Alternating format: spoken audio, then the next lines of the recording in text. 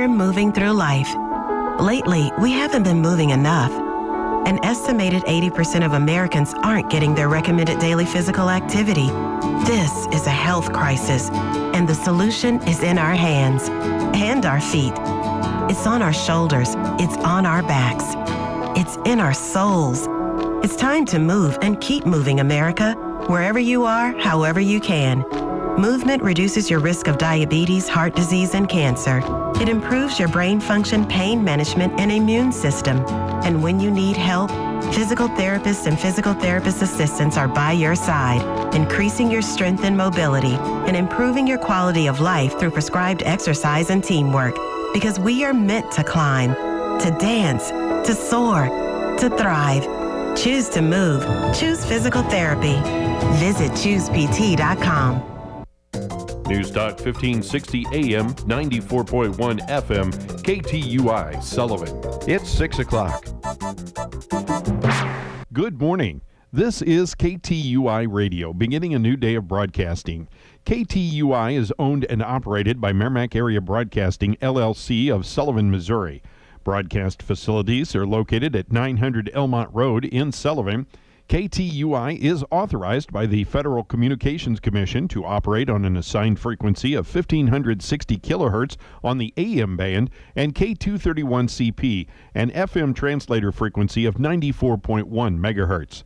The assigned power for KTUI AM is 1,000 watts, and the power for the FM translator is 250 watts. We invite you to tune in daily to AM 1560 or 94.1 FM for the latest news, weather, and information. And now the U.S. Army Field Band and Soldiers Chorus with our national anthem.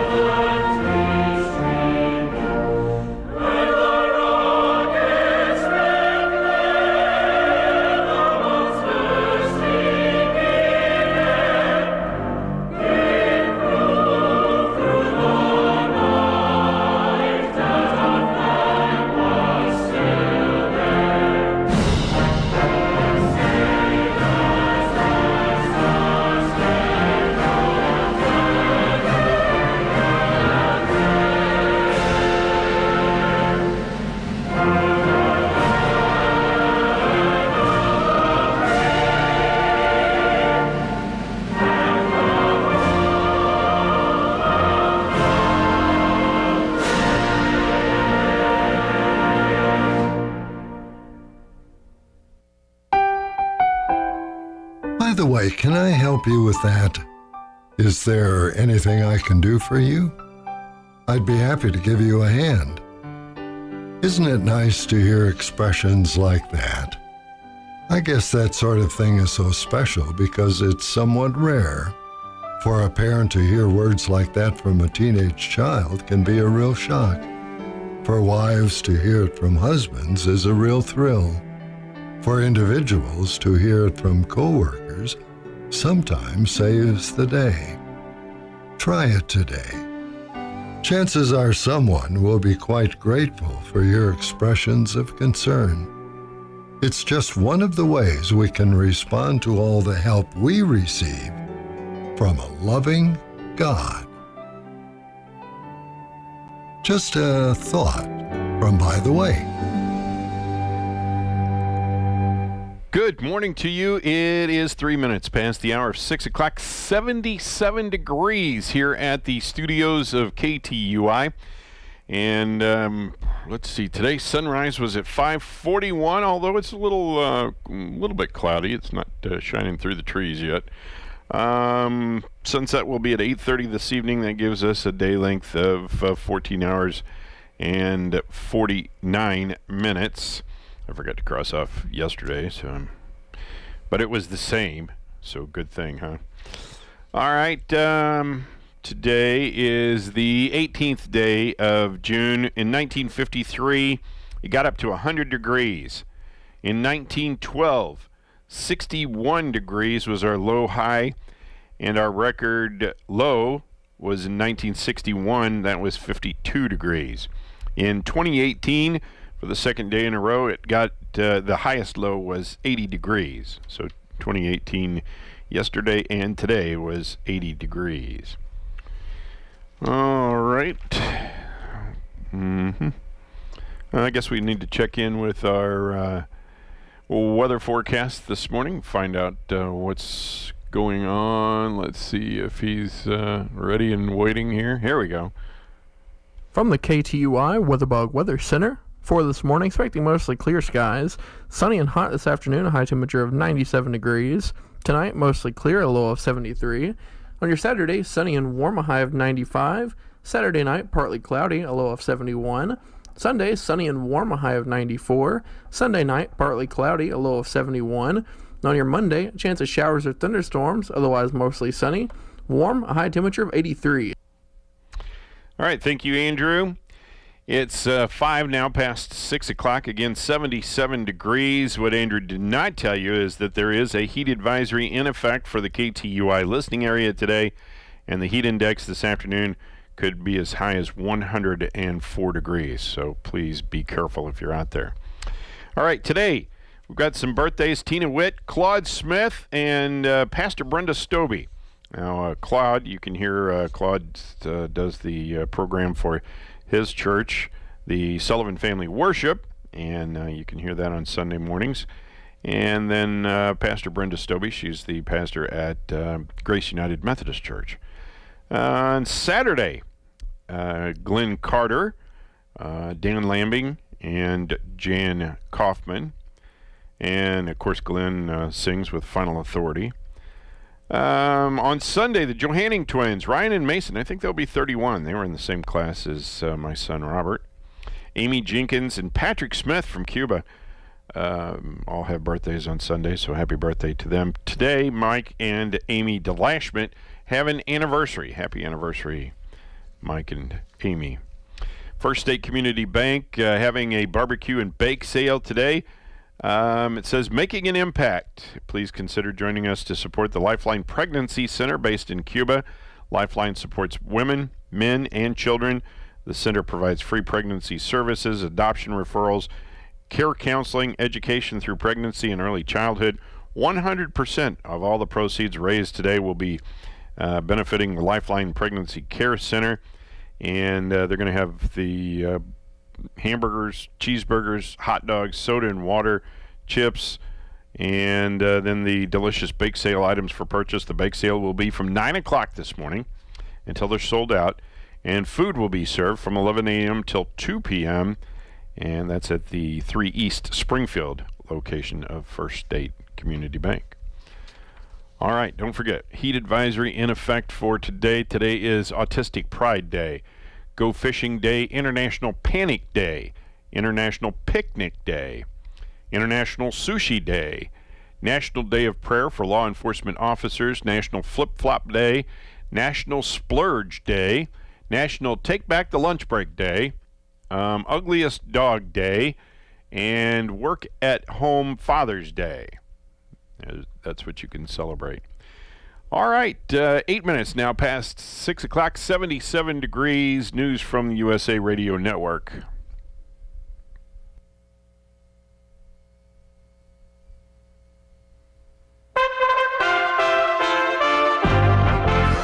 USA Radio News with Lance Pry. After passing both the Senate and House earlier this week, the Juneteenth National Independence Day Act was signed into law Thursday by President Biden, making it the 11th federal holiday. Juneteenth is the day we celebrate President Lincoln's signing of the Emancipation Proclamation on January 1st, 1863. Companies such as Allstate, Google, and Nike have announced they will recognize Juneteenth as a paid holiday for their employees.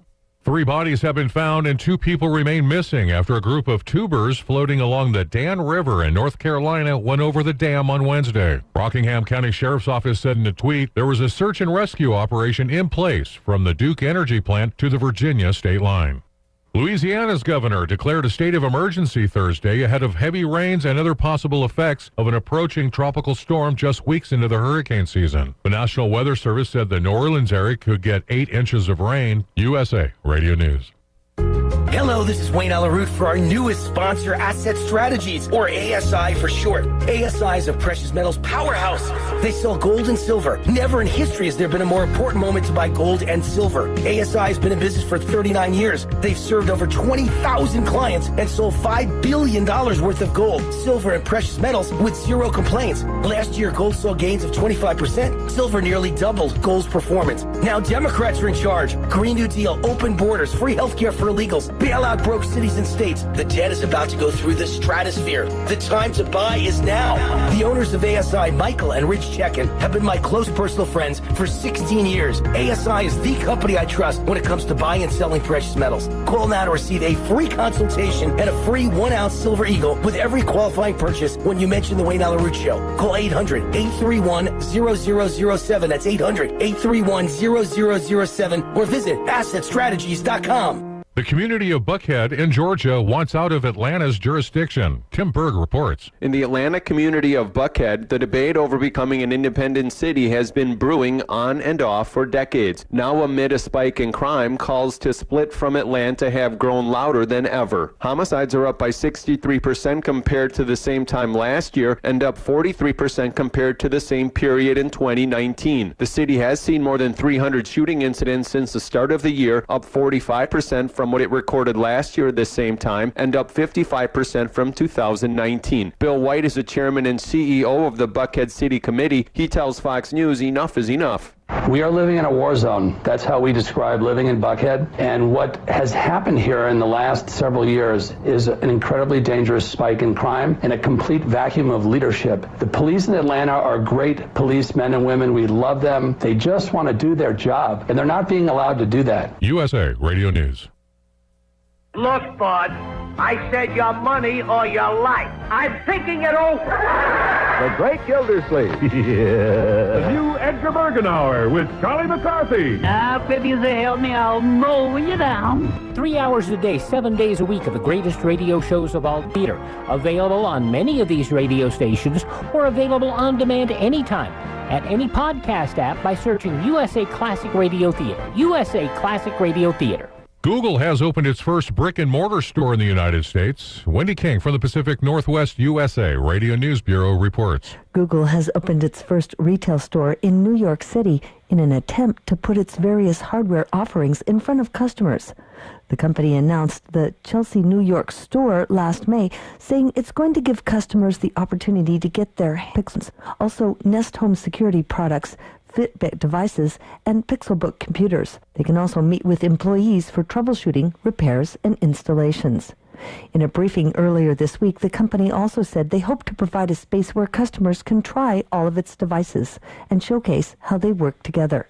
The store features curated rooms to show off the Pixel phone's night sight camera and the Nest Hub's smart screen, as well as experiences to show off its services, such as Imagination Space, where guests can whisper a phrase and hear the same phrase whispered back to them in 24 languages, with text displaying on a screen using Google Translate. Google says customers will also be able to take part in how-to sessions and other workshops centered around the company's products. Google was founded September 4th, 1998 in Menlo Park. Menlo Park is between San Jose and San Francisco, California. Thanks for listening. I'm Lance Pry, and this is USA Radio News. The OBGYN you choose matters. They will be by your side to guide you through the important stages of life, from puberty to childbirth to menopause and everything in between. Choose healthcare you can trust from the experts at BJC Medical Group, located right here in your community at Missouri Baptist Sullivan Hospital. Visit MissouriBaptistSullivan.org to schedule your appointment with one of our board-certified OBGYNs. Missouri Baptist Sullivan Hospital, your best medicine close to home. This moment in history brings with it the chance to advance yourself while protecting our community. At BJC, you'll belong to a world-class healthcare system that offers tuition reimbursement available your first day, schedule flexibility, and 30,000 remarkable colleagues. You'll feel the unity and opportunity and find strength within. Apply now at bjcopportunity.org. Sign-on bonuses available.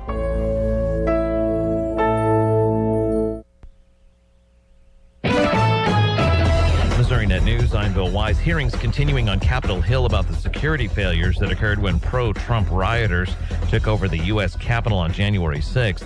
The U.S. Senate Rules Committee released a report last week recommending an increase in Capitol Police funding to support extra training, adequate staffing and equipment, and requiring a civil disturbance unit within the agency.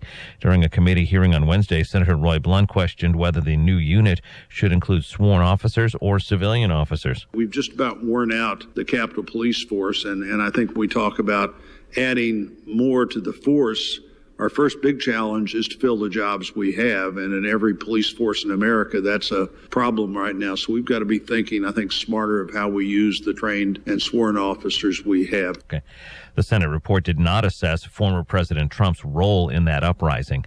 The governor has signed an order that closes state offices today in recognition of a new federal statute establishing Juneteenth as a government holiday. Juneteenth commemorates the day that slavery came to an end in the United States. Governor Mike Parson signed the order on Thursday, which closes most state offices today. Missouri corrections officers and other emergency personnel are still working today. Missouri's Office of Administration says the announcement is consistent with the enactment of the new federal statute signed by President Joe Biden and for providing for state holidays as designated by law.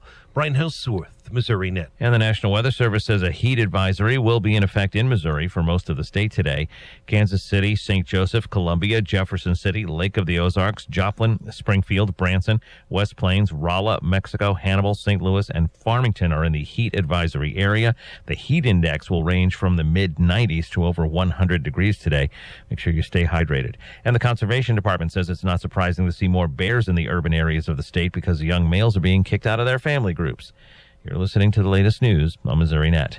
Missouri Immunization Coalition physicians are having real conversations about the role vaccines play to prevent disease outbreaks and deaths in our communities. It's important to complete the entire vaccination series, no matter which one you start. That's how we were able to get rid of so many of these diseases that were killing people. It's not just you as an individual that could potentially be affected, but even those around you, our community. If you have questions about vaccines, talk to your healthcare provider and get the facts. Don't wait, vaccinate. It's time to catch up. Learn more at moimmunize.org. Did you know that more than 90% of poisonings happen at home? Look closely and you will find poison risks hidden in plain sight inside every house. But there are actions you can take to poison-proof your home, like keeping household cleaners locked up high and away from children, properly labeling and securing medicines and supplements, and installing carbon monoxide detectors near bedrooms and furnaces. Visit poisonhelp.hrsa.gov to learn more, or call your local poison center at 1-800-222-1222, 24 hours a day, 7 days a week.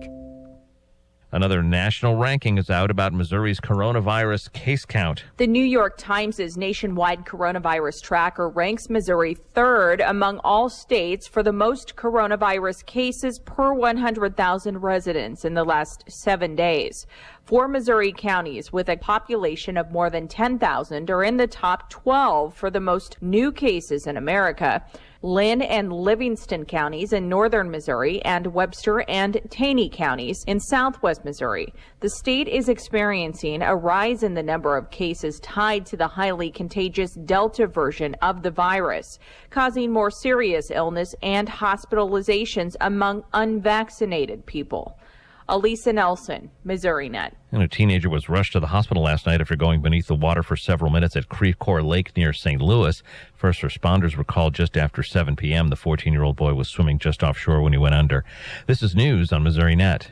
Hi, this is Ryan Juergens, loan officer at First State Community Bank in Sullivan. Are you wanting a home with acreage, a hobby farm, or simply looking for a short-term loan? At First State Community Bank, we're offering a new 7-year adjustable rate mortgage program. Check out our 7-1 and 7-3 options, available to those with a 680 credit score or higher. Stop by to see our team today about the possibility of getting started. First State Community Bank, member FDIC, online at fscb.com. What do you do when water doesn't flow? Low pressure, clicking sounds from the pressure tank, pump runs constantly? You contact Schrepfer Well Drilling, your water pro. Their knowledgeable staff is ready to handle whatever water issue you're experiencing. Schrepfer Well Drilling also handles a full line of water treatment equipment. Hard water, red water, sulfur, it can all be treated. Family owned and operated since 1953. They can repair your pump system and improve your water quality. Your family owned water company, SchrepferWellDrilling.com. A 14-year-old boy drowned in Creve Coeur Lake yesterday afternoon. Crews with the Maryland Heights Fire Protection District said the teen submerged in the lake around 7 p.m. Crews recovered the body and took him to the hospital. Officials said the teen was not wearing a life jacket. This is the 7th drowning and water-related death in St. Louis region this month and the 10th so far this year. The Missouri State Highway Patrol reported a fatality accident in Laclede County at 12:20 p.m. yesterday on Ostrich Drive, 2 miles south of Lebanon.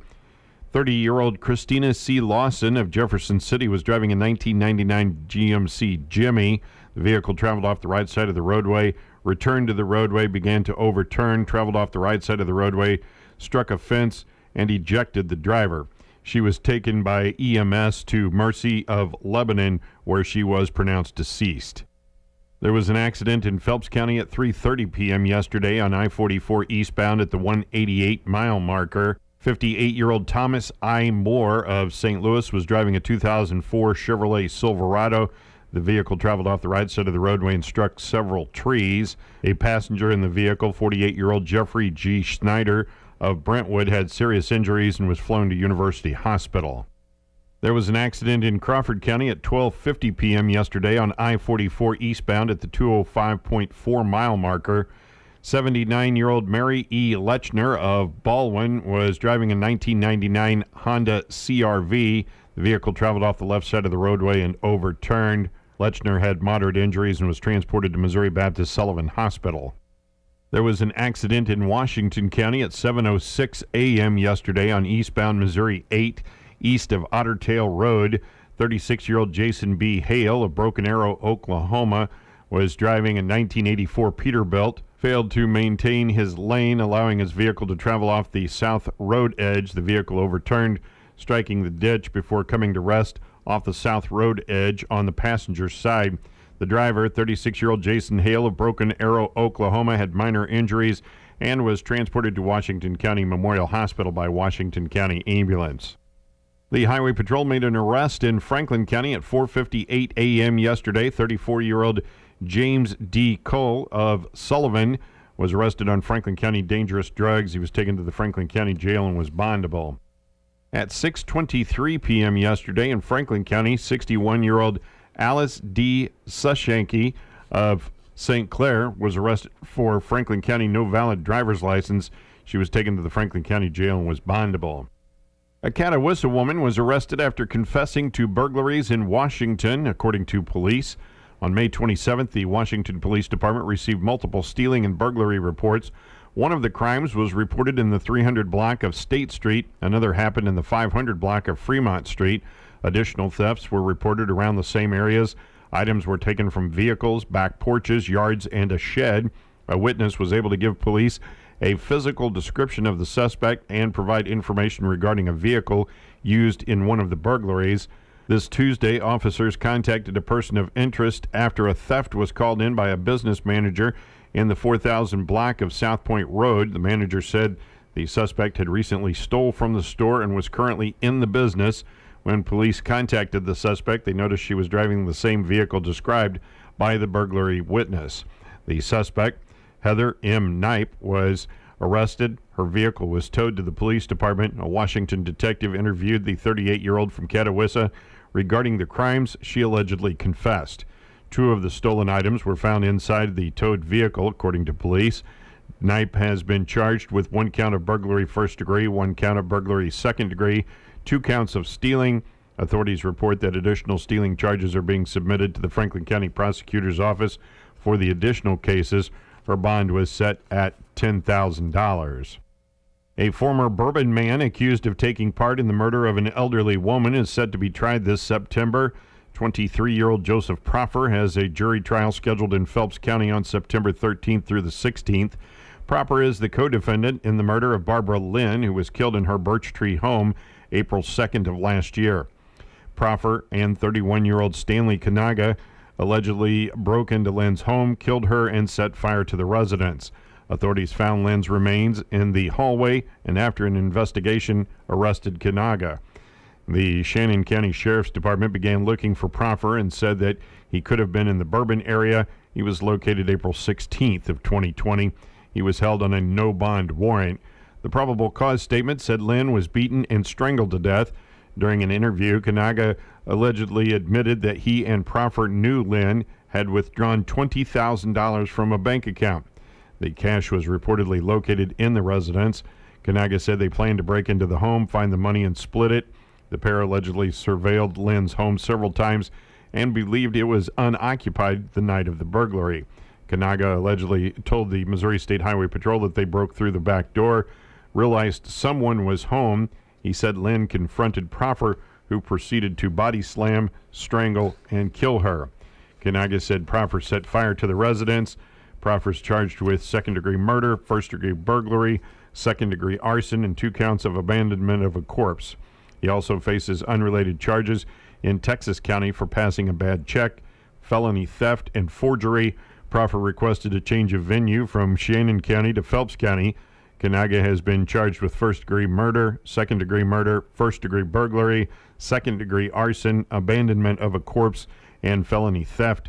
His case has been transferred to Howell County. Area citizens are invited to the Celebrate America fireworks display at the Sullivan Fairgrounds. The display should begin around 9:20 p.m. on Friday, July 2nd, depending on the weather.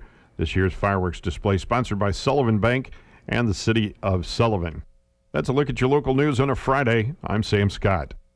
The 34th Annual Merrimack Community Fair returns to the Sullivan, Missouri Fairgrounds June 22nd through the 26th. Friday night on the main stage, special guests John Langston and Little Texas. God bless Texas with his own hand rock. Pick up a season's pass to enjoy all the rides, grandstand, and track events every night of the fair for just $35. Available now at select area banks and retailers. And the party continues Saturday night as the fair welcomes back both Cricket Alley and Sawyer Brown. Now the race is on and here comes pride in the backstretch. The 34th Annual Merrimack Community Fair in Sullivan, Missouri, June 22nd through the 26th. Don't miss the fun. Shake that thing, honey. Talk that talk. As a trauma-informed provider, Compass Health Network is equipped to assist you or a loved one struggling with trauma, anxiety, depression, substance use disorder, or other behavioral health conditions. Our providers understand that everyone's life experiences are different and will work with you in person or virtually to develop the most effective plan of care. You are not alone. Call Compass Health Network today at 844-853-8937 or visit compasshealthnetwork.org for more information. In recent funeral notices, Robert C. Robbie Eichelman of Cuba passed away Thursday at the age of 32. A graveside service will be held at 11 o'clock this morning at the Merrimack Hills Cemetery in Cuba. A celebration of Robbie's life will be held at a later date. All arrangements under the direction of the Mizell Funeral Home of Cuba. Julie Ann Nash of Columbia passed away Sunday at the age of 52. Visitation will be from 5 until 6 p.m. this evening at Hudson Funeral Home in Steelville. Funeral services will immediately follow at 6 p.m. The family chose cremation as their final disposition. Burial will be at the Steelville Cemetery at a later date. Memorials may be given to the funeral home to help with final expenses. Tracy Wayne Kelly Sr. of Leslie passed away Wednesday at the age of 55. Funeral services will be held Saturday at noon at Gottenstrader Funeral Home in Gerald. Burial will be in the St. Paul's United Church of Christ Cemetery in Gerald. Visitation will be from 9 a.m. till noon on Saturday at Gottenstrader Funeral Home. Harriet Hope Rector, née Gray, of Shawnee, Oklahoma, formerly of Steelville, passed away Monday at the age of 68. Funeral services will be held Saturday at 2 p.m. at the Britton Bennett Funeral Home in Steelville. Interment will be in the Steelville Cemetery. Visitation will be from 11 a.m. until the time of services on Saturday at Britton Bennett Funeral Home in Steelville. The complete funeral announcements with all the survivors will air with our 8 o'clock expanded edition of KTUI News this morning. Keep moving ahead with Goodyear at Joe's Tire Company and Bourbon Tire and Lube. Get up to $75 back by online or mail-in rebate on a select set of 4 Goodyear tires, like the Assurance Weather Ready or the Wrangler All-Terrain Adventure. Plus, get up to another $75 more when you use your Goodyear credit card. That's up to $150 in savings waiting for you whenever you're ready to get out and get moving. The Goodyear credit card is subject to credit approval. Stop by Joe's Tire Company in Owensville or Bourbon Tire and Lube in Bourbon. Do you need help sorting through the maze of loan options? Hello, this is Todd Lawrence with Sullivan Bank. Let's get you pre-qualified to make your dreams a reality, whether it's for a first-time home purchase, business, or home equity loan. At Sullivan Bank, we're proud to offer you options and we'll be there even after your loan closes. Local people at your local bank making local decisions, where you always find and receive personal attention. Member FDIC, Equal Housing Lender. From the KTUI WeatherBug Weather Center, for this morning, expecting mostly clear skies. Sunny and hot this afternoon, a high temperature of 97 degrees. Tonight, mostly clear, a low of 73. On your Saturday, sunny and warm, a high of 95. Saturday night, partly cloudy, a low of 71. Sunday, sunny and warm, a high of 94. Sunday night, partly cloudy, a low of 71. On your Monday, a chance of showers or thunderstorms, otherwise mostly sunny. Warm, a high temperature of 83. Thank you, Andrew. There is a heat advisory in effect for the KTUI listening area today. Heat index values as high as 104 are possible. We've got some birthdays today. Tina Witt, Claude Smith, and Pastor Brenda Stobie from Grace United Methodist Church. On Saturday, Glenn Carter, Dan Lambing, and Jan Kaufman. On Sunday, the Johanning twins, Ryan and Mason. I believe they'll be 31. And Amy Jenkins and Patrick Smith.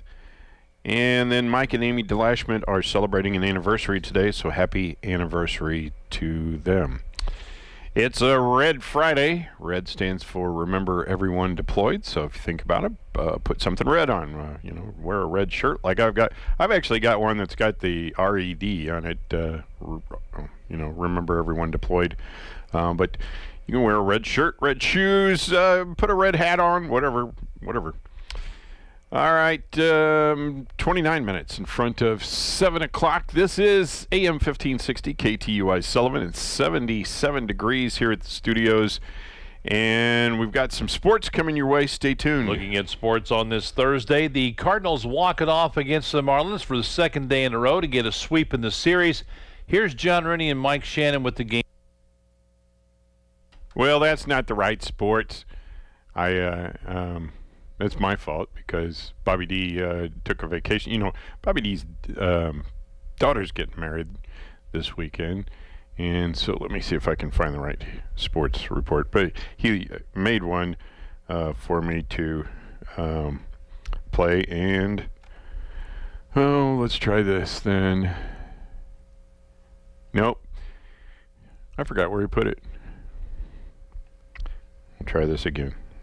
Maybe if I put the S in there. Sports. There we go.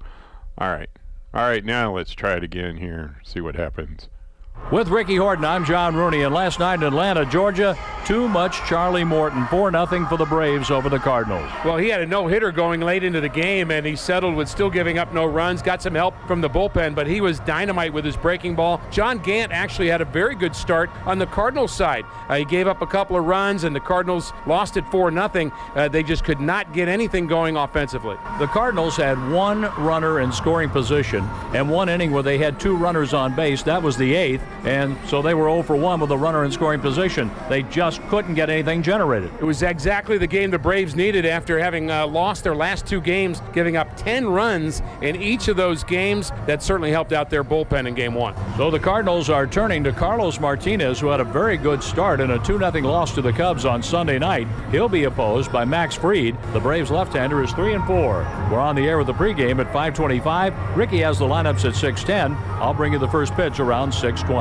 In local sports, the Sullivan Bank is sponsoring the annual Sullivan Sports Boosters Golf Tournament coming up Friday, June 25th at Sullivan Golf Course. Registration at 9, tee off at 10. Lunch and dinner are provided. All proceeds will benefit the Sullivan High School athletic programs. And there's still time for you to help out as a corporate sponsor, a whole sponsor, donating items to be used for prizes, or you may still have time to get a team in the tournament. You can contact Rachel Tomier at Missouri Baptist Sullivan Hospital for more information, 573-860-7951. There will be a girls' soccer camp coming up at St. Clair next week, Monday through Thursday, 21st through 24th. 2nd through 8th graders meet from 4 till 6 p.m. each day at the high school turf field. High school students meet from 6 till 8 at the turf field. Cost is $25. Just go to the St. Clair Athletics webpage to get signed up. Lady Cardinal softball camp in Steelville coming up the 28th through the 30th at the Steelville softball field. 3rd through 5th graders 11 till 12:30. 6th or 8th graders 1:30 to 3:30. Go to the Steelville Athletics webpage to get signed up for that camp. The legendary Journey to the Hall of Fame Mega Sports Camp coming up on Wednesday night in July at 6:30 p.m. at First Assembly of God Church, 951 Elmont Road in Sullivan. Open to boys and girls going into kindergarten through 5th grade this next school year. You're invited to get in on the fun with Bible lessons, snacks, candy, and sports with the help of experienced sports coaches. Sullivan Junior Golf Camp coming up July 5th through the 8th, 9 till noon each day at Sullivan Golf Course for boys and girls ages 7 to 17.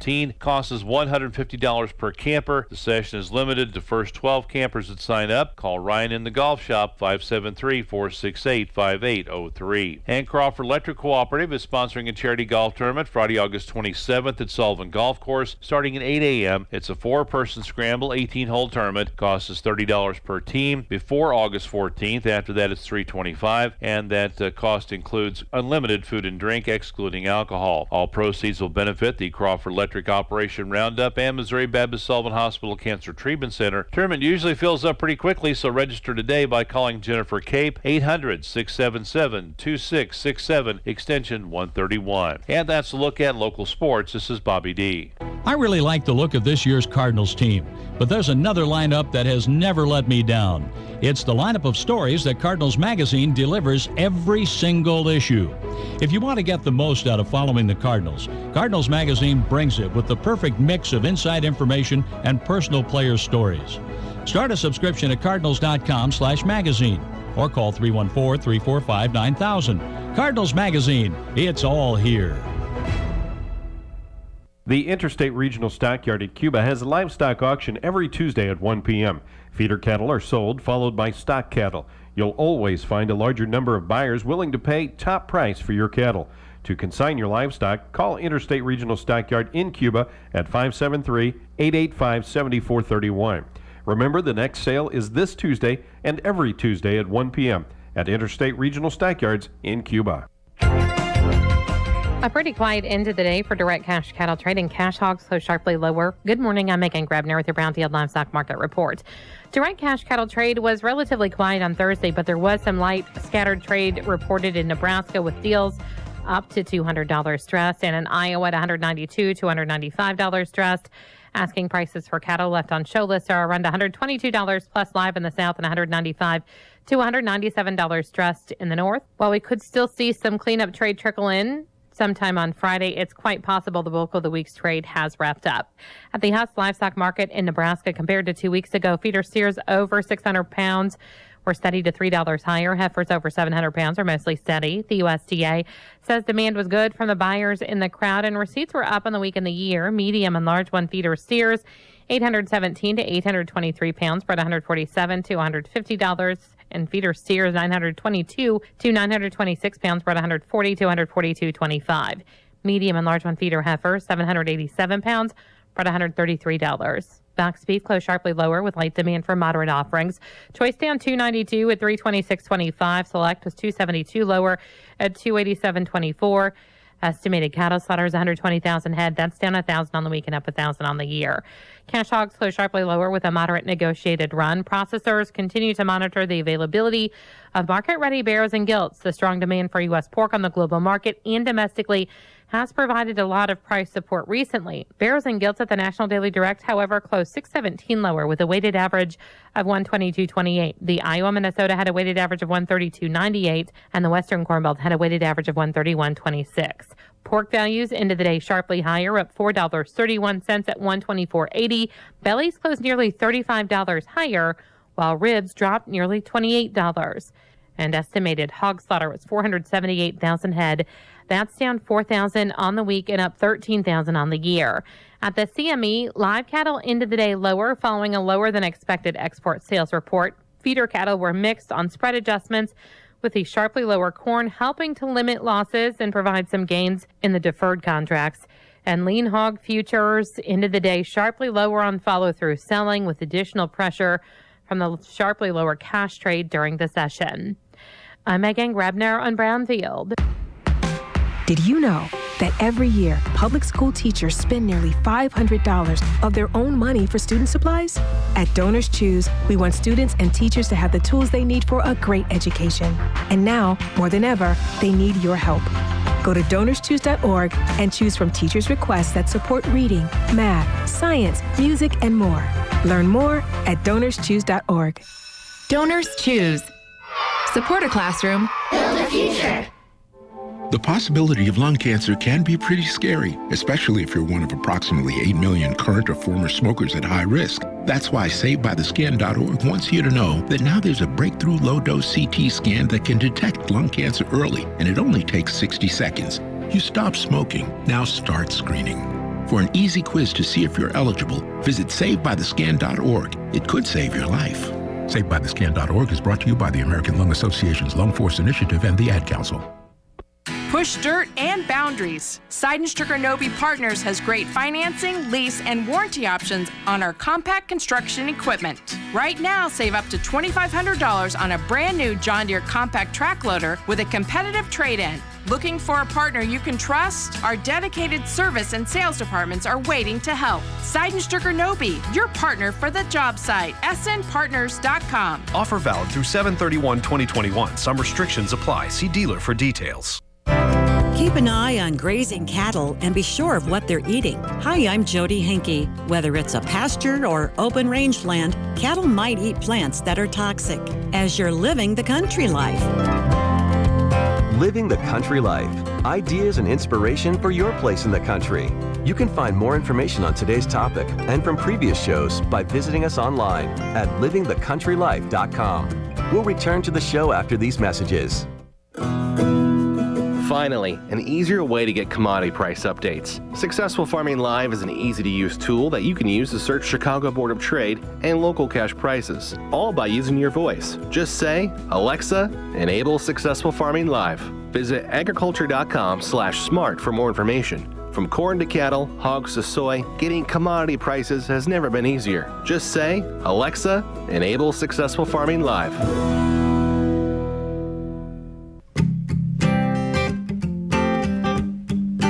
If you're looking for new ideas for what to do around your place in the country, register for the Living the Country Life newsletter. Once a week, you'll receive helpful tips in your inbox on a wide variety of seasonal and timely topics, along with so much more. Living the Country Life is for all those people who love to live in the country. Sign up for your free newsletter today by visiting livingthecountrylife.com.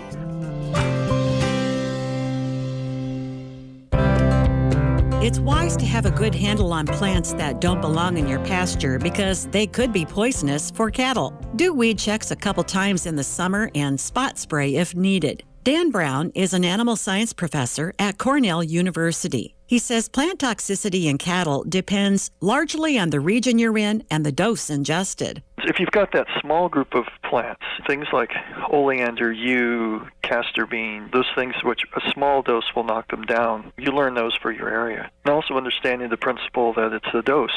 So if you go out in your field and you have a couple of, say, milkweed plants, that may not be a big thing because they can tolerate a little of it. But again, regionally, in the east, the milkweeds out here are not near as toxic as the milkweeds are in the west. Cattle can make associations with food. If they eat something and get sick from it, they probably won't eat it again. Brown notes that the time of year a plant is ingested also makes a huge difference because toxicity and palatability in plants can change over time. There are pastures that are very heavily infested or blessed, depending upon your point of view, with tall larkspur, which of course can be quite toxic. But depending on the time of year, you can move animals in there at a time when the larkspur is not particularly palatable, or they can move the animals in there when the larkspur is not particularly toxic. The problem is if they move them in when it's both palatable and toxic. Even plants like wild cherries are okay when the leaves are green and still on the tree, but when they wilt, they release a lot of cyanide. Call your veterinarian if you suspect the cattle got into something. Inspect your area and destroy any poisonous plants. If you're not sure what the culprit was, consult with your extension service. Learn more about poisonous plants for cattle at livingthecountrylife.com. I'll see you in the country. Living the Country Life. Ideas and inspiration for your place in the country. You can find more information on today's topic, share your tips, and post photos by visiting us online at livingthecountrylife.com. From the KTUI WeatherBug Weather Center, for this morning, expecting mostly clear skies. Sunny and hot this afternoon, a high temperature of 97 degrees. Tonight, mostly clear, a low of 73. On your Saturday, sunny and warm, a high of 95. Saturday night, partly cloudy, a low of 71. Sunday, sunny and warm, a high of 94. Sunday night, partly cloudy, a low of 71. And on your Monday, a chance of showers or thunderstorms, otherwise mostly sunny. Warm, a high temperature of 83. Thank you, Andrew. It's 16 in front of 7 o'clock and 77 degrees here at the studios of KTUI. Time to go out across our wide Missouri. Across our wide Missouri with Bob Pretty. Listen to show archives, hear about this day in Missouri history, and learn more about the Show Me State by visiting MissouriNet.com today. The military commander of the Spanish post of St. Louis found himself and his men wintered in at a small village downstream. Each person lives as he pleases and does whatever he premeditates, he wrote. License, laxity of conduct, and vice are the characteristics of its inhabitants. Religion is given but scant respect, or to speak more correctly, it is totally neglected, as they have no law and no justice which restrains them or the lack of spiritual minister to correct, instruct, and withdraw them from the license in which they are living, forming a small rabble which is no wise different from the very savages. Those are pretty strong words for Missouri's oldest permanent settlement, where the church played a major role. The story in a minute. If COVID-19 has caused you stress and anxiety, you aren't alone. In fact, stress and anxiety are common reactions after a disaster. The Show Me Hope Crisis Counseling Program offers free, multilingual, and confidential support. Our disaster distress helpline provides immediate crisis counseling for anyone experiencing emotional distress related to any disaster. Call or text 1-800-985-5990 or visit moshowmehope.org. A message from the Missouri Department of Mental Health.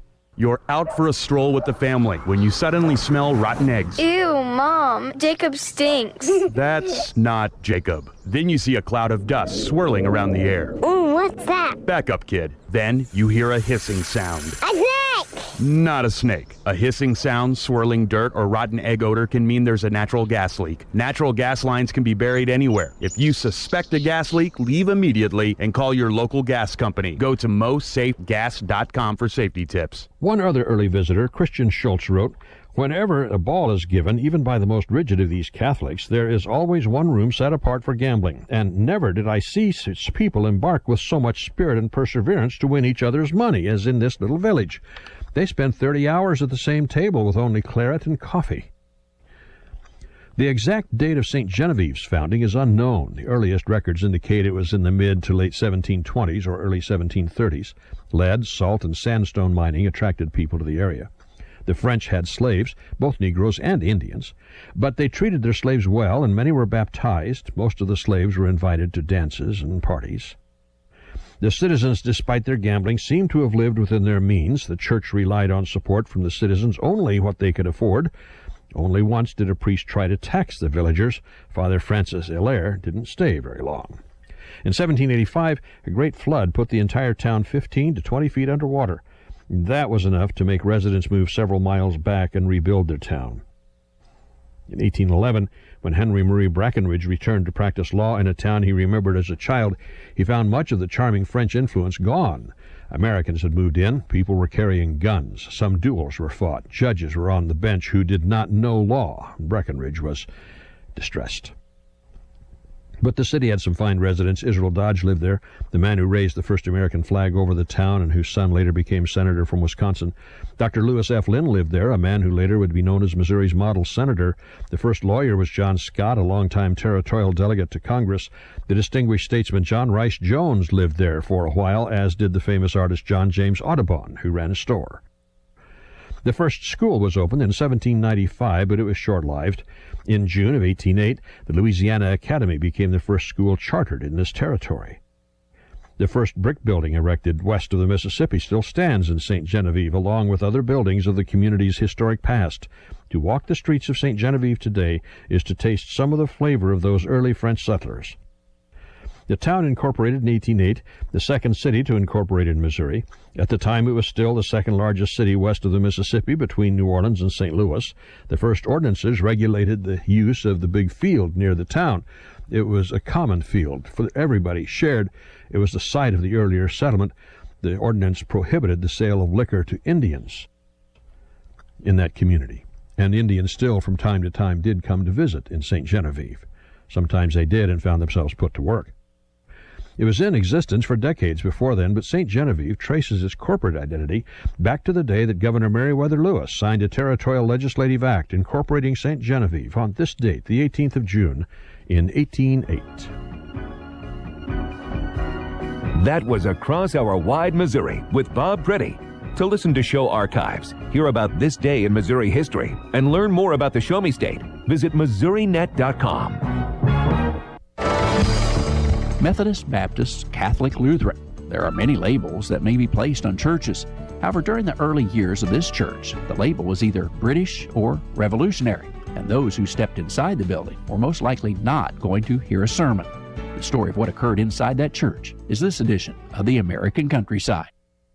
It's true, I do travel the countryside for each of the interviews you hear on this show, but I'm also a farmer in northwest Missouri, and I enjoy sharing stories from agriculture as well. That's why I created the Farming the Countryside show, where I interview guests with information important in farm and ranch country. You can hear us on many local radio stations. Just look for our station list on the Farming the Countryside page on Facebook, or catch it as a podcast on the AgriTalk app or your favorite podcast platform. Listen to Farming the Countryside, brought to you by Pivot BioProven, as we share information those in agriculture need to know.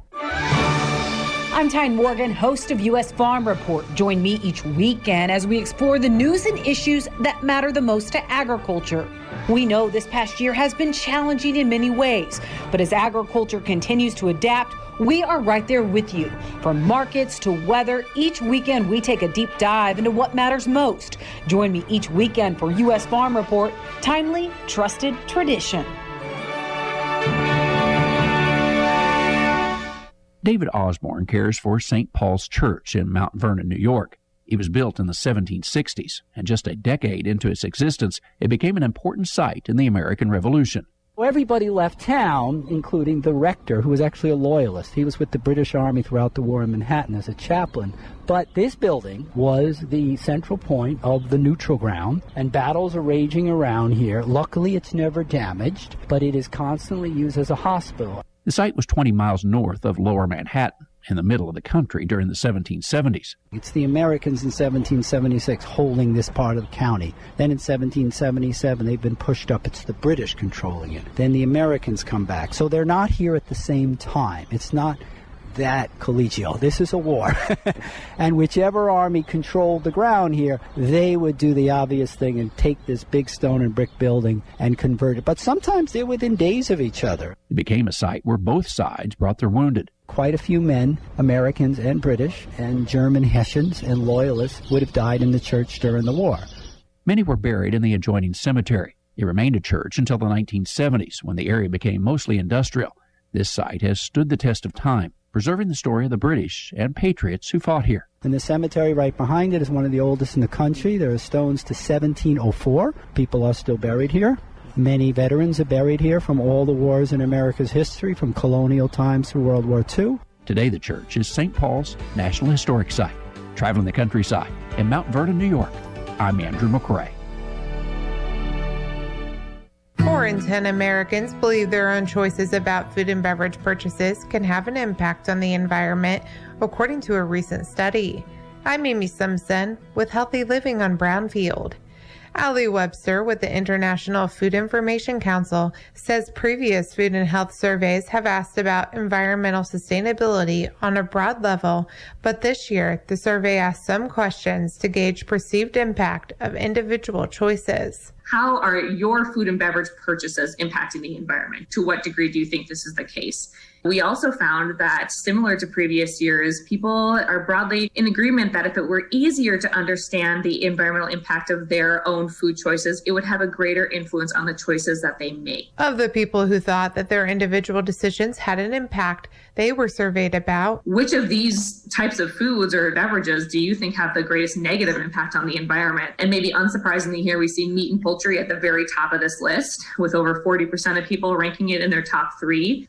Bottled beverages is coming in at that number 2 slot. Despite these thoughts about food and beverages that impact the environment, a professor and air quality specialist has said consumers can't eat their way out of climate change, and that potential reductions in our carbon footprint from reducing meat consumption are minor compared to reductions that could be achieved by reducing emissions generated by fossil fuels. I'm Amy Simpson with Healthy Living on Brownfield. Monitor's latest report indicates drought conditions are intensifying across much of the Corn Belt. Hello, I'm Kellen Havikin with Missouri Agribusiness News on Brownfield, brought to you by Stewart & Kiefer Real Estate and Auction, the 4th generation serving buyers and sellers of Missouri's land and agribusiness since 1932. Find them at stewartandkiefer.com or call 417-646-2312. Climatologist Curtis Riganti with the National Drought Mitigation Center tells Brownfield this week's report shows expansion of moderate and severe drought southward across Iowa and extreme drought develop in the Chicagoland area, a little bit of moderate drought around St. Louis now, and then saw an expansion of severe drought further south into lower Michigan, more moderate drought expanding northward through Wisconsin and Minnesota. He says conditions are similar to what many producers experienced in 2012. Except that the focus of the drought right now is shifted north into the upper Midwest and northern Great Plains, whereas in 2012, this time of year, the focus of the drought was more across Kansas and Missouri, western Nebraska, as it was spreading north and eastward. A Missouri-based AgriGold agronomist says corn planting this year was a bit of a roller coaster. Jason Mefford says planting kicked off around Easter, but farmers ended up replanting a lot from that window. Such cool soils, and we get into the mid-April, and we had some really hard freezes, some snow, so we had a lot of chilling injury to corn. The early corn that did come up and do well is uneven. He says the best stands are from corn planted in mid-April because the mid-May planting window was followed by several days of rain. Basically, everything planted that 12th, 13th, 14th of May has been replanted.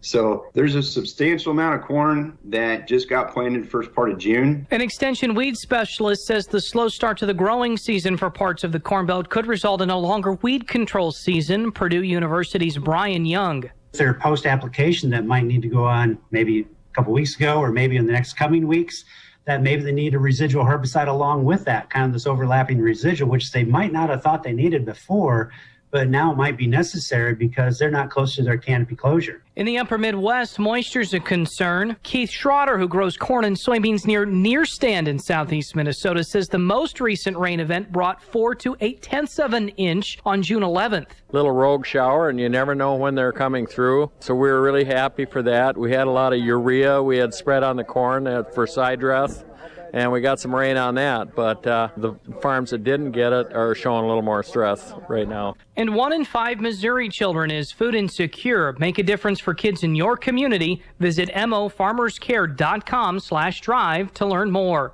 You can follow Brownfield on Twitter at Brownfield. I'm Kellen Havikin on Brownfield Ag News for America. You took the first step and quit smoking, but even former smokers may still be at risk for lung cancer. That's why SaveByTheScan.org wants you to know about a new low-dose CT scan that can detect lung cancer early.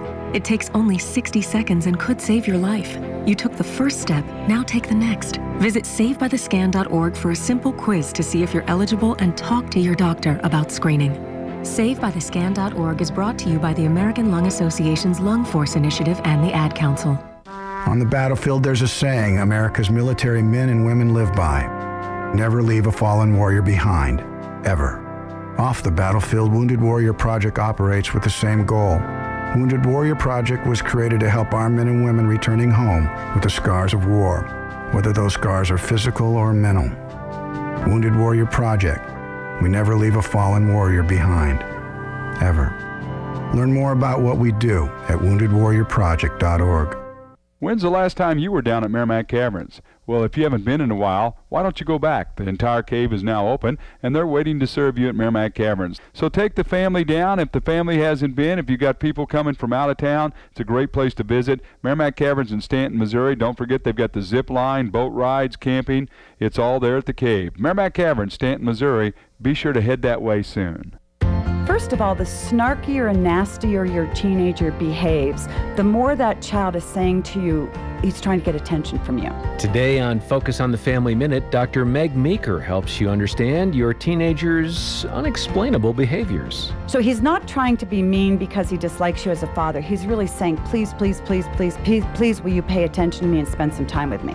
So if your child is really mouthing off and they're in a bad place, you need to find some time for that child and to be able to have time with that child and endure him. Yes. Just endure. Take him camping. You say, oh, no. Yep.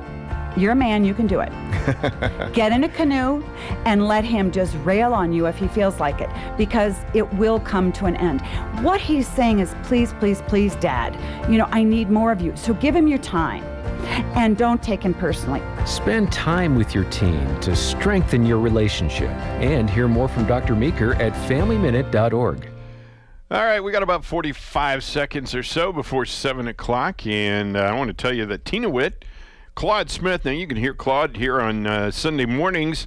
He's got, the Sullivan Family Worship program. Pastor Brenda Stobie is the pastor at Grace United Methodist Church. He has a birthday today. Glenn Carter, Dan Lambing, and Jan Kaufman all have birthdays tomorrow. And on Sunday, the Johanning twins are going to be 31, Ryan and Mason. And then Amy Jenkins and Patrick Smith also have birthdays on Sunday.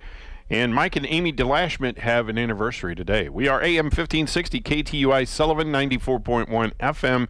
You can pick us up on YouTube. Just go to YouTube and search for KTUI Live. It's 7 o'clock. News brought to you by Sullivan Bank. 77 degrees. USA Radio News with Lance Pry. The Kremlin said on Thursday it was pleased with what it called a positive summit between Russian President Vladimir Putin and his U.S. counterpart Joe Biden, putting out a joint statement that reiterated the need to avoid nuclear war as significant. Senate Budget Committee Chairman Bernie Sanders, the independent from Vermont, said Thursday his committee has opened discussions to consider a $6 trillion budget reconciliation proposal. Sanders said the package would include provisions to expand Medicare, lower prescription drug prices, and possibly address immigration. The World Bank has rejected the government of El Salvador's request to help the country implement Bitcoin as legal tender. The international lender's rejection could hinder El Salvador's goal of making the digital currency accepted across the country within 3 months. Thanks for listening, and TGIF to you. We are USA Radio News.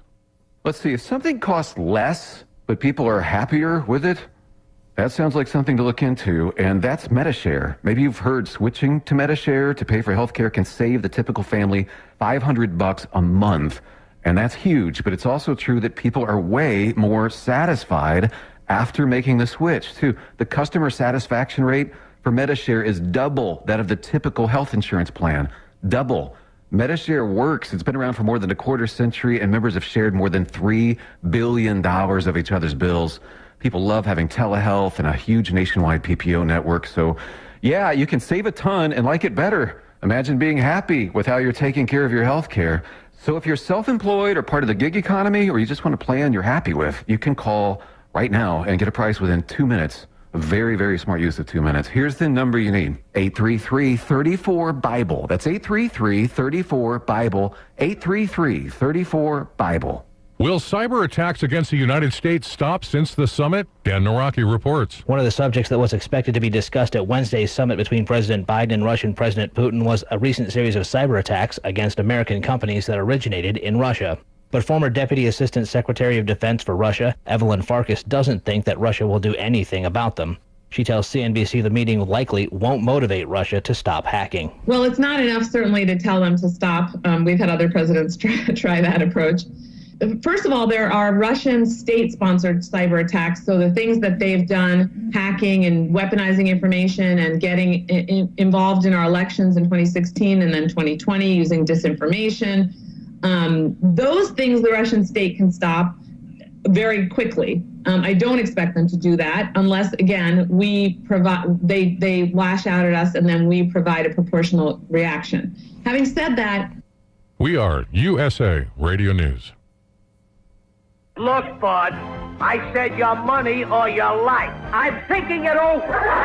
The Great Gildersleeve. Yeah. The new Edgar Bergen Hour with Charlie McCarthy. Now, if you help me, I'll mow you down. 3 hours a day, 7 days a week of the greatest radio shows of all time. Classic Radio Theater. Available on many of these radio stations or available on demand anytime at any podcast app by searching USA Classic Radio Theater. USA Classic Radio Theater.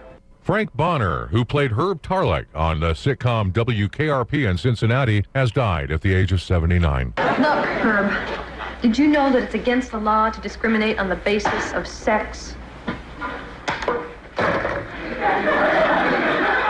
I do everything on the basis. Ooh, Mr. Macho. You know, Venus, I'm not real sure I know exactly what macho is, but whatever it is, I'm it. Family members said Bonner passed away peacefully Wednesday amid a battle with Lewy body dementia. The cover of the next John Madden football video game will feature 2 players. Tim Berg from the Phoenix USA Radio News Bureau reports. The cover of the latest Madden video game will feature Tom Brady and Patrick Mahomes. They will both appear on the cover of Madden 22 just months after they went against each other in the Super Bowl. Brady came out on top in that matchup as the Tampa Bay Buccaneers beat the Kansas City Chiefs. It's been 12 years since the video game's cover was shared by 2 NFL players. A little voodoo goes with the cover honor. The Madden Curse, also known as the Madden Cover Jinx, states that the season a player appears on the cover, that player will be cursed with either an injury or poor performance. I'm Lance Pry. This is USA Radio News. The OBGYN you choose matters. They will be by your side to guide you through the important stages of life, from puberty to childbirth to menopause and everything in between. Choose healthcare you can trust from the experts at BJC Medical Group, located right here in your community at Missouri Baptist Sullivan Hospital. Visit MissouriBaptistSullivan.org to schedule your appointment with one of our board-certified OBGYNs. Missouri Baptist Sullivan Hospital, your best medicine close to home. This moment in history brings with it the chance to advance yourself while protecting our community. At BJC, you'll belong to a world-class healthcare system that offers tuition reimbursement available your first day, schedule flexibility, and 30,000 remarkable colleagues. You'll feel the unity and opportunity and find strength within. Apply now at bjcopportunity.org. Sign-on bonuses available.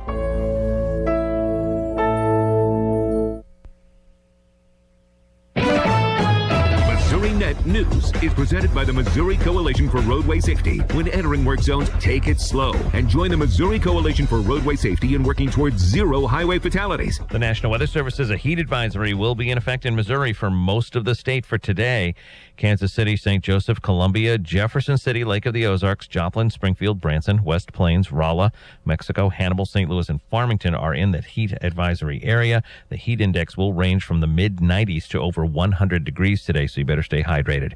A newly formed Missouri House Committee on Broadband Development will hear testimony next month from Missouri's largest general farm organization and from rural electric cooperatives. The Missouri House Special Committee on Broadband Development has scheduled a July 20th hearing in Jefferson City to hear testimony from Missouri Farm Bureau and from the Association of Missouri Electric Cooperatives. The committee held its first hearing last week. They learned that Missouri now ranks 32nd nationwide for broadband access. Committee Chairman Representative Lewis Riggs of Hannibal says there's still 392,000 Missourians who lack high-speed internet, either because it's not available or they can't afford it. That number is down from 587,000 in 2018. Brian Houseworth, with MissouriNet. It took 70 years for Missouri to get back into the industrial hemp market, and now there is more demand than ever because of its use in CBD oil. Missouri was once a top hemp producer in the nation, but then it got regulated as a drug because of its connection to its cousin marijuana. But hemp does not have THC, and it's back on the market. Agriculture Department spokeswoman Sammy Jo Freeman says Missouri got early approval for its plan to produce hemp and are now given more guidance to grow. We were very excited because Missouri is actually only the second state to receive the approval on our amended plan. It gives our producers and our growers a little bit more certainty for that regulatory framework moving forward. You're listening to the latest news on MissouriNet. Business is difficult right now, putting a lot of good workers at risk. If you're a business that needs flexibility with your workforce without losing your best employees, the Missouri Department of Labor has a program to help you, your business, and your employees stay on your feet. The Shared Work Program allows eligible employees to work reduced hours while receiving their company benefits and receive a partial unemployment payment. For more information, go to sharedwork.mo.gov. Considering an online pharmacy? Explore BeSafeRx to find useful information and resources to help you purchase medicines safely online. A safe online pharmacy requires a doctor's prescription, has an address in the United States, has a licensed pharmacist, and is licensed by a state pharmacy board. It's best to stay away from online pharmacies that don't meet these criteria. Discover more helpful tips and resources at BeSafeRx. Go to fda.gov/BeSafeRx. The Conservation Department says it's not surprising to see more bears in urban areas of southern Missouri because young males are being kicked out of their family groups. An increase in sightings recently has led the department to remind residents not to feed the bears. The bear population in Missouri is increasing about 9% each year. Another national ranking is out for Missouri's coronavirus case count. The New York Times' nationwide coronavirus tracker ranks Missouri third among all states for the most coronavirus cases per 100,000 residents. 4 Missouri counties with a population of more than 10,000 are in the top 12 for the most new cases in America. Lynn and Livingston counties in northern Missouri and Webster and Taney counties in southwest Missouri. The state is experiencing a rise in the number of cases tied to the highly contagious Delta version, causing more serious illness and hospitalizations among unvaccinated people. Elisa Nelson, MissouriNet. This is news on MissouriNet. Do you need help sorting through the maze of loan options? Hello, this is Todd Lawrence with Sullivan Bank. Let's get you pre-qualified to make your dreams a reality, whether it's for a first-time home purchase, business, or home equity loan. At Sullivan Bank, we're proud to offer you options and we'll be there even after your loan closes. Local people at your local bank making local decisions, where you always find and receive personal attention. Member FDIC, Equal Housing Lender.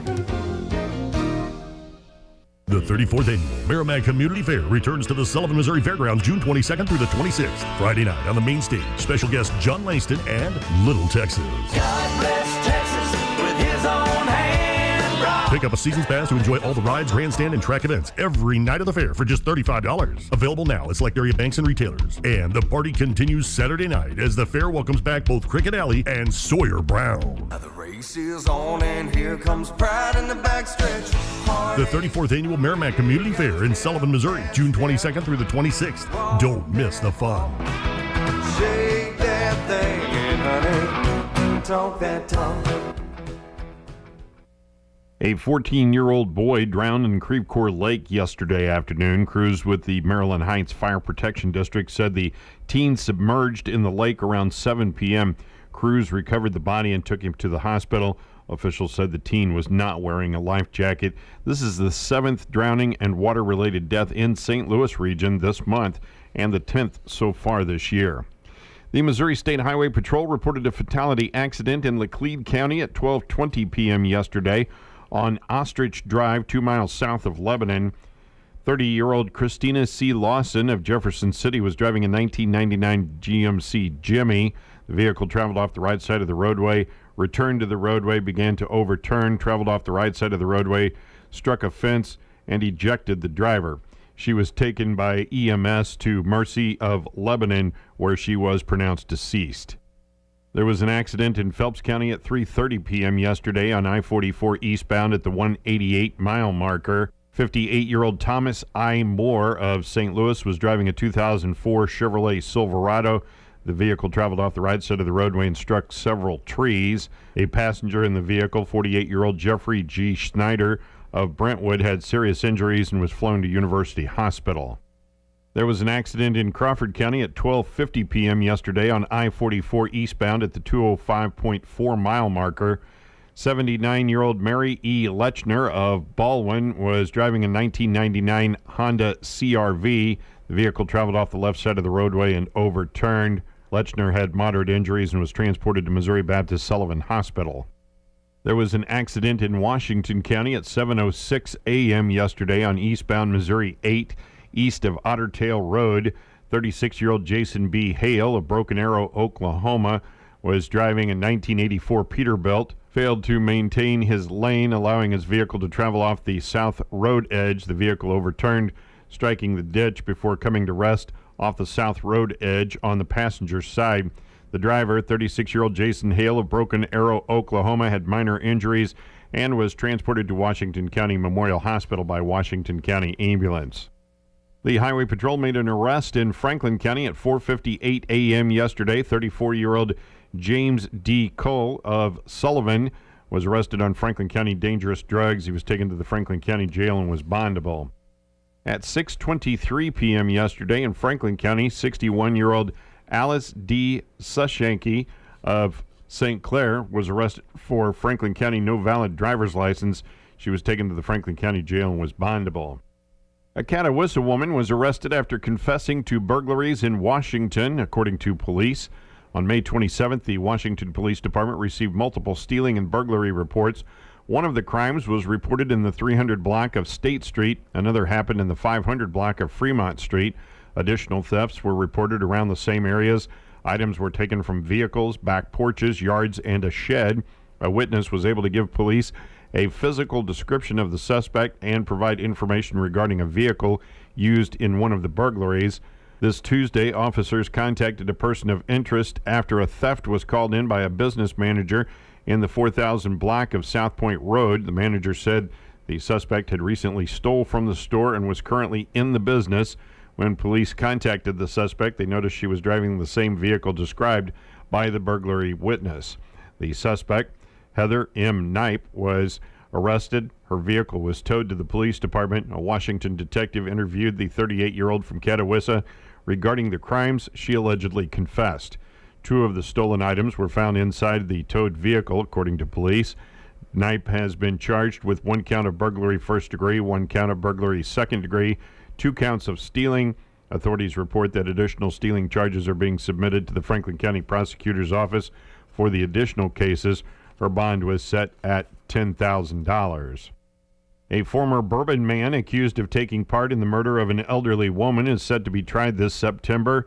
23-year-old Joseph Proffer has a jury trial scheduled in Phelps County on September 13th through the 16th. Proffer is the co-defendant in the murder of Barbara Lynn, who was killed in her Birch Tree home April 2nd of last year. Proffer and 31-year-old Stanley Kanaga allegedly broke into Lynn's home, killed her, and set fire to the residence. Authorities found Lynn's remains in the hallway and, after an investigation, arrested Kanaga. The Shannon County Sheriff's Department began looking for Proffer and said that he could have been in the Bourbon area. He was located April 16th of 2020. He was held on a no-bond warrant. The probable cause statement said Lynn was beaten and strangled to death. During an interview, Kanaga allegedly admitted that he and Proffer knew Lynn had withdrawn $20,000 from a bank account. The cash was reportedly located in the residence. Kanaga said they planned to break into the home, find the money, and split it. The pair allegedly surveilled Lynn's home several times and believed it was unoccupied the night of the burglary. Kanaga allegedly told the Missouri State Highway Patrol that they broke through the back door, realized someone was home. He said Lynn confronted Proffer, who proceeded to body slam, strangle, and kill her. Kanaga said Proffer set fire to the residence. Proffer's charged with second-degree murder, first-degree burglary, second-degree arson, and 2 counts of abandonment of a corpse. He also faces unrelated charges in Texas County for passing a bad check, felony theft, and forgery. Proffer requested a change of venue from Shannon County to Phelps County. Kanaga has been charged with first-degree murder, second-degree murder, first-degree burglary, second-degree arson, abandonment of a corpse, and felony theft. His case has been transferred to Howell County. Area citizens are invited to the Celebrate America fireworks display at the Sullivan Fairgrounds. The display should begin around 9:20 p.m. on Friday, July 2nd, depending on the weather. This year's fireworks display sponsored by Sullivan Bank and the City of Sullivan. That's a look at your local news on a Friday. I'm Sam Scott. Keep moving ahead with Goodyear at Joe's Tire Company and Bourbon Tire and Lube. Get up to $75 back by online or mail-in rebate on a select set of 4 Goodyear tires, like the Assurance Weather Ready or the Wrangler All-Terrain Adventure. Plus, get up to another $75 more when you use your Goodyear credit card. That's up to $150 in savings waiting for you whenever you're ready to get out and get moving. The Goodyear credit card is subject to credit approval. Stop by Joe's Tire Company in Owensville or Bourbon Tire and Lube in Bourbon. Psychologists, licensed professional counselors, and licensed clinical social workers, Compass Health Network is looking for you. The need is great in our communities, and we are currently hiring licensed staff to help us care for those that need us most. Compass Health Network offers a supportive environment of over 250 clinicians, excellent training, a competitive salary, and great benefits. Join us as we inspire hope and promote wellness. Visit careers.compasshealthnetwork.org and apply today. In recent funeral notices, Robert C. Robbie Eichelman of Cuba passed away Thursday at the age of 32. A graveside service will be held at 11 o'clock this morning at the Merrimack Hills Cemetery in Cuba. A celebration of Robbie's life will be held at a later date. All arrangements under the direction of the Mizell Funeral Home of Cuba. Julie Ann Nash of Columbia passed away Sunday at the age of 52. Visitation will be from 5 until 6 p.m. this evening at Hudson Funeral Home in Steelville. Funeral services will immediately follow at 6 p.m. The family chose cremation as their final disposition. Burial will be at the Steelville Cemetery at a later date. Memorials may be given to the funeral home to help with final expenses. Tracy Wayne Kelly Sr. of Leslie passed away Wednesday at the age of 55. Funeral services will be held Saturday at noon at Gottenstrader Funeral Home in Gerald. Burial will be in the St. Paul's United Church of Christ Cemetery in Gerald. Visitation will be from 9 a.m. till noon on Saturday at Gottenstrader Funeral Home. Harriet Hope Rector, née Gray, of Shawnee, Oklahoma, formerly of Steelville, passed away Monday at the age of 68. Funeral services will be held Saturday at 2 p.m. at the Britton Bennett Funeral Home in Steelville. Interment will be in the Steelville Cemetery. Visitation will be from 11 a.m. until the time of services on Saturday at Britton Bennett Funeral Home in Steelville. The complete funeral announcements with all the survivors will air with our 8 o'clock expanded edition of KTUI News this morning. A lifetime of love. When we lose a loved one far from home, it can make a difficult time even more so. Dad loved his life in retirement. But we knew he wanted to come home to his family.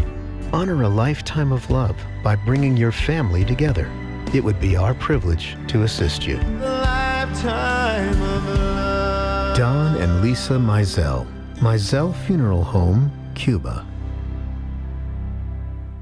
What do you do when water doesn't flow? Low pressure, clicking sounds from the pressure tank, pump runs constantly? You contact Schrepfer Well Drilling, your water pro. Their knowledgeable staff is ready to handle whatever water issue you're experiencing. Schrepfer Well Drilling also handles a full line of water treatment equipment. Hard water, red water, sulfur, it can all be treated. Family owned and operated since 1953. They can repair your pump system and improve your water quality. Your family owned water company, Schrepfer Well Drilling. From the KTUI WeatherBug Weather Center, for this morning, expecting mostly clear skies. Sunny and hot this afternoon, a high temperature of 97 degrees. Tonight, mostly clear, a low of 73. On your Saturday, sunny and warm, a high of 95. Saturday night, partly cloudy, a low of 71. Sunday, sunny and warm, a high of 94. Sunday night, partly cloudy, a low of 71. On your Monday, a chance of showers or thunderstorms, otherwise mostly sunny. Warm, a high temperature of 83. For KTUI, I'm Andrew Brady. Well, helps if I turn my microphone on. Thank you. It's 22 minutes past the hour of 7 o'clock, and I haven't looked outside to see what the temperature is lately. It is, we're up a degree, 78 degrees here at the studios of KTUI. Happy birthday today to Tina Witt, Claude Smith, and Pastor Brenda Stobie.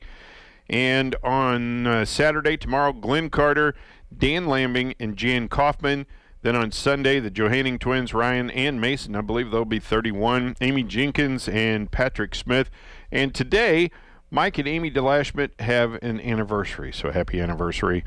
There is a heat advisory in effect for today. They're saying heat index values could be as high as 104, so be careful if you're going to be outside today. Stay hydrated.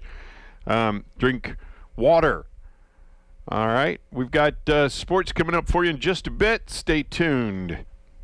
Push dirt and boundaries. Seidenstricker Nobe Partners has great financing, lease, and warranty options on our compact construction equipment. Right now, save up to $2,500 on a brand new John Deere compact track loader with a competitive trade-in.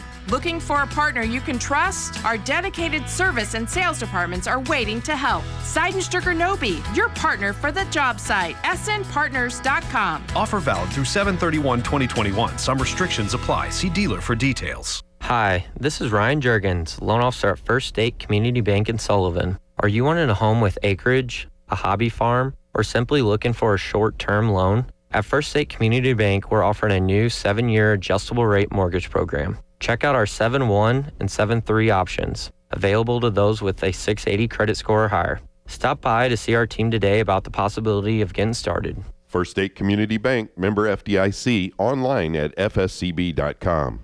With Ricky Horton, I'm John Rooney, and last night in Atlanta, Georgia, too much Charlie Morton, 4-0 for the Braves over the Cardinals. Well, he had a no-hitter going late into the game, and he settled with still giving up no runs, got some help from the bullpen, but he was dynamite with his breaking ball. John Gant actually had a very good start on the Cardinals side. He gave up a couple of runs, and the Cardinals lost it 4-0. They just could not get anything going offensively. The Cardinals had one runner in scoring position, and one inning where they had 2 runners on base. That was the 8th. And so they were 0 for 1 with a runner in scoring position. They just couldn't get anything generated. It was exactly the game the Braves needed after having lost their last 2 games, giving up 10 runs in each of those games. That certainly helped out their bullpen in game 1. So the Cardinals are turning to Carlos Martinez, who had a very good start in a 2-0 loss to the Cubs on Sunday night. He'll be opposed by Max Fried. The Braves left-hander is 3-4. We're on the air with the pregame at 5:25. Ricky has the lineups at 6:10. I'll bring you the first pitch around 6:20. In local sports, the Sullivan Bank is sponsoring the annual Sullivan Sports Boosters Golf Tournament coming up Friday, June 25th at Sullivan Golf Course. Registration at 9, tee off at 10. Lunch and dinner are provided. All proceeds will benefit the Sullivan High School athletic programs. And there's still time for you to help out as a corporate sponsor, a whole sponsor, donating items to be used for prizes, or you may still have time to get a team in the tournament. You can contact Rachel Tomier at Missouri Baptist Sullivan Hospital for more information, 573-860-7951. There will be a girls soccer camp coming up at St. Clair next week, Monday through Thursday, 21st through 24th. 2nd through 8th graders meet from 4 till 6 p.m. each day at the high school turf field. High school students meet from 6 till 8 at the turf field. Cost is $25. Just go to the St. Clair Athletics webpage to get signed up. Lady Cardinals softball camp in Steelville coming up the 28th through the 30th at the Steelville softball field. 3rd through 5th graders 11 till 12:30. 6th or 8th graders 1:30 to 3:30. Go to the Steelville Athletics webpage to get signed up for that camp. The legendary Journey to the Hall of Fame Mega Sports Camp coming up on Wednesday night in July at 6:30 p.m. at First Assembly of God Church, 951 Elmont Road in Sullivan. Open to boys and girls going into kindergarten through 5th grade this next school year. You're invited to get in on the fun with Bible lessons, snacks, candy, and sports with the help of experienced sports coaches. Sullivan Junior Golf Camp coming up July 5th through the 8th, 9 till noon each day at Sullivan Golf Course for boys and girls ages 7 to 17. Cost is $150 per camper. The session is limited to first 12 campers that sign up. Call Ryan in the Golf Shop, 573-468-5803. And Crawford Electric Cooperative is sponsoring a charity golf tournament Friday, August 27th at Sullivan Golf Course starting at 8 a.m. It's a 4-person scramble, 18-hole tournament. Cost is $30 per team before August 14th. After that, it's $325, and that cost includes unlimited food and drink, excluding alcohol. All proceeds will benefit the Crawford Electric Electric Operation Roundup and Missouri Baptist Sullivan Hospital Cancer Treatment Center. Tournament usually fills up pretty quickly, so register today by calling Jennifer Cape, 800-677-2667, extension 131. And that's a look at local sports. This is Bobby D. I really like the look of this year's Cardinals team, but there's another lineup that has never let me down. It's the lineup of stories that Cardinals Magazine delivers every single issue. If you want to get the most out of following the Cardinals, Cardinals Magazine brings it with the perfect mix of inside information and personal player stories. Start a subscription at cardinals.com/magazine or call 314-345-9000. Cardinals Magazine, it's all here. All right, it is 28 minutes past the hour of 7 o'clock. I'm Sam Scott and Mike Bittner along with me here this morning. Good morning, Mike. Oh, wait. I turned your microphone on, but I didn't turn it up. Good morning, Sam. There you go. So how are things going for you today? I'm full now. Stu stopped by early this morning. He was on his way to Union. Yep. And he stopped by and was out there pounding on the door, and I said, "What's up?" He said, "Well, I felt bad for Mike because he didn't get donuts the other day." And I was like, "Well, yeah, feeling bad for him."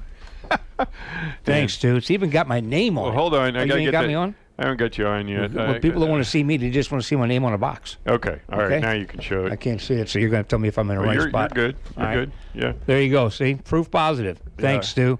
Stu brought by some donuts. Now I don't know why Stu didn't just pick him up a apple fritter while he was over there, but he came over here, banged on the door till I let him in, and I said, "What do you got?" And he said, "Well, it's this box." Well, I didn't want to take it because it said Mike Bittner. Well, yeah.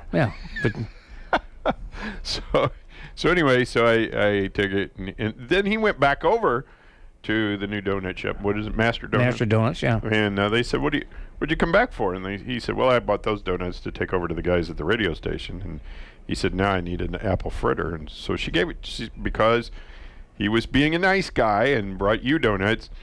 She gave him a free apple fritter. He is a nice guy, and for an Air Force retiree, yeah, easy. He's good people. He really is. Thanks, Stu. I really appreciate it, buddy.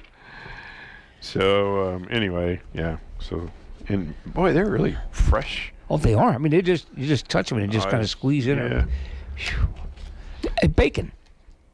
I know. Bacon on a caramel long john. I said, is that bacon on that? And you were like, yep, that was bacon. Then finally, when you were done, you were like, well, that was a good idea. Yeah, bacon's good on anything. I don't care what you put bacon on. Yeah. Bacon's good on anything. So I love it. I'm sure Kathy's not listening. So. No, absolutely, she's listening. Although she's got to go to Frank's this morning. No. We have a barbecue to go to tomorrow. So I don't even know. I was born in Crawford County. Yes. I lived in Crawford County until I joined the Air Force. Yes. And then when I came back, my parents, when I was in the Air Force, my parents moved. Yeah, to Franklin County. Well, they just didn't tell me where they went. Yeah. There's a lot of us have done that. We don't know where they are. They just left town. But when I came back, I got a house in Franklin County, so I'm a transplant to Franklin County. Sure. So I've never had anything against Crawford County or Cuba or Bourbon or right. I just just the way it is. I was so and I still don't really, but I had a bad experience yesterday. Okay. So my wife wanted to she left to go to a Renaissance Festival. Right. Her belly dance troupe is performing at this Renaissance thing. So she wanted to get her driver's license. Mm-hmm. Well, so we'd always heard such wonderful things about the license office in Cuba. Right. I was there and never had a problem. Yeah. Well, apparently they've undergone a management change or something. You know how the license offices goes. Sure. So, I drove her there and sat outside because after... Can't go in, right. Well, no, I don't know about that. Yeah. I just didn't want to go in. But she was leaving to go on. She was riding with somebody else, and we were meeting them in Cuba, right? Right. So she went in, and I sat in the parking lot, and I sat in the parking lot, and I sat in the parking lot, and then some folks in a green minivan pulled up next to me, and the woman just slung her door open and hit my, I guess, I don't know if she didn't know I was sitting there or didn't care. Or Didn't whatever. see that big white car?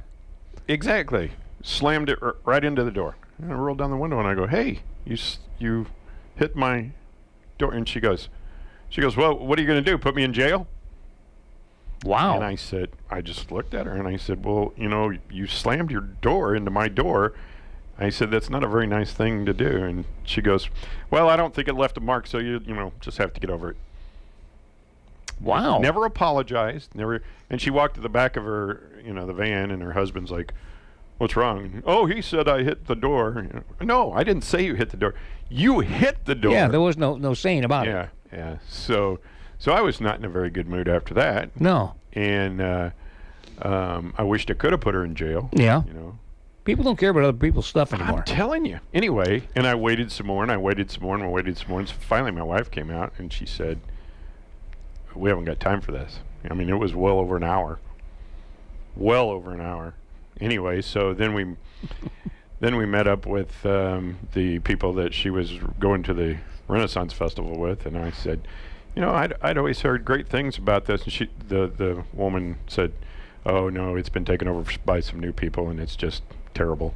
Really? I didn't know that. So I guess St. Clair is going to get I've always had good luck in St. Clair. Well, we went to Cuba the last couple of times. Now, what I will say, the last time we were there, in fact, we saw Susie Leak there. She was doing something there too, and you could go in, you put your name on the list, and you left them your phone number.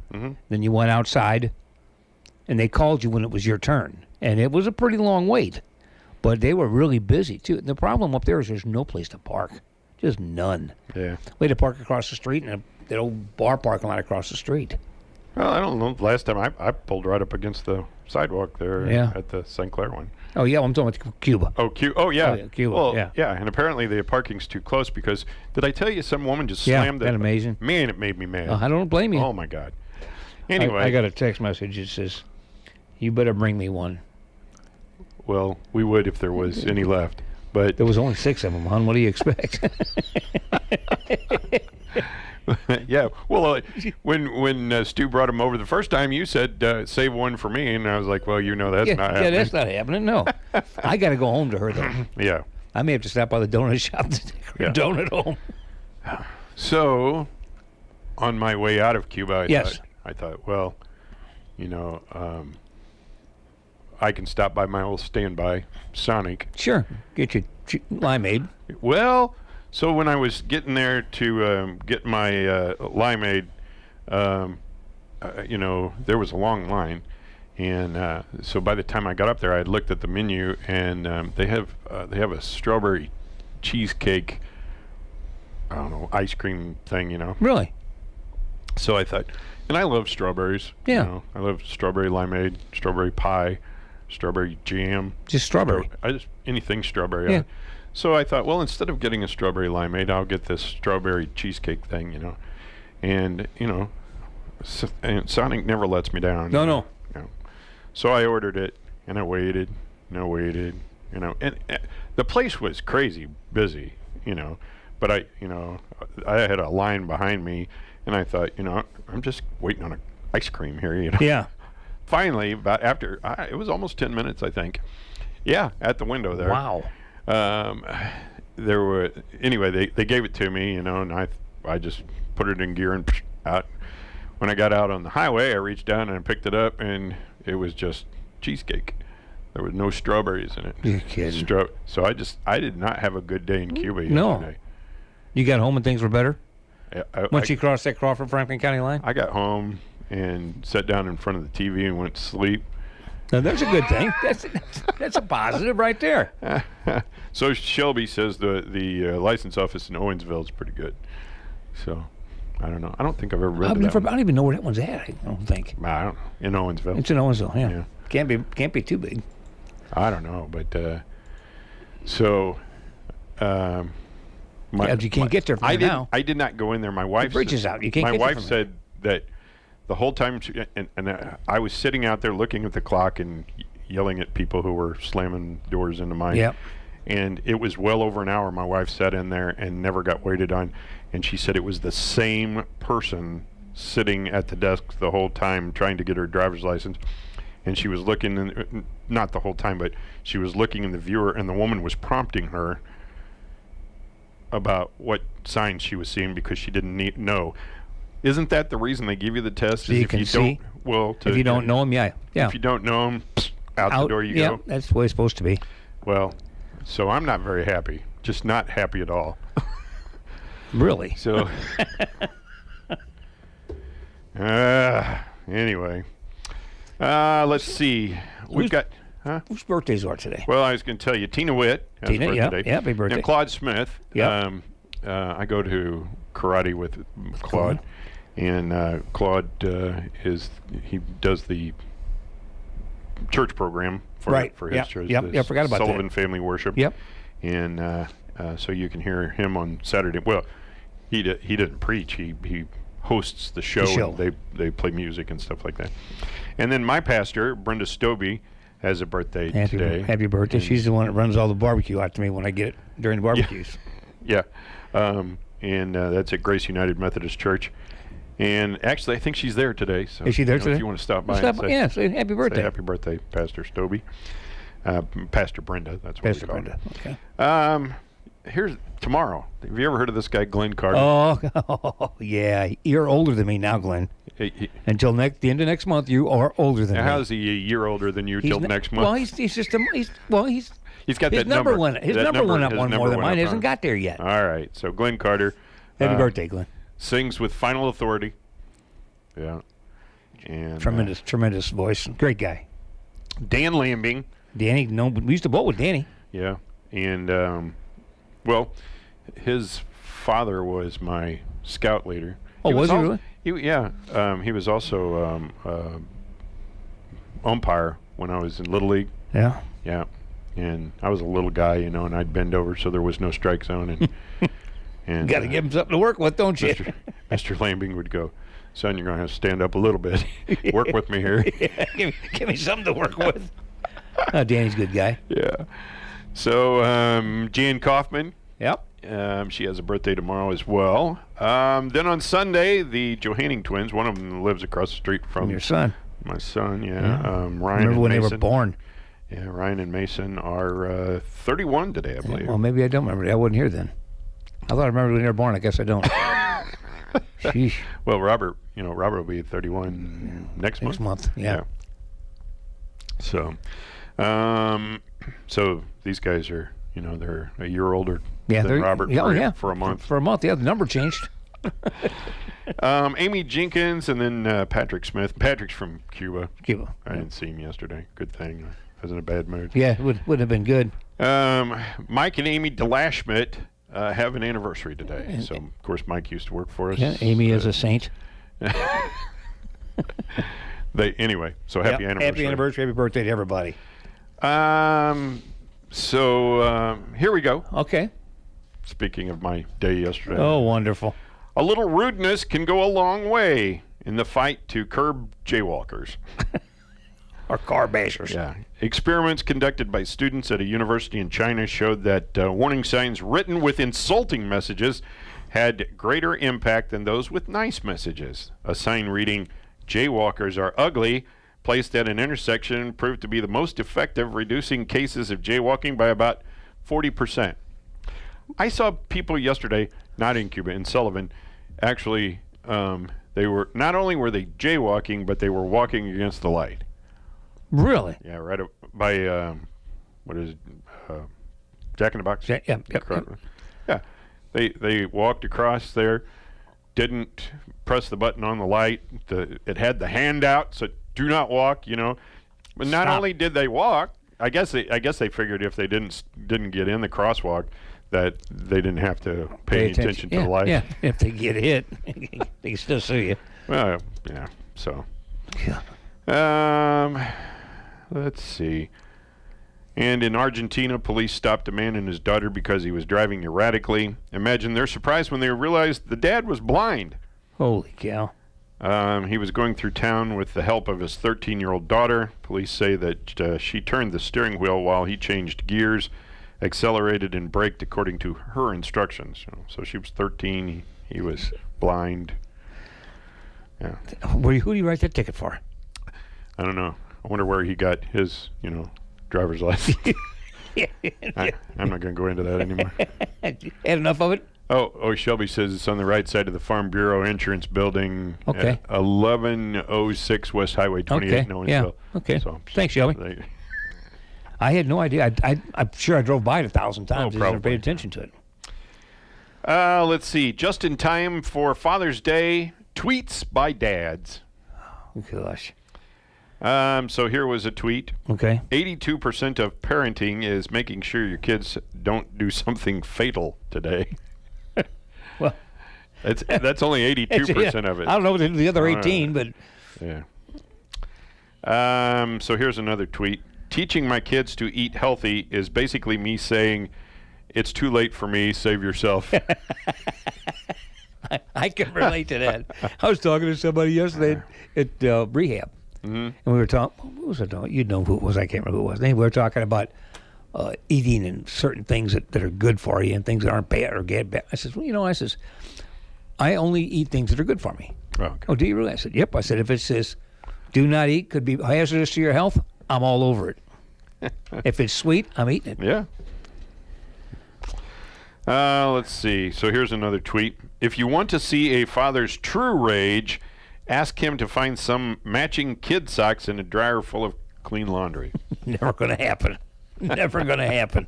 Because one of them always disappears. I mean, I am convinced. The black hole. Yeah, there's a black hole. The sock gremlin is what we used to call it. Yeah. Because there was always one missing. Mm-hmm.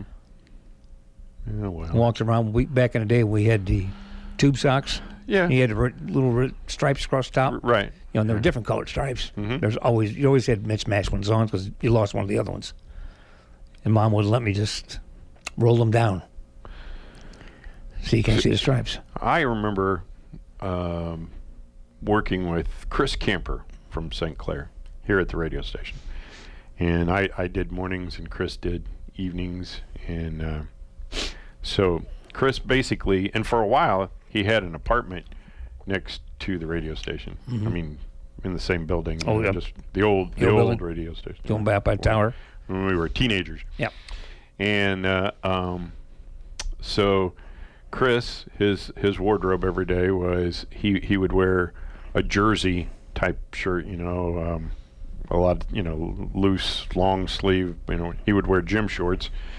And then he would wear those tube socks with the different colored stripes on them. And he was, I don't know, Chris is 6'3", 6'4", something like that. And he was thin and tennis shoes, of course. So then one day, I remember Little John, he says, Chris, maybe you could take a little more pride in your appearance, represent the radio station a little better, and Chris said, what do you mean? And he goes, well, I don't know, dress up a little bit, wear a tie. So Chris is like, oh, okay, So the next day he came in and he was dressed exactly the same way, except he had a tie on. That's my kind of guy right there. Yeah. So I think he's a insurance guy over in Warrenton now. Really? Yeah. So let's see. What do we need to do? I can't find my log. Where are we? I know we need to talk about Rob Ward. We do. Yeah. You started back karate. I did. That's good. But then that was last week, and this week I haven't been able to make it over there because, Michelle's birthday, and then yesterday, I was depressed because of because of Cuba. It's all Cuba's fault. It's the whole town. I told you I'm not against Cuba. They just were not very nice to me yesterday. That gal wasn't even probably from Cuba. She probably. I have no idea where she was, but I was in the parking lot there in Cuba. So. Let's see. So I need to tell you about Rob Ward, and of course he's got Sullivan Athletic Club, and he does karate, taekwondo, bushido karate, and they do that on Tuesdays and Thursdays. The beginners class is at 5:30, and then the advanced class is at 6:30, and then after that at 7:30 they do kickboxing, boxing and kickboxing. So that's all going on, and of course he does his they call it rolling, but it's jiu-jitsu. Yep. Does that on Wednesdays. So stop in and tell Rob I said it was okay for you to take a free class. Yep. We won't tell anybody. They get free class. Get free class anyway. For everybody, yeah. Anyway, so that's all at I think it's Taylor Street. I can't remember the address. Is it 72? I think it is. Yeah. It's right across from the daycare. Right by the cannon there. And yep. Right on the roundabout. And Rob also does, his country store thing. Yeah, he does. Janitorial supplies. Janitorial supplies and stuff. I'll tell you what, there's more than that. Oh, I know. He's got all kinds of stuff. Like if we head into another toilet paper shortage. He's got it. You can buy, I think it's like 96 rolls at a time. Yep. So, you're good for a while. Coffee cups. He's got. Yeah. Call him over there and see the stuff. And if you're if you have a business or something and you need like those machines that dispense he's got towels or soap or whatever, all of that. Give him a call over there. He's got all that kind of stuff. He does. He'll take care of you too because he delivers every day. Yep. I also want to tell you about Willow Grace. They're located at 59 North Clark in Sullivan. They've got affordable clothing. It's a locally owned women's clothing boutique carrying the latest fashion and styles, Western to chic, casual to athletic wear. They carry the highly sought-after designer can jeans, boots, sneakers, jewelry, purses, hats. They're open Monday through Friday, 10 to 6, and Saturday, 10 to 2. They love helping women piece together outfits and maintaining a personal relationship with each customer that walks through the door. That's Willow Grace Boutique, 59 North Clark Street in Sullivan. And Frike's Market. Yes. Of course, Kathy's there today. She is. She's probably on her way. Barbecue tomorrow. She's got to get stuff made. I see. And I want to talk about a barbecue today. Well, it's they're selling some food here in town to raise money for someplace. But I'll tell you about that in just a bit. Right now, we're going to talk to Sarah at Frike's Market. However you celebrate summer, celebrate with Frike's Market. Barbecuing with family and friends? Frike's has food for that.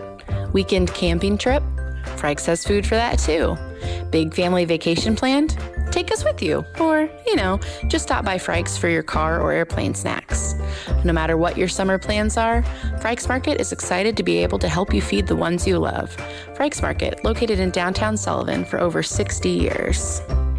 Hey folks, this is Nick at Schmidt Auto Center in Sullivan. At Schmidt Auto, we try to keep the best inventory of late model, low mileage vehicles in the area. We have a great selection of domestic and import cars, SUVs, vans, and pickups in various sizes. And if we don't have what you're looking for on the lot, just let me know and I will do my best to find it for you. Everything is run through our shop and checked out by Charlie and his team before it is put on our lot. So stop by 750 South Service Road in Sullivan or look at our inventory online at schmidtautocenter.com. Call Allison to schedule service or call me to schedule a test drive at 573-468-2233. Thank you. All right, thank you, Nick. Landon had a birthday yesterday, He did. And I saw pictures on Facebook about his birthday. He's as tall as his dad. Oh, I know. Yeah, and Nick's not a short guy. No, he's not. He's I told you yesterday he's a head taller than I am. Yeah, wow. He's been a head taller than me for a couple of years now. So the other thing I want to tell you about is Midstate Paving. You can call Midstate at 573-627-2039. And Jim does paving, chip seal site work, drainage striping, seal coating, septic services, grading, lake dredging and repair, demolition, streets, parking lots, driveways. The number, call Jim today, 573-627-2039. That's 627-2039 for Midstate Paving. So is there anything going on in the community? Well, you got the Cash Bash. The Cash Bash? Yeah. I like cash. Yeah, this is a pretty neat little deal. All right. Jay Randolph Jr. Yeah, over the golf course. Yeah. Okay. He's got a 2-day cash bash. I don't play golf. Well, so. I tried. I'm not very good, but I try. But anyway, this is kind of neat. It's a 2-day cash bash, a 3-person scramble. It's the 26th and 27th of June. So coming up when weekend after next. Yeah, today is the 18th, so it's not this weekend, but the following weekend. $150 per public player, $110 if you're a member, which getting $40 off for members. That's a pretty nice deal. Listen to this, though.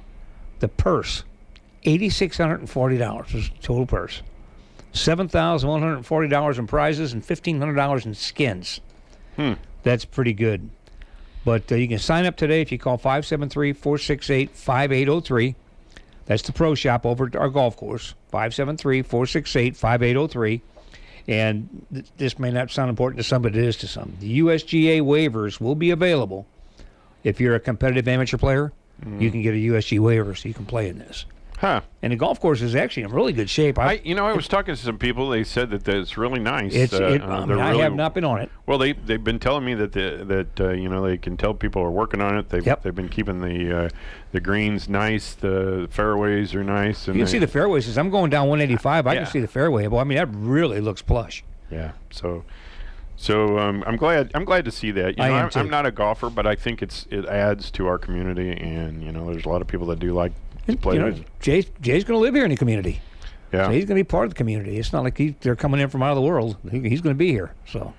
Let's see. I just got something from Brady Vasali. Community note: cleanup day at the Eagles, Saturday morning at 9 a.m. Getting ready for the state convention next weekend, and so Brady's calling for volunteers. Well, Brady's not the president. Yeah, I was going to say, what's he doing? Huh? This must be just his. Oh, he's still a big part of the. Well, yeah, he's a major part of it. He's the past president, or whatever they call it. What do they call that? I don't know. Cliff Thexton's president. Yeah, he was the grand poobah. Now he's the minor poobah. Okay. Good guy. Good guy. Well, forgive me. He can get that all cleaned up. Anyway, so if you're an Eagle, the more they get over there, the faster it'll get done too. Yeah. So today, First State Community Bank. They're having a barbecue and bake sale, and it says please consider joining them to support the Lifeline Pregnancy Center based out of Cuba. Yeah, it is, yeah. It's a good program. Lifeline supports women, men, and children. The center provides free pregnancy services, adoption, referral, care counseling, and education throughout pregnancy and early childhood. So 100% of all the proceeds raised will benefit the Lifeline Pregnancy Care Center. And so today they're having hamburgers, cheeseburgers, hot dogs, soda, water, and chips available for purchase. And then they've got delicious bake sale items for purchase. The bake sale will be from 9 a.m., so about a little over an hour from now, until they're sold out. And then food will be served from 11 a.m. till 2 p.m. That's sounds like a lunch deal to me. That sounds like where I'm going for lunch today. Yep, sure does. And that's at the FSCB Bank Building at 3 East Springfield in Sullivan. The one right by St. Anthony's. Not here where we are, but over St. Anthony's, over there. Where St. Anthony's and the chamber office and all that, right there on that. Across from Walgreens. Yeah. Have I told you about? Probably not. Me being aggravated about that intersection. No, what intersection? You know what? So I mean, I know it's crazy. I mean, I don't really blame anybody, but it's supposed to be a four-way stop. Yes. But the way it never worked. But the people, and I don't know if they're people in town, then shame on you. If they're people from outside of town, then okay, I understand it's crazy. Not waiting for people to turn left down Church Street. Well, if you coming up Church Street. Yeah, trying to make a left. Trying to make anything. Yeah, I can make a right. But if you're trying to make a left, the people coming up, they come across. They don't wait on you. And then if you're trying to make a right and then a left to stay on Church Street, watch out. Or you're coming across Springfield and you want to make a left onto Church Street, like to go out to the service road or whatever, and people just all willy-nilly pull out in front of you and stuff like that. Yeah, there wasn't a whole lot. Well, I mean, I know there's nothing. When it was designed, it was fine. We only, didn't have that many people in town. Well, they were horses. Well, we got 7,500 people or 8,000 people in town now. It makes a big difference. I don't know, but speaking of which, did we ever get our sign out on the highway? Do girls want to stay? No, I was thinking about that last week. I was wondering, when are we going to get that sign? We're going to have to get a hold of Mr. Cody Davis. I think he was the one that did the contest. I don't know. Cody, if you're listening, let me know. So I don't know about the, they put all those stoplights up on the overpass. Yeah. And I don't know that they're timed right or something, because I don't go that way very often anymore. Well, I try not to. I try to remember to stay on this end of town or whatever. But when you're going across there, and people are, they get into the lane to make a left to go get out on the interstate. Yeah. And then they go straight across while you're trying to fade over. Yeah. That's dangerous. Well, yeah. And I've almost been hit. I have too. And I was in the right, but it doesn't matter if you get hit or hurt or whatever. No. And so, and that's another one of those things where if you're not from here, it's hard to know. Well, the striping and the arrows are confusing. But the signage is up there. It says left only. But they may think how many signs before they put that up? You had this sign right there coming up on a flying J said 3-way stop. I'm not going to argue with you because I know it's crazy. Yeah, it's nuts. But I don't know. But I just don't think, somehow I don't think because now they've got the flashing yellow. Yeah. And so if there's a truck or something that's trying to build up speed to get up over the hill, and then I see people cutting in front of them all the time because they have a flashing yellow. Yeah. That means hurry up. I don't know. I still think, well, I was so happy when they put the lights up there, because I thought, well, because I always thought somebody was going to get killed out there. Right. And I have seen some accidents and stuff like that. A friend of ours had a wreck out there, Ron Pilkington, but that was a long time ago. My sister-in-law got. Oh, that's right. Yeah, she got her PT Cruiser clobbered, didn't she? So I don't know. I don't have time for this, and I'm kind of crabby this morning anyway. You are crabby this morning. You need to get a donut. I had a donut. I got one more donut over here. I'll give you another donut if it'll make you happy. I stopped and got a honey bun on my way into work this morning. I was so. You're in a sugar short. You're in a sugar high, I guess. Huh? Anyway, there is a heat advisory in effect for this afternoon. So please be careful out there. It's going to be sunny and hot. The high is going to be around 98. The heat index value is about 104. So be careful. Tina Witt, Claude Smith, and my pastor Brenda Stobie all have birthdays today. I'm not going to say how old Pastor Stobie is. No, that's a good idea. But a week ago on Sunday, we had a celebration for her 70th birthday, but I'm not going to tell you how. Okay. Tomorrow, Glenn Carter, Dan Lambing, and Jan Kaufman all have birthdays. And then the Johanning twins on Sunday, Ryan and Mason, 31, Amy Jenkins, and Patrick Smith. And Stu says he uses that intersection almost every day. He thinks it's 100% better than it was before the lights, and I think it probably is better than before the lights. But still, I think there's maybe some room for improvement on timing or something. It's an intelligent intersection for intelligent people. That's why I don't go that way. Okay. All right. There you go. You heard it first here, folks. AM 1560 KTUI Sullivan 94.1 FM, and you can pick us up on YouTube. Just go to YouTube and search for KTUI Live. It is 8 o'clock, and the expanded edition of KTUI News headed your way. We'll be back in about a half an hour. Stay tuned. USA Radio News with Lance Pry. As the feds push the inflation panic button Thursday, readjusting their inflation predictions from March, Joe Biden's Treasury Secretary Janet Yellen failed to explain her position on the deductions for state and local taxes enacted by President Trump. In her testimony before the House Ways and Means Committee, Yellen said Biden does not have a clear position on repealing those tax deductions.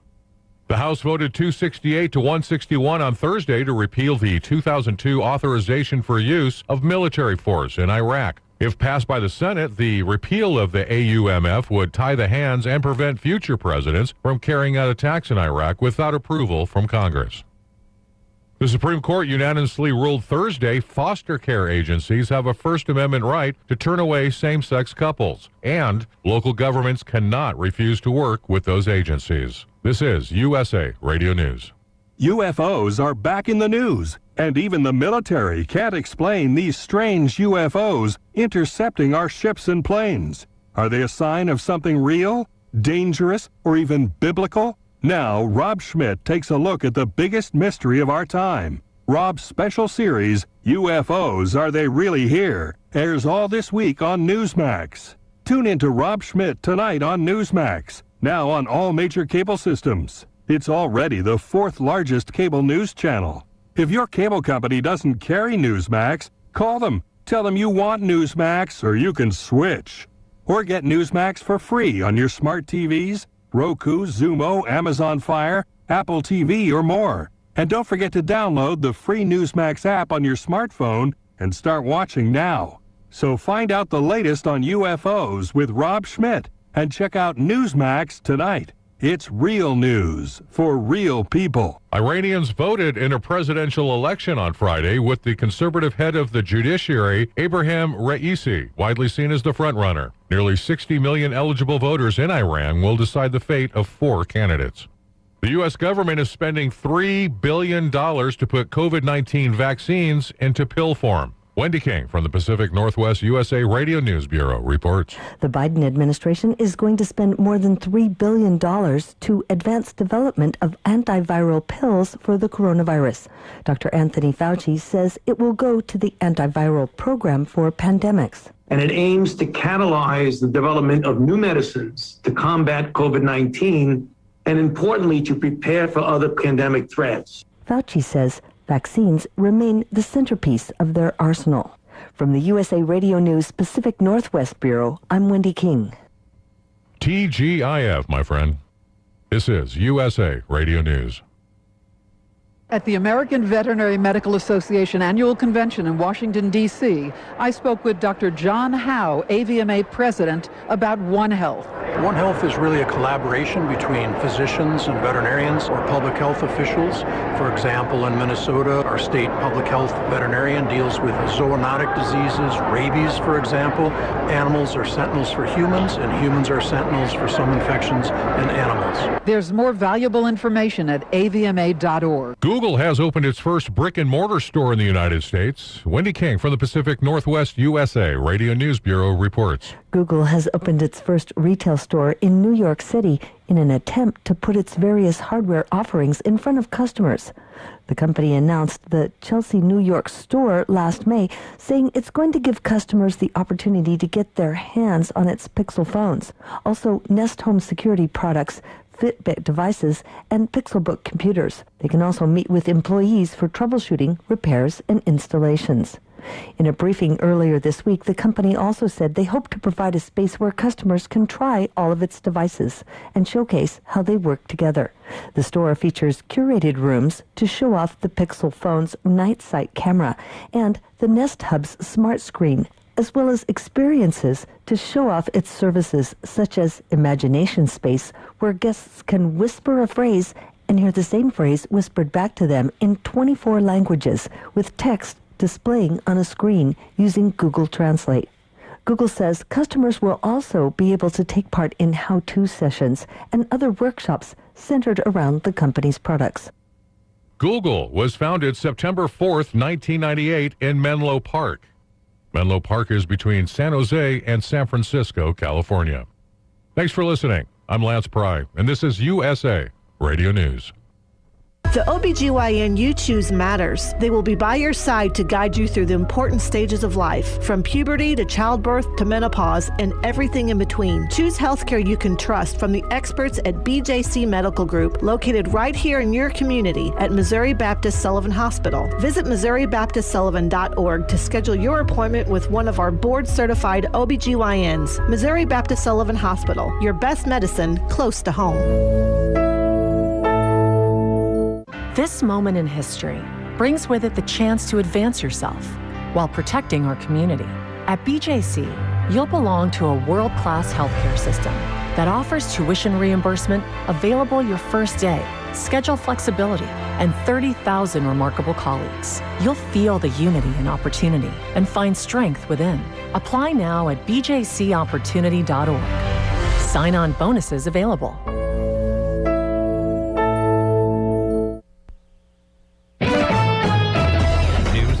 I'm Bill Wise. The Conservation Department says it's not surprising to see more bears in urban areas of southern Missouri because young males are being kicked out of their family groups. An increase in sightings recently has led the department to remind residents not to feed the bears. Another national ranking is out about Missouri's coronavirus case count. The New York Times' nationwide coronavirus tracker ranks Missouri third among all states for the most coronavirus cases per 100,000 residents.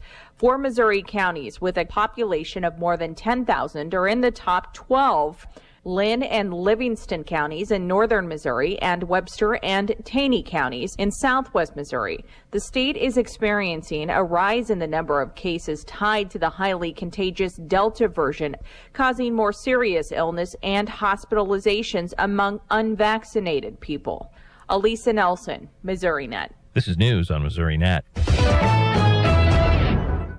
The United States Deputy Sheriff's Association is a national nonprofit and the largest non-governmental provider of services to law enforcement. The USDSA assists city, county, state, and federal agencies with free safety equipment donations and officer survival training, along with cash donations to families of law enforcement officers who perish in the line of duty, college scholarships for the children of law enforcement, a citizen awareness program, and more. For more information on the USDSA and how you can help, visit usdeputy.org.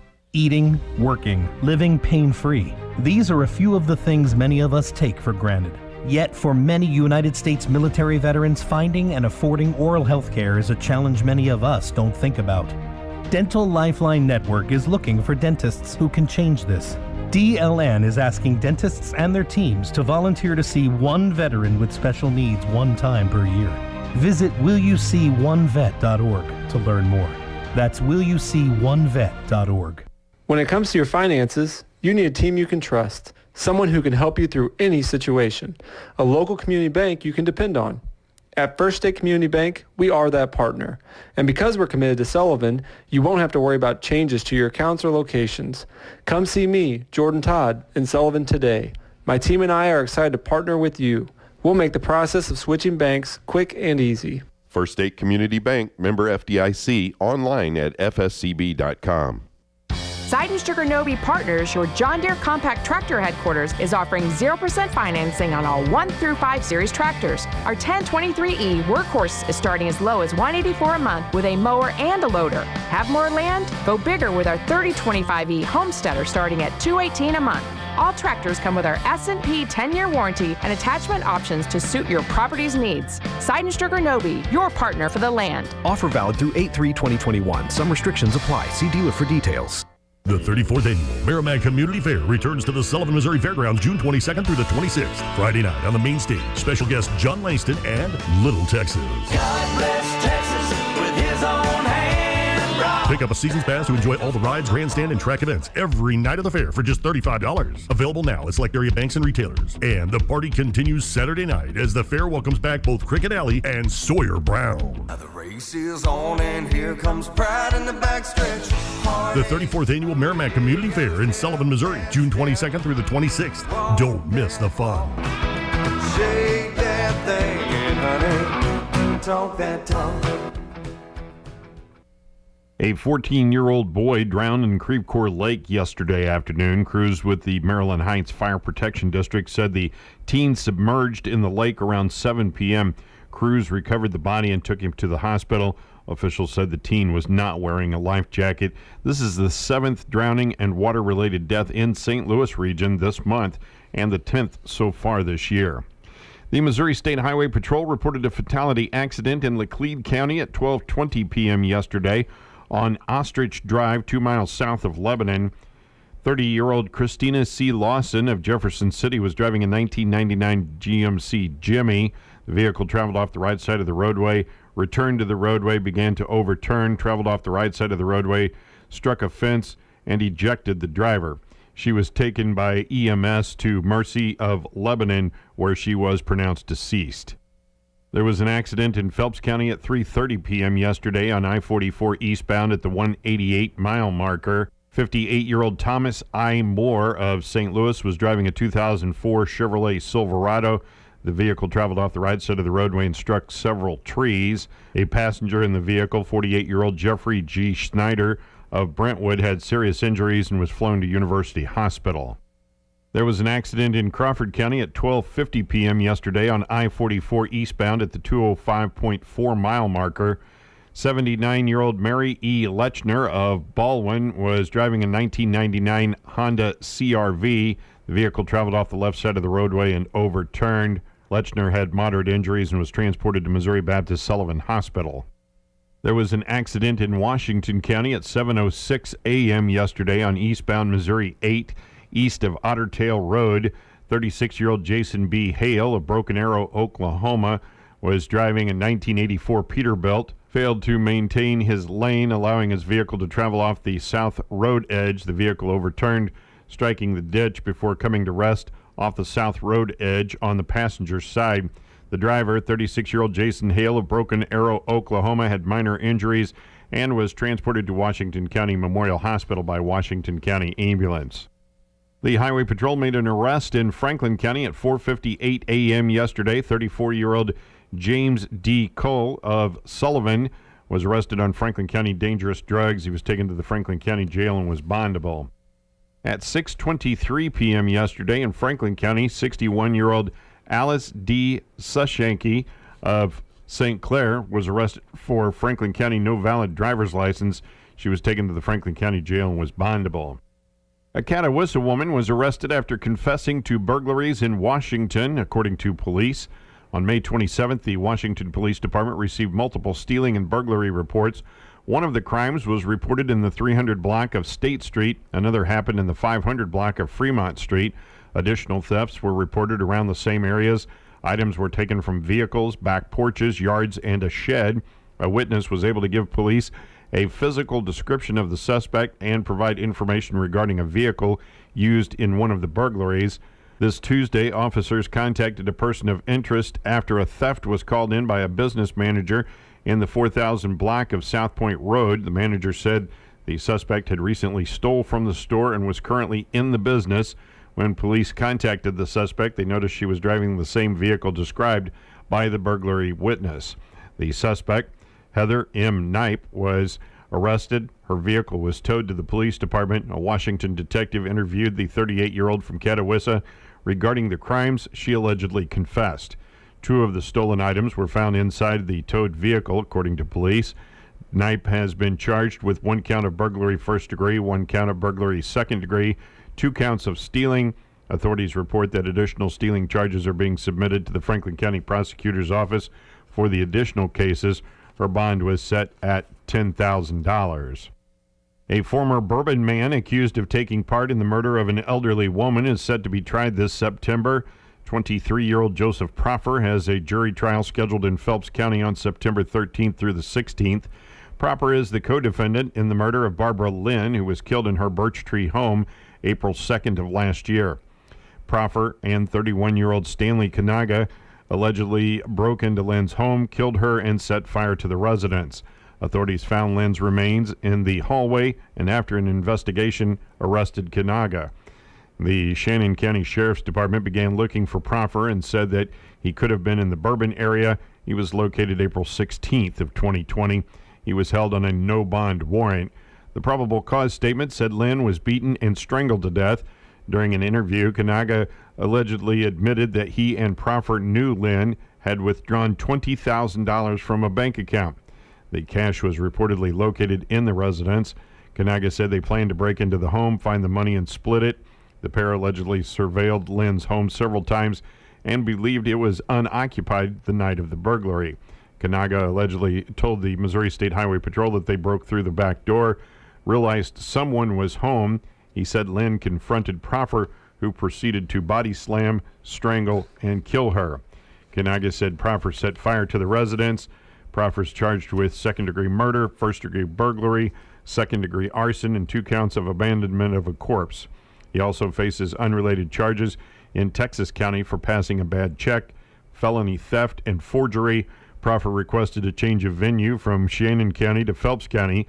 Kanaga has been charged with first-degree murder, second-degree murder, first-degree burglary, second-degree arson, abandonment of a corpse, and felony theft. His case has been transferred to Howell County. Area citizens are invited to the Celebrate America fireworks display at the Sullivan Fairgrounds. The display should begin around 9:20 p.m. on Friday, July 2nd, depending on the weather. This year's fireworks display sponsored by Sullivan Bank and the City of Sullivan. That's a look at your local news on a Friday. I'm Sam Scott. Keep moving ahead with Goodyear at Joe's Tire Company and Bourbon Tire and Lube. Get up to $75 back by online or mail-in rebate on a select set of 4 Goodyear tires, like the Assurance Weather Ready or the Wrangler All-Terrain Adventure. Plus, get up to another $75 more when you use your Goodyear credit card. That's up to $150 in savings waiting for you whenever you're ready to get out and get moving. The Goodyear credit card is subject to credit approval. Stop by Joe's Tire Company in Owensville or Bourbon Tire and Lube in Bourbon. What do you do when water doesn't flow? Low pressure, clicking sounds from the pressure tank, pump runs constantly? You contact Schrepfer Well Drilling, your water pro. Their knowledgeable staff is ready to handle whatever water issue you're experiencing. Schrepfer Well Drilling also handles a full line of water treatment equipment. Hard water, red water, sulfur, it can all be treated. Family owned and operated since 1953. They can repair your pump system and improve your water quality. Your family owned water company, SchrepferWellDrilling.com. A lifetime of love. In such a time of personal loss, it's hard to remember the joy our loved one has brought us. We thought back to our happiest memories of Mom. Pretty soon there was laughter with the tears. Let us help your family remember a lifetime of joy. A lifetime of love. Don and Lisa Mizell, Mizell Funeral Home, Cuba. In recent funeral notices, Robert C. Robbie Eichelman of Cuba passed away Thursday at the age of 32, survived by his mother, Patsy L. Eichelman, née Woodson of Warrensburg, a sister, Tana Eichelman of Cuba, grandmother, Dolores Eichelman of Cuba, 3 uncles, Carl Eichelman of Sarasota, Florida, Fred and wife Yvette Eichelman of Cuba, Jerry and wife Beth Brown of Warrensburg, cousins, other relatives, many friends. A graveside service for Robbie Eichelman will be held at 11 o'clock this morning at Merrimack Hill Cemetery in Cuba. A celebration of Robbie's life will be held at a later date. All arrangements under the direction of the Mizell Funeral Home of Cuba. Julie Ann Nash of Columbia passed away Sunday at the age of 52, survived by her children Ashley Nichols Pepin and husband Matthew of Nashville, Tennessee, Emily Martino of Columbia, and Zachary Nash of Rolla, sister and best friend Barbie Nash of Columbia, siblings Rebecca and husband Ronnie Lowe of Texas, Anita and husband Bill Richmond, Rita and husband Don Fisher, and Dwayne and wife Paula, all of Salem, Elaine Chandler of Viburnum, and Chris and wife Trish Conley of Rolla, many nieces, nephews, cousins, other relatives, and friends. Visitation for Julie Nash will be from 5 until 6 p.m. this evening at the Hudson Funeral Home in Steelville. Funeral service will immediately follow at 6 p.m. The family has chosen cremation as her final disposition. Burial will be at the Steelville Cemetery at a later date. Memorials may be given to the funeral home to help with final expenses. Tracy Wayne Kelly Sr. of Leslie passed away Wednesday at the age of 55, survived by his mother, Melba Kelly of Leslie, sons Tracy Kelly II of Arnold and Brad Kelly Sr. and wife Ashley of Gerald, sisters Glenda Holland and husband Stephen of Owensville, and Denise Andrews and husband Ray of Irondale, 4 grandchildren, other relatives, many friends. Funeral services for Tracy Wayne Kelly Sr. will be held Saturday at noon at the Gottenstrader Funeral Home in Gerald. Burial will be in St. Paul's United Church of Christ Cemetery in Gerald. Visitation will be from 9 until the time of services at noon on Saturday at Gottenstrader Funeral Home in Gerald. Harriet Hope Rector, née Gray of Shawnee, Oklahoma, formerly of Steelville, passed away Monday at the age of 68. She's survived by her husband Jimmy, 3 sons, Cody and wife Mickey Ortega of Fenton, Levi Ortega of Sullivan, and Jonathan Inky of Moberly. 3 daughters, Lily and husband Roger Harris of McLeod, Oklahoma, Shauna Kawia and husband Johnny Wood of O'Fallon, and Glenda and husband George Johnson of Robinson, Kansas. A sister, Lorene, and husband Jimmy Troutwin of West Plains, and a brother, Dewey, and wife Sherry Gray of California, Missouri. 12 grandchildren, 7 great-grandchildren, other relatives, many friends. Funeral services for Harriet Rector will be Saturday at 2 p.m. at the Britton Bennett Funeral Home in Steelville. Interment will be in the Steelville Cemetery. Visitation will be from 11 a.m. until the time of services on Saturday at 2 at Britton Bennett Funeral Home in Steelville. Psychologists, licensed professional counselors, and licensed clinical social workers, Compass Health Network is looking for you. The need is great in our communities, and we are currently hiring licensed staff to help us care for those that need us most. Compass Health Network offers a supportive environment of over 250 clinicians, excellent training, a competitive salary, and great benefits. Join us as we inspire hope and promote wellness. Visit careers.compasshealthnetwork.org and apply today. Did you know that your home can be turned into a liquid asset when you need money? Hi, this is Matt Dace with Sullivan Bank. Over the years, you've built equity in your home, and now you may want to tap into it. Maybe it's to help pay for college or to cover an unexpected expense. Sullivan Bank offers home equity loans so that you can put your equity to work for you today. Just stop by your local Sullivan Bank branch to learn more and experience a step up in service.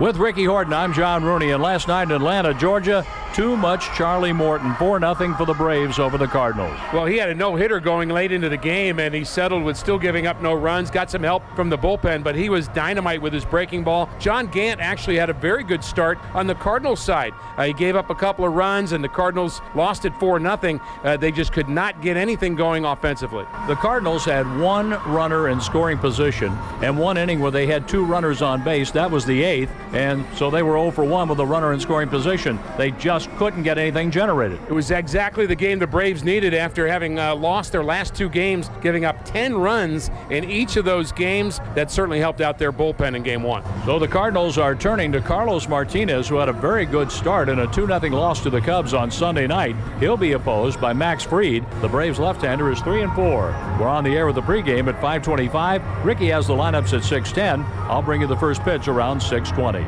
In local sports, the Sullivan Bank is sponsoring the annual Sullivan Sports Boosters Golf Tournament coming up Friday, June 25th at Sullivan Golf Course. Registration at 9, tee off at 10. Lunch and dinner are provided. All proceeds will benefit the Sullivan High School athletic programs. And there's still time for you to help out as a corporate sponsor, a whole sponsor, donating items to be used for prizes, or you may still have time to get a team in the tournament. You can contact Rachel Tomier at Missouri Baptist Sullivan Hospital for more information, 573-860-7951. There will be a girls soccer camp coming up at St. Clair next week, Monday through Thursday, 21st through 24th. 2nd through 8th graders meet from 4 till 6 p.m. each day at the high school turf field. High school students meet from 6 till 8 at the turf field. Cost is $25. Just go to the St. Clair Athletics webpage to get signed up. Lady Cardinals softball camp in Steelville coming up the 28th through the 30th at the Steelville softball field. 3rd through 5th graders 11 till 12:30. 6th or 8th graders 1:30 to 3:30. Go to the Steelville Athletics webpage to get signed up for that camp. The legendary Journey to the Hall of Fame Mega Sports Camp coming up on Wednesday night in July at 6:30 p.m. at First Assembly of God Church, 951 Elmont Road in Sullivan. Open to boys and girls going into kindergarten through 5th grade this next school year. You're invited to get in on the fun with Bible lessons, snacks, candy, and sports with the help of experienced sports coaches. Sullivan Junior Golf Camp coming up July 5th through the 8th, 9 till noon each day at Sullivan Golf Course for boys and girls ages 7 to 17.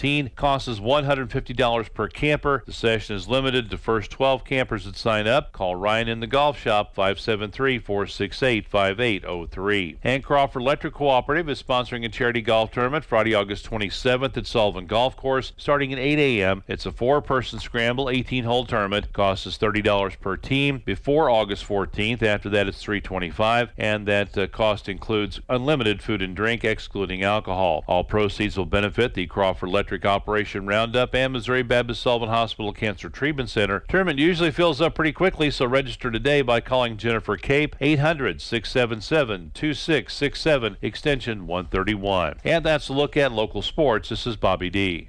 I really like the look of this year's Cardinals team, but there's another lineup that has never let me down.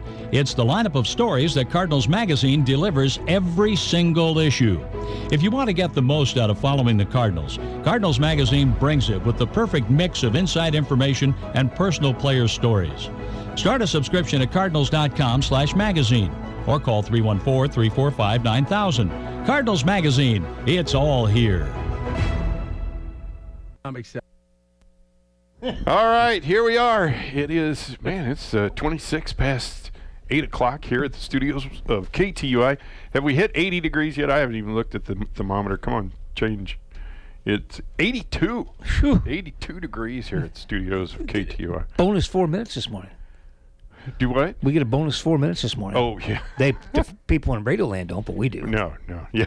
They still have to. Yeah, they go. So today is Autistic Pride Day. Good. Really yeah. Good. Yeah. This is Go Fishing Day. Oh, yeah. Yeah, well. I haven't been fishing in a while. I haven't either. You know, it's I need to. Yeah. This is International Panic Day and International Picnic Day. Now, Panic and picnic. Yeah, I don't know if you go on a picnic and panic. Yeah, well, ants maybe. I don't know. Yeah. So this is International Sushi Day. No. I want my fish cooked, preferably fried. So I have found out, I guess, because I don't eat sushi. Nope, me either. But I've been told that a lot of sushi is vegetables. Really? There's not even any fish in it, I guess. Really? So I had no idea. I've never actually had it. No. So there's a new restaurant in town. Yeah, I saw that. Tokyo or? Yeah, the Tokyo Hibachi Grill or something like that. And my wife told me I had to quit calling it Tokyo Drift.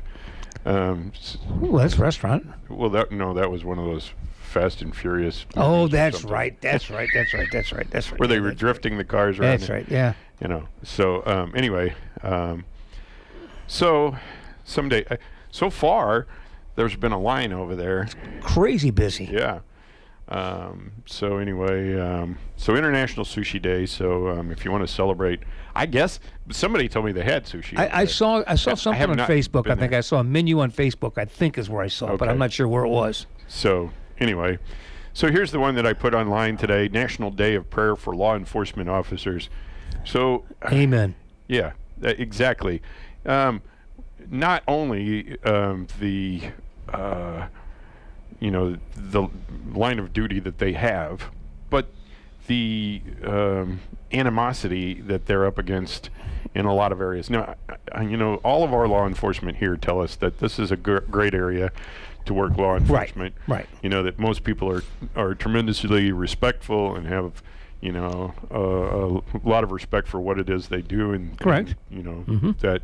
So, but kind of nationwide, some of the urban areas and stuff like that, these guys are, men and women, are up against tremendous.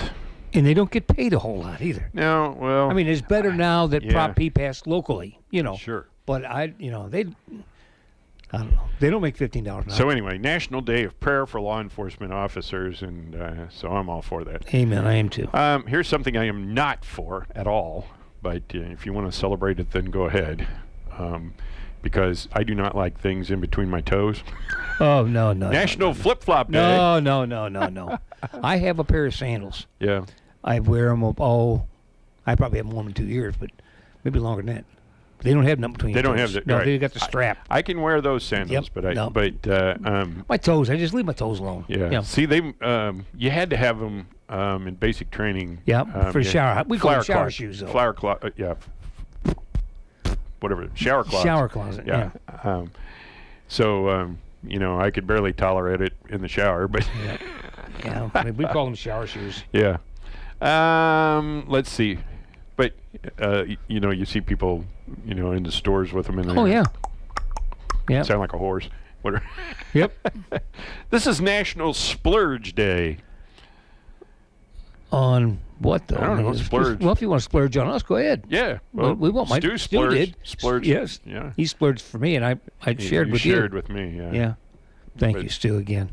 What are you going to tell Kathy? Because they're all going. You're going to stop and buy another box? I'm going to have to. I'm going to have to. She sent twice. She sent stop and get me one. Oh, okay. She's going to Frank's. She can just take a detour, but I'll stop there. Yeah. I'll stop. Lose my happy home. There's still a couple in there. I think there's. I don't know if there's 2 or 1. I've had a couple or 3 to myself. So. Yeah. How is that bacon one? Oh, it's good. Bacon's good on anything. I don't care what it is. The dog commercial, bacon. I agree. I used to tell people, there's like nothing you can, nothing that's not better with bacon on it. That's right. But I've revised that because what's not good with bacon? You're probably not going to believe this, but I stopped at White Castle. Yeah. And they have, bacon. Sure, yeah. White Castles, white bacon cheeseburger, whatever.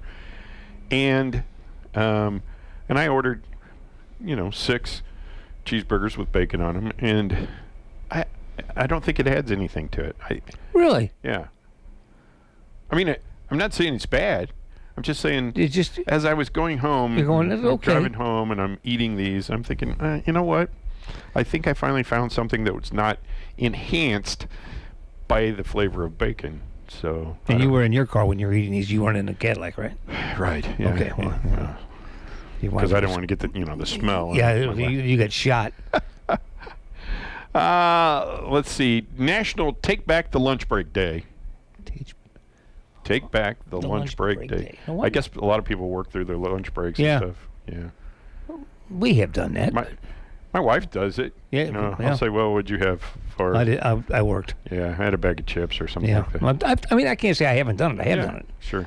But everybody needs that time away just to get away from it a little bit.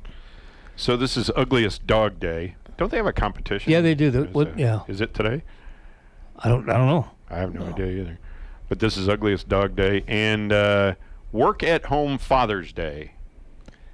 If it's Father's Day, you're not supposed to have to work. Well, no, I think this is Father's Day for fathers who work at home. Oh, okay. All right. Well, okay. I'll go along with that. You're probably right. Well, I'm going to look here and see. If it tells us anything, it may not even tell us nothing. A lot of times it doesn't. So, loading. It's loading. So, doesn't say. There you go. Yeah. So we'll consider your definition would be good. Closest we're going to get, I guess. I don't know. Anyway, so those are the days that you can celebrate today. Good. There's a bunch of them. That's what we need. So there was a 9-0 win for religious liberty at the Supreme Court. I heard about that. The decision comes in the case of Catholic Social Services, or CSS, where the city of Philadelphia essentially made the charity choose between fidelity to their Catholic convictions or capitulation in order to continue providing foster services. The decision came from Chief Justice John Roberts. So long as the government can achieve its interests in a manner that does not burden religion, it must do so.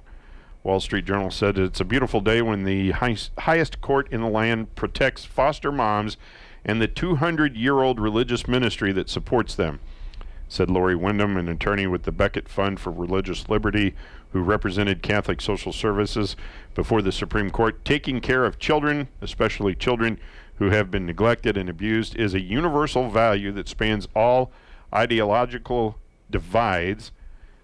Ryan Anderson said the court ruled unanimously in favor of the free exercise of Catholic Social Services of Philadelphia. It ruled unanimously against the religious bigotry of the city of Philadelphia. So much for a court hopelessly divided. I was going to say, I'm glad that was a unanimous decision. Well, that's what I was going to say. Anytime, I always feel way better about a decision if it's unanimous. Mm-hmm. That means that these people have looked at the rule of law and said, whether they personally agree with it or not, they're using the rule of law the way they're supposed to do it. Exactly. Of course, then there was the Obamacare thing through the Supreme Court. Yeah. How did I heard that President Biden seeks to expand on the landmark law. So according to Breitbart, the Supreme Court ruled 7-2 in favor of the law, rejecting a challenge brought to the court by the state of Texas. Biden boasted that Obamacare survived more than a decade of political attacks from Republicans and survived 3 significant Supreme Court challenges. And this is in quotes, "It is time to move forward and keep building on this landmark law," unquote, the statement said. From townhall.com, joining the majority in upholding the ACA was a justice the Democrats fear-mongered would be the deciding vote in ending Obamacare. Justice Amy Coney Barrett proved the left wrong. They were against her, and she sided with them. Now, I wonder how, and this is just, me musing, I guess, how did it become in this country that you are responsible for my health care. I have a problem with that. I always have had. Yeah. I've always, I'm going back a long time, I realize that. But it used to be when you got a job, your salary included your health care. Your benefits was part of your. But not all jobs included health care. Right, but health care could still be you could still get it. Well, but it wasn't. Health care was a perk that a lot of people used to get people. Yeah, absolutely. Yes. Companies, bigger companies said, we will include your health care in Correct. this. And, when Fidelity bought the radio station didn't have health care, and Fidelity provided 100% of it. Yeah. But then as health care costs continued to skyrocket, and actually when Obamacare went into existence, that's when it started. Fidelity said, we can no longer afford to pay, we had a big meeting, yeah, and they said, this is what health care costs. We can no longer afford to pay 100% of your health care. Everybody's got a share. So, that was the breaking point for the company that I worked for. Was they said,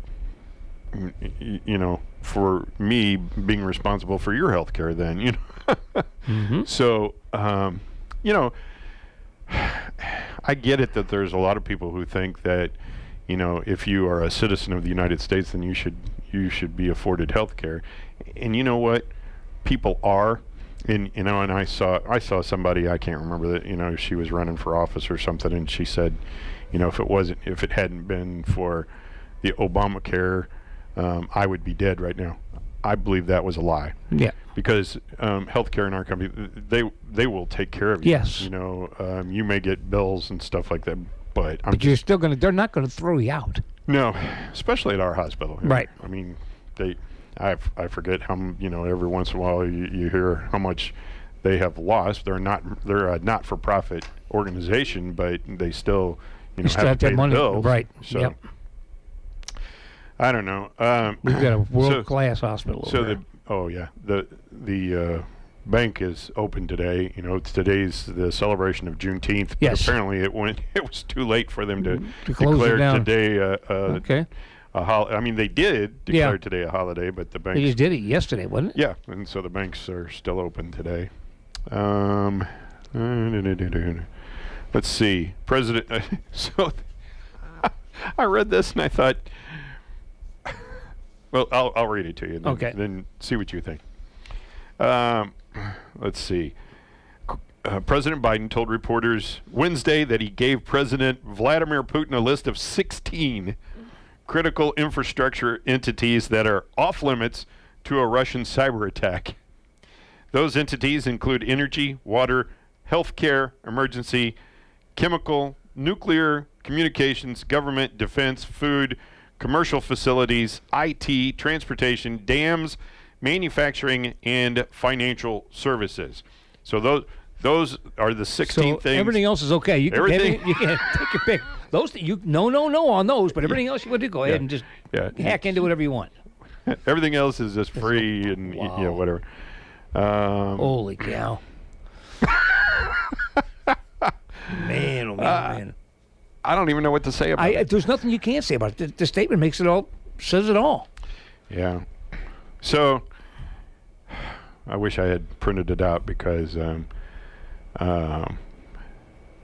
I can't remember what it is, but somebody that I respect, and they post things that I don't respect, and it kind of bothers me, and I'd like to respond to them, but I'm just not that kind of a person, and they put on Facebook that they said, here's an idea. How about you can only buy guns once every 2 years on a Tuesday in November, and you can't drink water while you're standing in line, and this, and I was thinking, well, maybe here's a better idea. You can vote anytime you want, anytime you want, but you have to have a photo ID. Yep. and you have to go through a security check. Yeah, it's like kind of like getting on an airplane. Because people post the most ridiculous stuff, and they don't even think of, and they repost. That's what really gets me. Yeah. You know, they don't read it. They just repost it. Yeah, they repost stuff, and they don't think about it. Yeah. And I'm like, okay, this is one of the most ridiculous things I've ever. Of course, I am a supporter of the NRA and Second Amendment. So am I. Yeah, people go, the NRA is an evil. Wait a minute, I'm the NRA. Yeah, that's right. Let's see. After an officer was charged, remember today is what? National Day of Prayer for Law Enforcement Officers. After an officer was charged, the Police Tribune says all members of the Portland Police Bureau's Rapid Response Team unanimously voted to resign. Yep. That was Wednesday. The agency will no longer have a rapid response team, which has been the primary unit handling the violent uprisings that have erupted on a regular basis in downtown Portland for more than a year now. The now former team members are all sworn members of the PPB, or the Portland Police Bureau, and will continue serving in their regular assignments, according to the press release. In the Police Tribune, Portland Police Bureau, the Rapid Response Team is an all-hazard incident response team that has received advanced specialized training to respond to incidents requiring higher levels of technical expertise. That was according to the Portland Police Bureau. How do you blame them? I don't blame them at all. I'm not a person who believes in the militarization of our police force. I understand why they're doing it, because they're facing tougher odds all the time, you know, more advanced weapenry. But they've got to be able to like protect themselves. Yeah. Yes. Yeah. And but you know, it always kind of, I don't know, it just makes me feel uneasy or whatever when you see the SWAT vehicles rolling through. You know, why do we as Americans need a militarized force for police? I see what you're saying. Yeah. I'm not saying that we don't need them. Yeah. I'm saying that I don't like it. Well, that we have to have. Well, okay. Militarization. I misunderstood what you were saying. I agree with that. I don't like the idea that it has to be there either. No. But it's a necessity that the citizens of this country, which I am a member, you know, I am. We've created the need to have one. Yes. Yeah. You know. Yeah. And so I don't know. I just and I am by no means a defund police person. No, I know you well enough for that. Yeah. Let's see. So a black father in Illinois sounded off in a viral speech at a local school board meeting about the dangers of critical race theory, saying that the far left ideology deliberately teaches kids to hate each other. Yes, I saw that. The guy's name is Benny Johnson. I think you can find him on pretty much all. You just go to YouTube or whatever and type in his name. Yeah, Benny Johnson, critical race theory or whatever. You can listen to him. You can watch this parent absolutely obliterate critical race theory at an Illinois school board meeting. He said, "How do I have 2 medical degrees if I'm sitting here oppressed?" Yeah. So,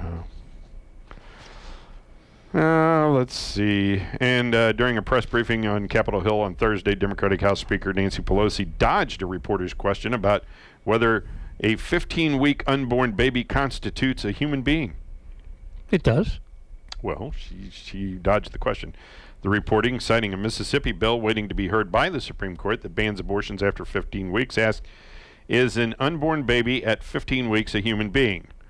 "Let me just say that I am a big supporter of Roe v. Wade," Pelosi responded. "I am a mother of 5 children in 6 years. I think I have some standing on this issue as to respecting a woman's right to choose," she said. Okay. Well, that's her opinion. Yeah. Well, it is. And she's entitled to it, you know. And student loans. Yeah. I get calls all the time about they're going to be. Do you let them go ahead and I let them talk. Well, no. I mean, do you let them consolidate your loan? Yeah, absolutely. I'm not going to give them any information, but they can go ahead and do it.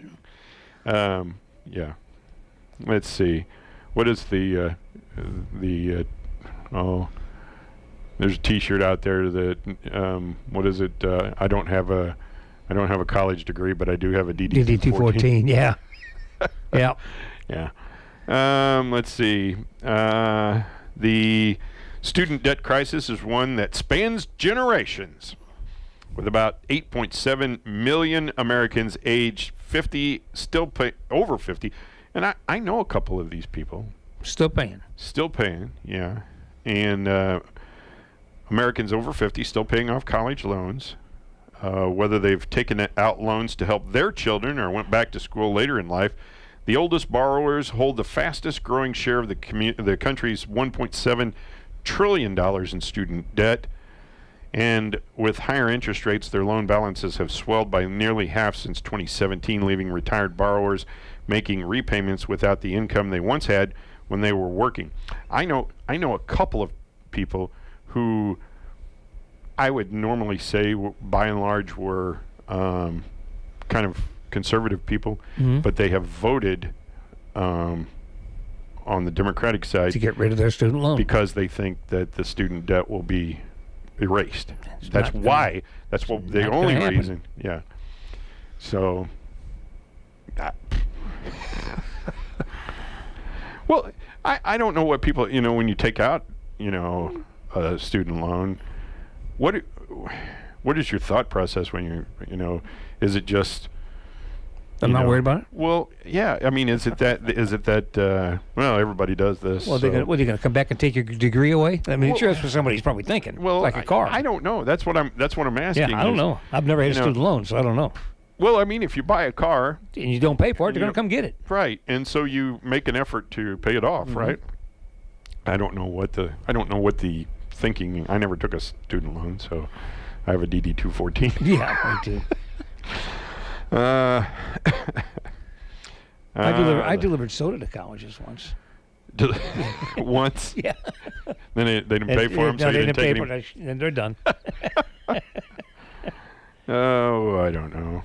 Well, I'm sure you're well aware of the ongoing rift between officers and non-coms, and yep. Yeah, always has been, always will be. Yeah, I was told by a chief master sergeant that the only thing more worthless than an airman basic was a butter bar lieutenant. Yep.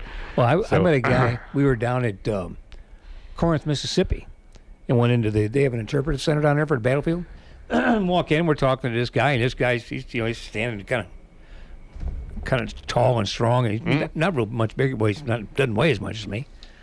And he starts talking about directions and where things goes, and here over on the starboard side, and that's what he said, over here on the starboard side. And he got all done. I says, "What branch?" He said, "Lieutenant Colonel, Marine Corps, retired." I said, "Okay, figures." Who else is going to say starboard side? Yeah. He had to be a branch of the Navy somewhere. Yeah. But he actually started off as a enlisted man, and it was a Mustang. Mustang, like Cosgrove. Yep. Yeah. Got out as lieutenant colonel. So about an hour and a half after Mark and Patricia McCloskey pled guilty to misdemeanors for waving guns at protesters outside their Central West End home last year, the U.S. Senate candidate released a video response on his campaign page. So think about this. This is what Senator Blunt is not running. Correct. And so so this guy is one of the 535 people that are going to run for this office. Anyway, he released a video. In the video, he's holding an AR-15 while his wife stands next to him with a handgun. They're standing in front of a campaign banner. He introduces himself, telling viewers a year ago an angry mob crashed through his gate and threatened his life, which I'm not really sure. No. His family, his home, and he stood on his front porch with his AR-15 and backed the mob down. Actually, I don't think the mob was the least bit concerned about him or his wife or his AR-15. His property, his gate. No. Now, do I support his right to protect himself? Absolutely. Absolutely. Like I said before, I am a member of the NRA. I believe it's your right to have weapons, protect yourself. To your arms, yeah. I think this guy was a little goofy. I'm just putting it mildly. Yeah, just giving your view. I don't know. He goes on to say that recently a prosecutor dropped all charges against him except for a claim that he instilled fear in the mob. McCloskey says, by God, he did, and that any time they come to threaten him, he will do the same thing again and again and again. He ends by saying a vote for McCloskey is a vote for stand your ground. Okay. I don't know. You see, I think, along with the ability to have a weapon, there needs to be some common sense. And, and I'd be the first one to agree that there are people who don't exercise common sense. Absolutely. It's like, I noticed the other day that Walmart has a sign, and if you're not vaccinated, wear a mask. Whatever. Nobody stops and I don't know why I read it, but at the end of it, I did notice that it said that they ask that you don't exercise your right to open carry. I didn't see that. It doesn't say that you can't come in the store with open carry. I've never noticed that. And so I have seen people in there with open carry. I have too. And I particularly don't want to open carry. Well, here's the thing is, this is just my thought process. I feel like if you're a person who open carries, and I don't care, you're within your legal rights and You're everything. A target. I don't care, but you are a target. Absolutely. If I am a bad guy, you're the first person I'm going to shoot. Nowhere near you. Right. Why? I don't know why you want to advertise that. No. And I don't know. What's the first thing you're taught? Eliminate the threat. Mm-hmm. Well, there's a threat. Yeah. So I don't know. Yeah. And if you go in, you don't see any at all, you're going to be a little bit concerned because you don't know where it's going to be coming from. Let me say, I am not against open carry. No, I'm not against it either. I am. It's not something I personally want to do. Nope. Motorcycle stuntman Alex Harville died yesterday. He was 28 years old. He was attempting to break a world record jump at an air show in Washington State. Harville was trying to break the Guinness World Record for the longest motorcycle ramp jump at 2021 Moses Lake Air Show. Harville needed to land past the current record of 351 feet. The tragic accident happened during a practice run Thursday morning. Harville's official jump, which was supposed to be in front of a crowd, was set to take place at 10 a.m. Thursday. The Grant County Sheriff's Office confirmed Harville's death in a Facebook post saying the stuntman died after arriving at the hospital. Video obtained by TMZ shows Harville's tragic crash. The stuntman crashed just shy of his landing spot and was sent flying off of his bike. The air show organizers said in a Facebook post that they would donate all of the proceeds from ticket sales to Harville's medical expenses. Harville leaves behind his wife, Jessica, and two sons, Willis, age 4, and Watson, who is just 4 weeks old. Harville currently holds one Guinness World Record for longest dirt-to-dirt motorcycle ramp jump, 297 feet during a jump in July of 2013. Wow. And a middle school cheerleading program in Utah received criticism after a student with Down syndrome who was working as the team manager was excluded from an official team portrait this year. Oh, that's not right. No.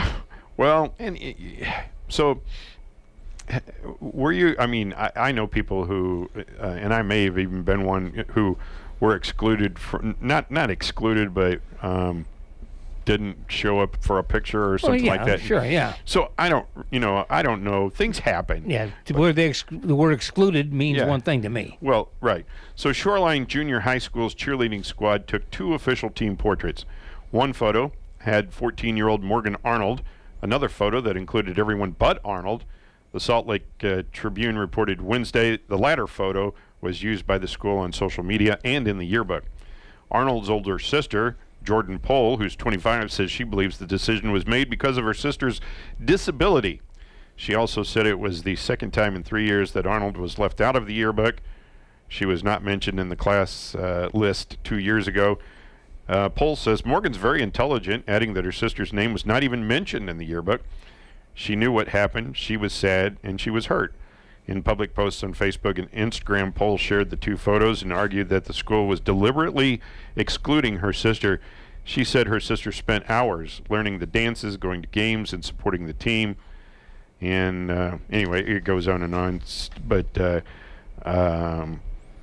so the Disability Law Center of Utah attorney said Wednesday that this type of exclusion happens often in schools across the state. You know what? I don't think it happens here. I remember when I was in school and people with disabilities had their own classrooms and stuff like that. I mean, that's just the way things were done back then. And then when my children were in school, I would notice that they were integrated as much as possible into the schools and stuff. And I even asked my son about it, and he actually had. There was a kid. I think they were freshmen or something like that, and the class that they had was right before their lunch break, and this kid could never exactly remember how to get to the lunchroom, and Robert got an award for taking the kid to the lunchroom every day, and I was just pretty amazed, I guess, that how much the schools around here try to integrate those students into the we do here locally. I know that. Yeah. Yes, yeah, and so I don't really think that type of thing would happen here, and I hate to think that they did it on purpose. There, I wanted to say it was just an exclusion. When you go back and you read it, happened a second time in 3 years. That's the problem. Yeah. So I don't know. So Robert was in the largest, as far as I know, still the largest class that ever graduated from Sullivan High School, and I forget what there was, like 225 kids or something like that. I'll tell you what graduated out of my class. Well, yeah, but you were in St. Louis. Yeah, over 700. I think there was. I was trying to remember. I think there was around 135 in my class. So that's enough.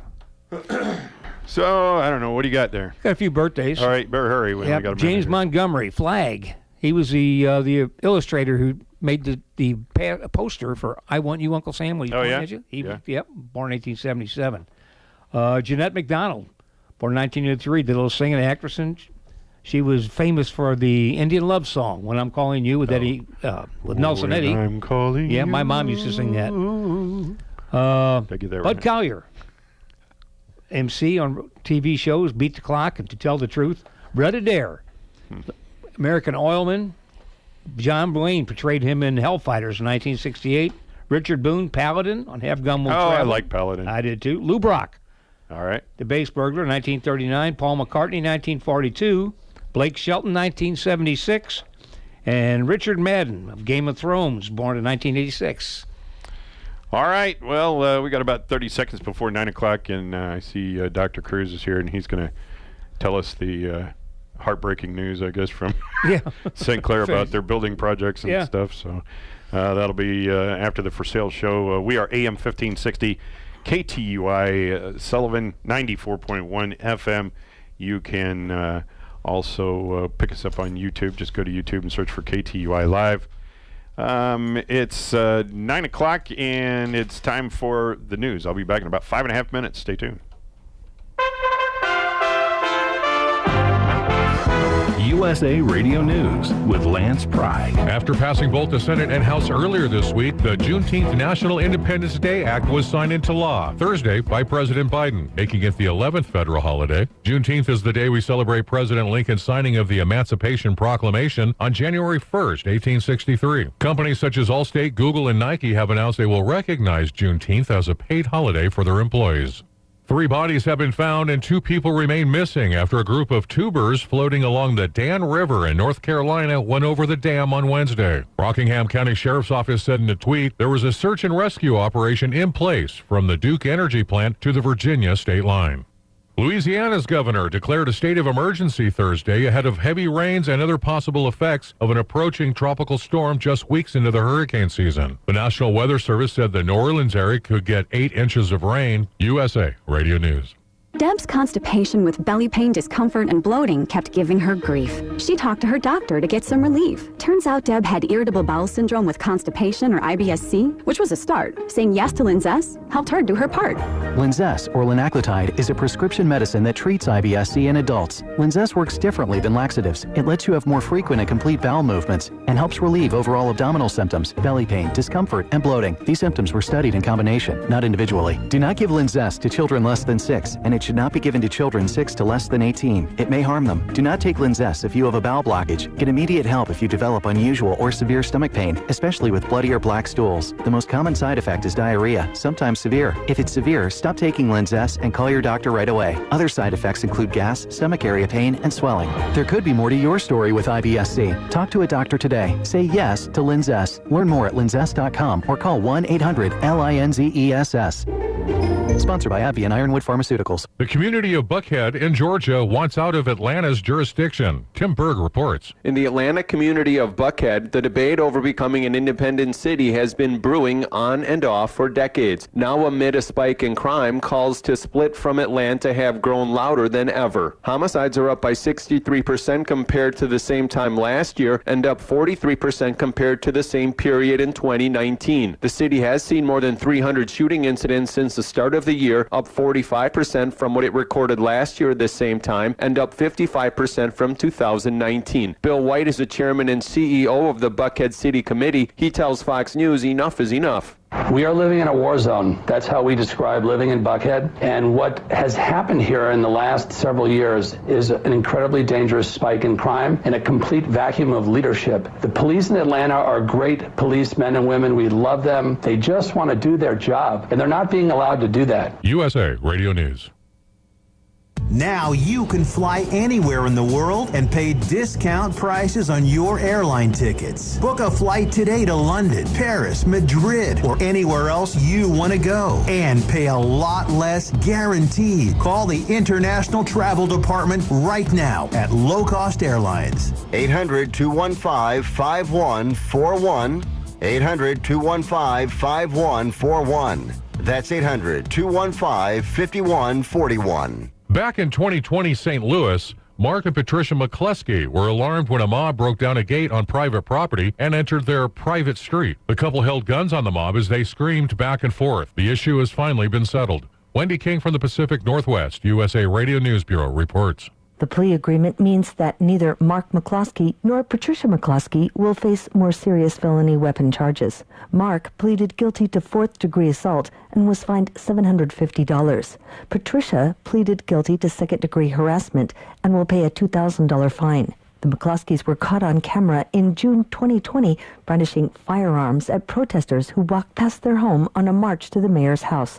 The couple pleaded not guilty to the more serious charges in October, but a new plea agreement was reached after Special Prosecutor Richard Callahan amended the charges. The couple said they felt threatened by the protesters, who they accused of breaking down an iron gate and ignoring a no trespassing sign.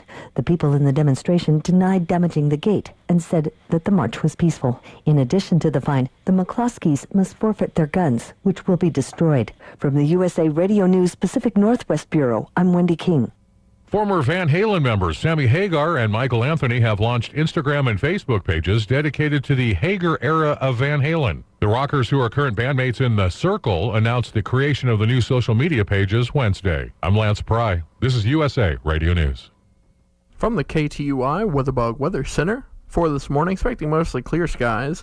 Sunny and hot this afternoon, a high temperature of 97 degrees. Tonight, mostly clear, a low of 73. On your Saturday, sunny and warm, a high of 95. Saturday night, partly cloudy, a low of 71. Sunday, sunny and warm, a high of 94. Sunday night, partly cloudy, a low of 71. On your Monday, a chance of showers or thunderstorms, otherwise mostly sunny. Warm, a high temperature of 83.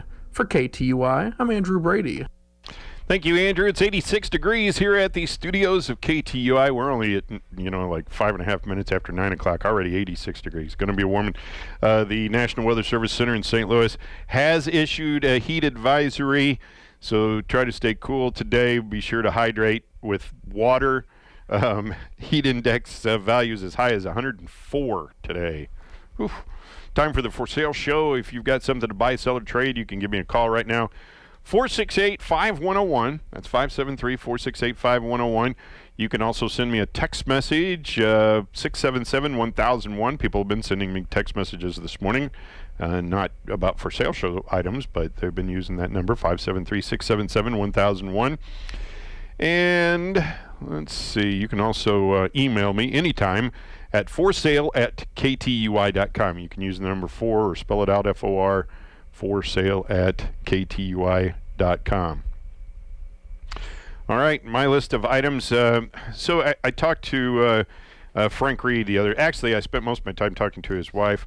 Frank Reed had the RV Center in St. Clair for many years, and they have retired, and they've got a bunch of stuff that they want to give away. They've got desks and file cabinets and office furniture and stuff like that. So call the Reeds, 636-629-3551. 636-629-3551. Mrs. Reed actually has an organ. It's a Kimball.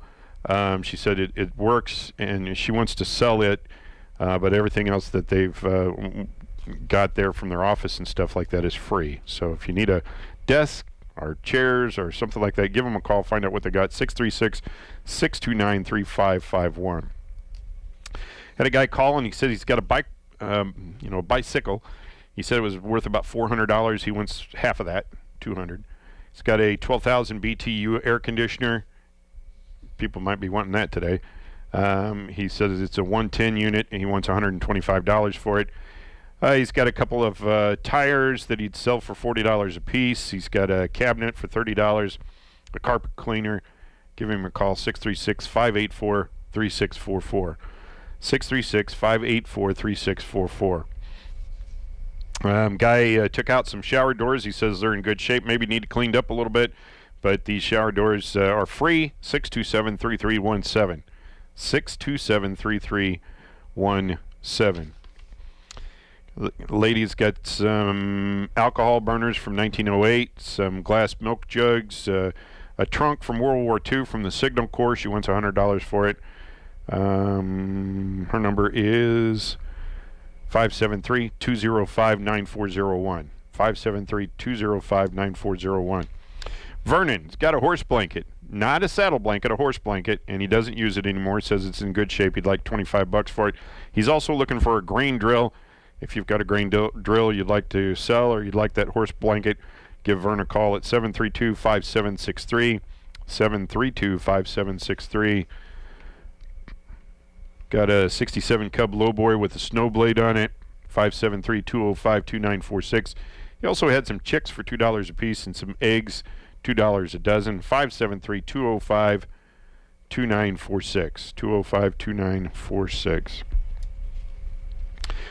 There's a great big yard sale going on out in the Gerald area. It's at 4600 Gruby Road, just off of Antioch, there in the Gerald area. And if you'd like more information, you can give them a call at 573-764-4435.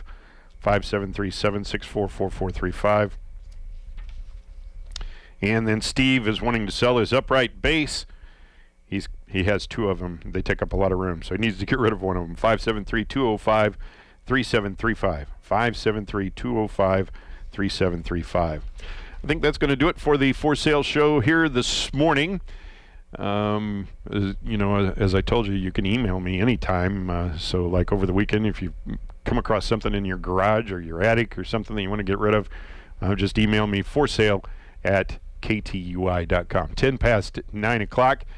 And if you're watching me on YouTube this morning, you can see that Dr. Cruz is here, and we're going to talk to him right after you hear this. Stay tuned here to KTUI. Jerry's TV in Sullivan is a family-owned appliance, furniture, mattress, and electronics store. Jerry's has over 20,000 square feet of showroom with name brands of fine quality home furnishings at low prices. Jerry's TV's been serving the Sullivan and surrounding area since 1962. Jerry's has in-store financing, fast, free delivery, free setup, and free removal. When you shop at Jerry's, you get discount store prices with service in every department. Shop local. Shop Jerry's TV, 375 West Springfield in Sullivan, because service matters. All right, 11 minutes past the hour of 9 o'clock and 86 degrees here at the studios of KTUI. Real quick, I want to let you know that the barbecue and bake sale is going on over at 3 East Springfield and Sullivan. It's the FSCB location over there, First State Community Bank. They've got hamburgers, cheeseburgers, hot dogs, soda, water, and chips available for purchase. And delicious bake sale items. Bake sale will be till they're sold out. It started at 9 o'clock this morning until they're sold out. And then they're going to serve food, the hamburgers, cheeseburgers, hot dogs, all that stuff from 11 a.m. till 2 p.m. today. And 100% of all the proceeds raised will go to the Lifeline Pregnancy Care Center in Cuba. There's a heat advisory in effect for us today. Heat index value is going to be up as around 104, so be careful if you're going to be out there this evening.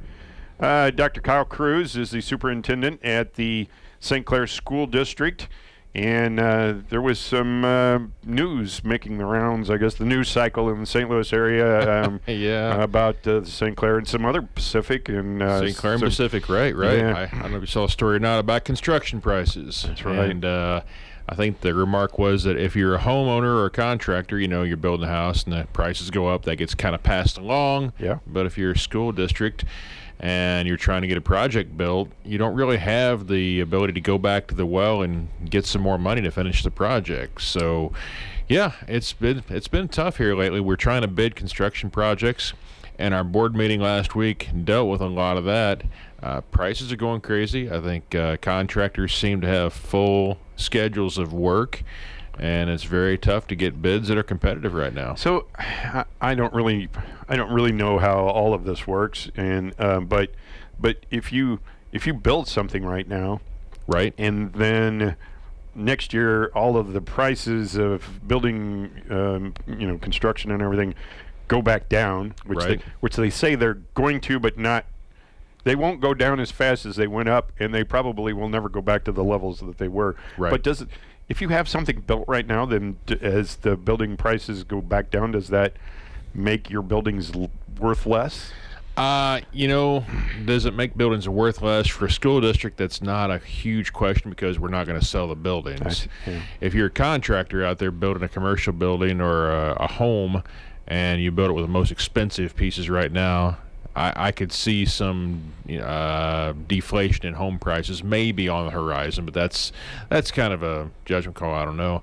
What happens to us is with all these contractors, and they all seem to have a lot of work, and one of our projects was going to be like an 18-month build, this auditorium we're trying to get put together. Right. If I was a contractor trying to bid an auditorium for an 18-month build, I think I'd be really nervous about how do I forecast the prices for building materials that I won't even need for almost a year. But again, I don't know, but sure, can you buy everything right now and lock those prices in? If you can get a bid right now, it depends on the contractor and the sourcer. We actually did build a bus facility, and it's a steel building.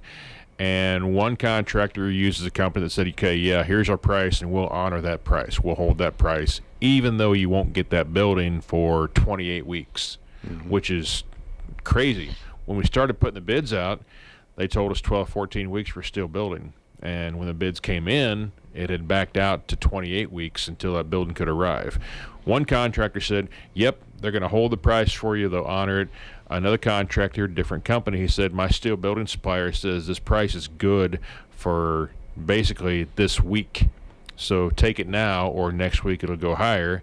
And there have been instances where this has not happened to us, but I've heard about it, where a contractor got into a project and said, I'm walking away because the cost of you suing me for this project, it would actually be less than the loss I'm going to take by finishing the project. That did not happen in St. Clair. Right. That's anecdotal, but what about it's a tough market right now. And then there's a possibility that you could order it and it not be available, right? Very true. Very possible, right? Like I said, the steel building, we could order one right now, and they can promise us it'll be here in 28 weeks, but will we get all the components? Will we get all of the finishes for the inside? And what kind of delays are you going to run into? So what our board decided to do is actually right now we rejected the bids for the bus facility because they all came in about $400,000 higher than we were originally expecting. And we wanted to get in there at 1.2, 1.3 million. They came in about 1.7. And we are pausing most of our projects. We had a driveway loop we were going to put into the elementary, and that ended up being pretty pricey, so we peeled it off a bid. We are going to go ahead and build the elementary secure vestibules and the junior high secure vestibule because kids' safety and security, I don't want to pause that. So we're going to go ahead and finish those projects. But as far as the auditorium and the driveway loop and the parking areas and the bus facility, we're just going to step aside for a while and let the market settle out and get to where contractors maybe are less busy and where prices, if they don't come down, at least they are stabilized. Because right now, if I was asked to tell you what prices for a 2x4 would be in 3 months, the honest answer is I have no idea. They've gone from $3 a piece to $14 a piece in the last 4 months. Where they'll be in the next 4 months, I would have a hard time bidding that project right now. So we're going to pause and just see what happens in the market. I saw a meme on Facebook where the guy who was sitting on the tailgate of his truck, you may have seen this or something, and there was like 2 8-foot 2x4s and a 12-foot 2x4, and he says, I'm not telling you that I'm wealthy or whatever, but I did pay cash for this. That's kind of where we're at right now. So anyway, we are going to go ahead and do the security vestibules, and we have another small project out to bid right now to redo the restrooms of the football field. But for the big projects, we're just going to pause and hope that things stabilize. So, what happens? I guess the money just stays there. See, that's a good question. No, the bond issue money. Yeah. When you get the bond issue money, there's a reasonable expectation that you expend it all within 3 years. Oh, I see. So we have a little time. Where the first dollars came in November of 20 is when they started to arrive. But we've also checked with legal, and they said that's not a hard deadline. If there are reasons to go past that 3-year mark, that's okay. Just document it and be able to explain why you did it. And I think today's market is a great explanation for why you would hold for a little bit. So even at that, though, unless, is that a legal thing with the state or something, or would one of the voters complain or something? How would that even get called into question? I don't know that it would. Yeah. It seems like kind of an outlier. What they want to do is make sure that schools don't pass a bond issue and then just sit on the money and use it to basically build their reserves. Mm-hmm. You are meant to do projects that you promised the voters with the money. And I think as long as we're holding to the spirit of that promise, we'll be fine. Shouldn't be an issue. But for right now, we're hoping the market kind of settles out, because we got in the cycle where we would redesign this auditorium, send it out for cost estimates, they'd come back in too high, we'd redesign the auditorium, send it out for cost estimates, they'd come back in high again, even though we had cut pieces out. And at this point, once your redesign comes in for less space or quality or whatever, and it comes back higher than that's exactly where we're at. So instead of chasing projects and chasing prices with taxpayer dollars, we're trying to get some predictability in the market, and then we'll go back out. So I see you have an agenda here. I imagine that this probably took up a lot of time. And it was June meeting's always a big meeting. It's always a budget meeting, and this meeting it was even more so because in addition to the budget, we had all the construction discussion, and then we also had discussion about COVID. You want to go back to that one again? No, but yeah. Well, here's the update. In order to qualify for the federal funds, and because we're required to by the State Department, we have assembled a safe return to in-person instruction and continuity of services plan.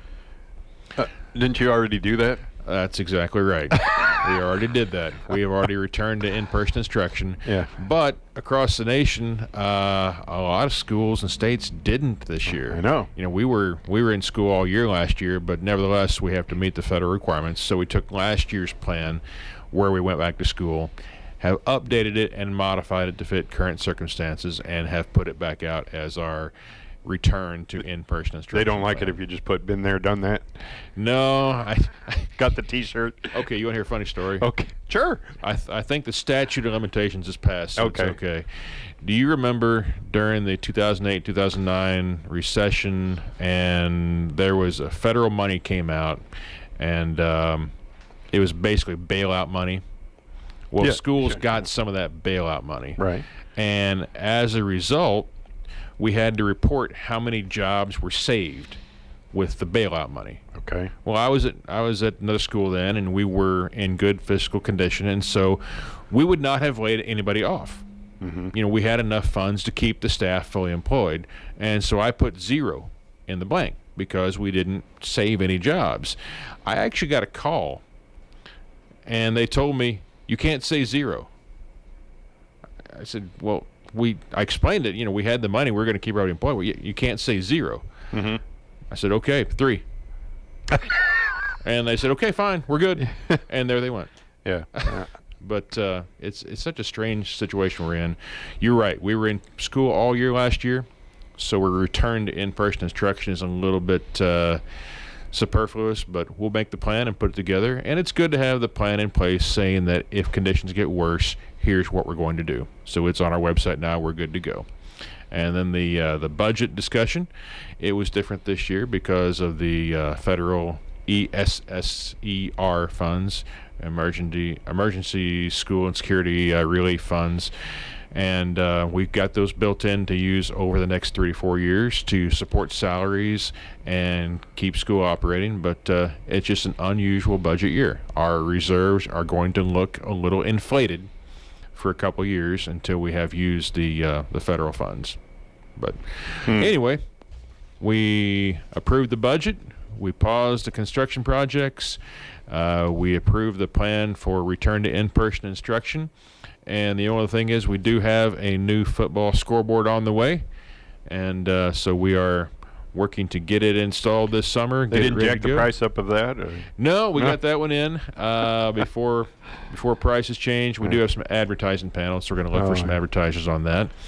Our grandstand project is on schedule on the way, and our track is on schedule and on the way. We had those both locked in prior to the prices just kind of going crazy. So there are some things happening. The big ones are still going to wait a little bit, but the campus will look different when people come back in August.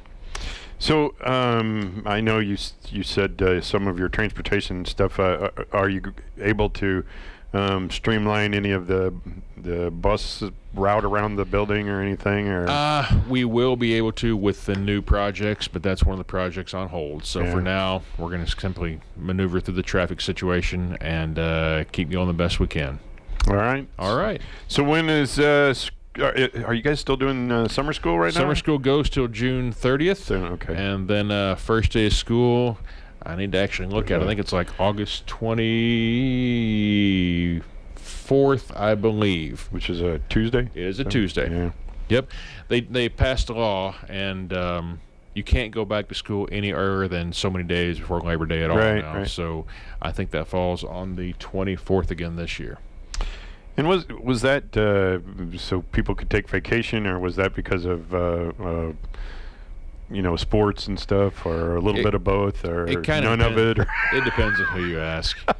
There's one contingent that seemed to push it, and they were concerned about kids not being able to go to the state fair and show their projects. Yeah, and I do their remember FFA hearing stuff. that too. Yeah. That was part of it, and there's contingent that said that these kids they're a big labor supply during tourist season in the areas that have a lot of tourists, Branson, Six Flags, those kinds of things.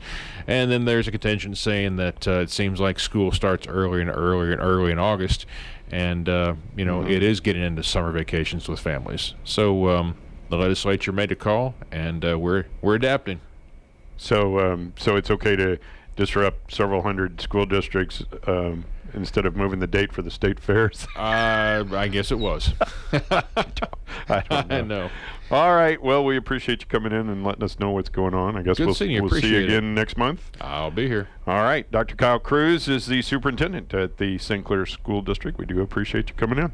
Thank you. All right, 26 minutes now past 9 o'clock, and last time I looked, it was 86 degrees outside. That's going to do it for me. I appreciate you spending some time with me here this morning. Mike Bittner for helping out this morning. I would ask you to say a prayer for the leadership of our country, the men and women who protect this great nation of ours, and all the people that work in healthcare right now. At the hospitals, nursing homes, our first responders.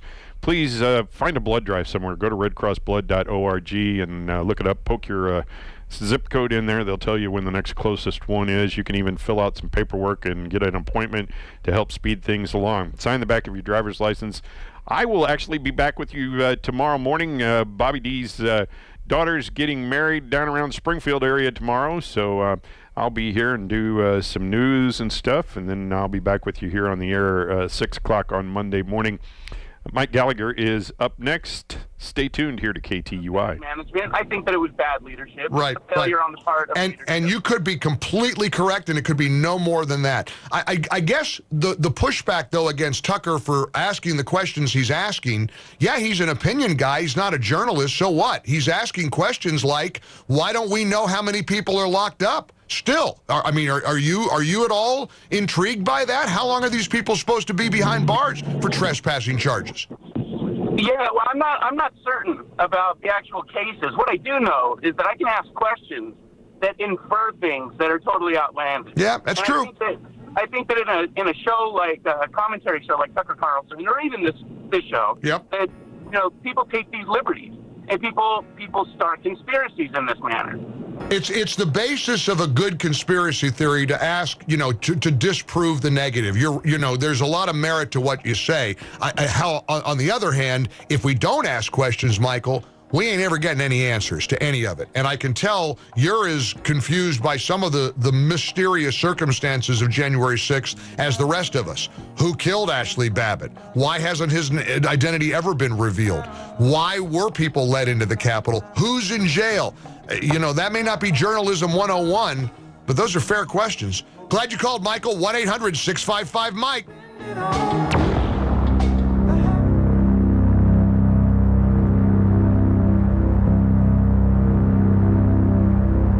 Getting your fruits and veggies in capsule form is a no-brainer. Can you imagine how great you'd feel if you were eating 10 servings of fruits and veggies every single day? First of all, I guarantee your doctor would be excited about it.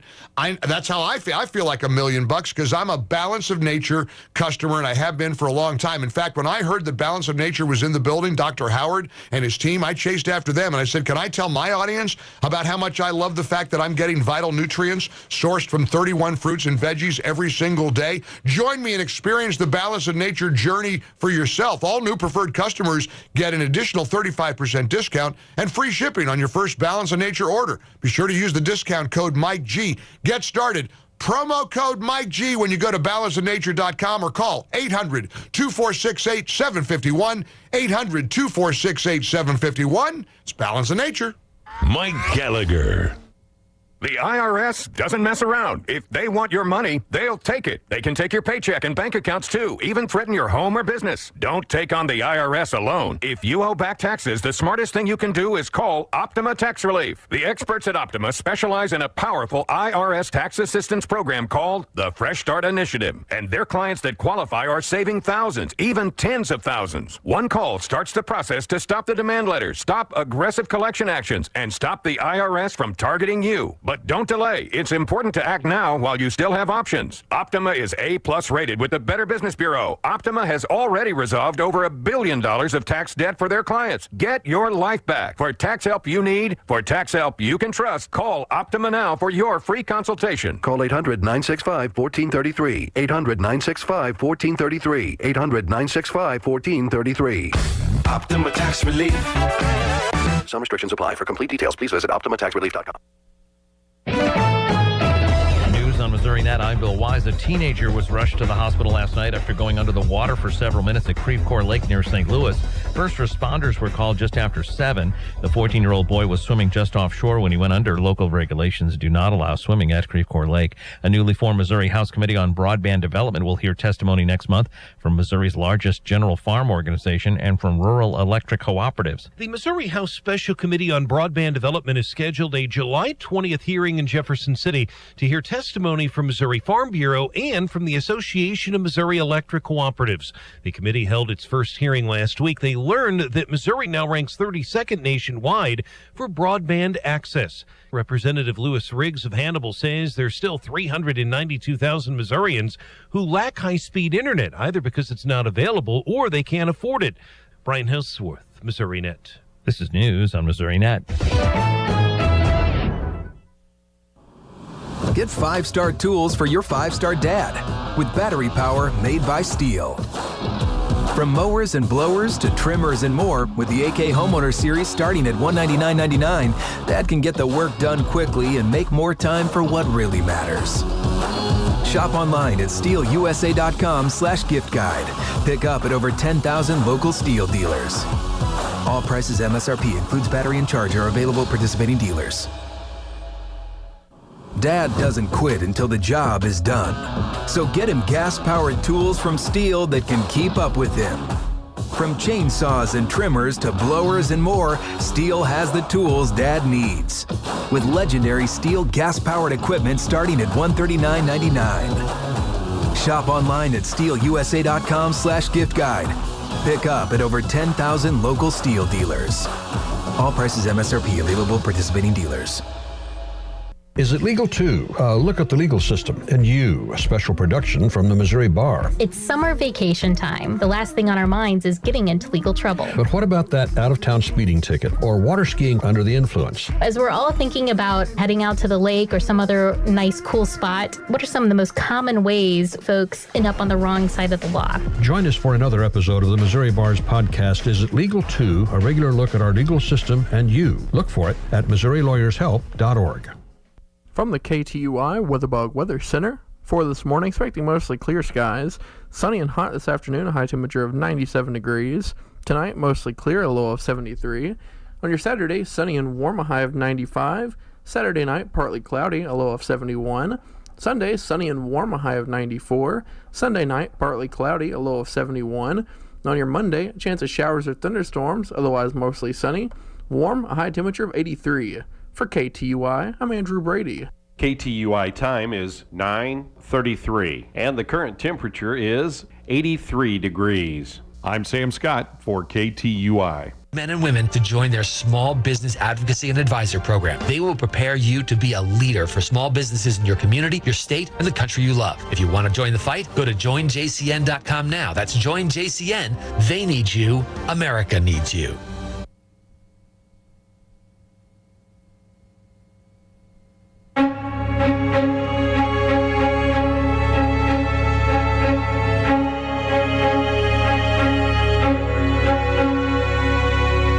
The Mike Gallagher Show. It turns out that Biden, in violation of his own ethics pledge, got campaign cash from a well-known Russian lobbyist. Joe, say it isn't so. Come on. We're only days into this administration, and guess what? He's already violating his own ethics pledge. He's been taking money from people he said he wasn't going to take money from, and Russia has gotten exactly what they wanted. They shut down the Keystone Pipeline. In the ReliefFactor.com studios, here's Mike. Laughing so hard last night. Actually, I was reading an article by Hannah Myers over at the New York Post about the thief in San Francisco in the Walgreens balancing his bike as he skimmed down the aisles, filling his black garbage bag with merchandise, looking like a larcenous Santa Claus, as he then coasted past the store's security guard out into the California sunshine.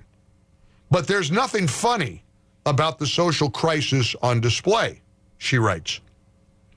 The scene captured in that video puts paid to the lie that progressive policies that excuse crime and weaken law enforcement are about a deep and fundamental respect for people. Quite the opposite. Clearly, San Francisco is in trouble. And I would add to this column, Portland is in trouble. Chicago is in trouble. New York is in trouble. Cities being run by Democrats are in big trouble. Did you hear what happened in Portland? I mean, riots are back in the streets of Portland. This week, every single member of Portland's police department's rapid response team unanimously voted to resign from the team. They'll no longer have a rapid response team in the city of Portland, which has been the primary unit handling the violent uprisings that have been erupting on a regular basis in downtown Portland for more than a year. These are 50 officers, and they quit en masse. What Democrats are doing to our cities is like setting bombs off, like nuclear bombs in all of these cities. And it's not a coincidence where crime is surging. Do you know in Portland, they cut their police funding because they're good progressives out there. Murders have gone up 2,000%. 2,000%. Rioters are targeting again the federal courthouse in Portland. In June, it was reported that the city lost around $24 million due to the riots. Now, Portland, like Minneapolis, doesn't have and never did have an over-policing problem. They have an under-policing problem. But I got to laughing so hard when in a dark way. In January of 2020, this is what I laughed at. San Francisco's new progressive district attorney, Chesa Boudin, a son of convicted cop killers. Now, I just started laughing. The district attorney of San Francisco was raised by cop killers. Great call. I'll bet you Chesa Boudin is quite a beauty. Chesa Boudin made, I don't even know if I'm pronouncing this guy's name right. Chesa. He's all I know is convicted cop killers raised him. He's the son of terrorists who killed a cop. Convicted of it. Great. That's who you want running, that's who you want prosecuting criminals, right? In San Francisco. Do you know how nuts they are in San Francisco? This lunatic made decreasing penalties for nonviolent offenses a cornerstone of his agenda, writes Hannah Myers at the New York Post. He crusaded to ban cash bail, reduce prison populations, and, decriminalize crime. And these dummies elected him. Do you think he did that? Put that on his campaign signs? I was raised by cop killers. Vote for me for district attorney. That's a winning message, isn't it? Now, nationwide burglaries are down, okay? In San Francisco, they only went up a little bit, a smidge. 50%.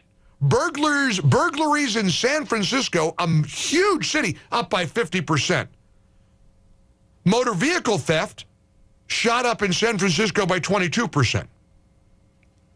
I mean, as she writes in this great column that we're posting at MikeOnline.com, so you can read it in its entirety, everyone goes toward greatest opportunity and least risk.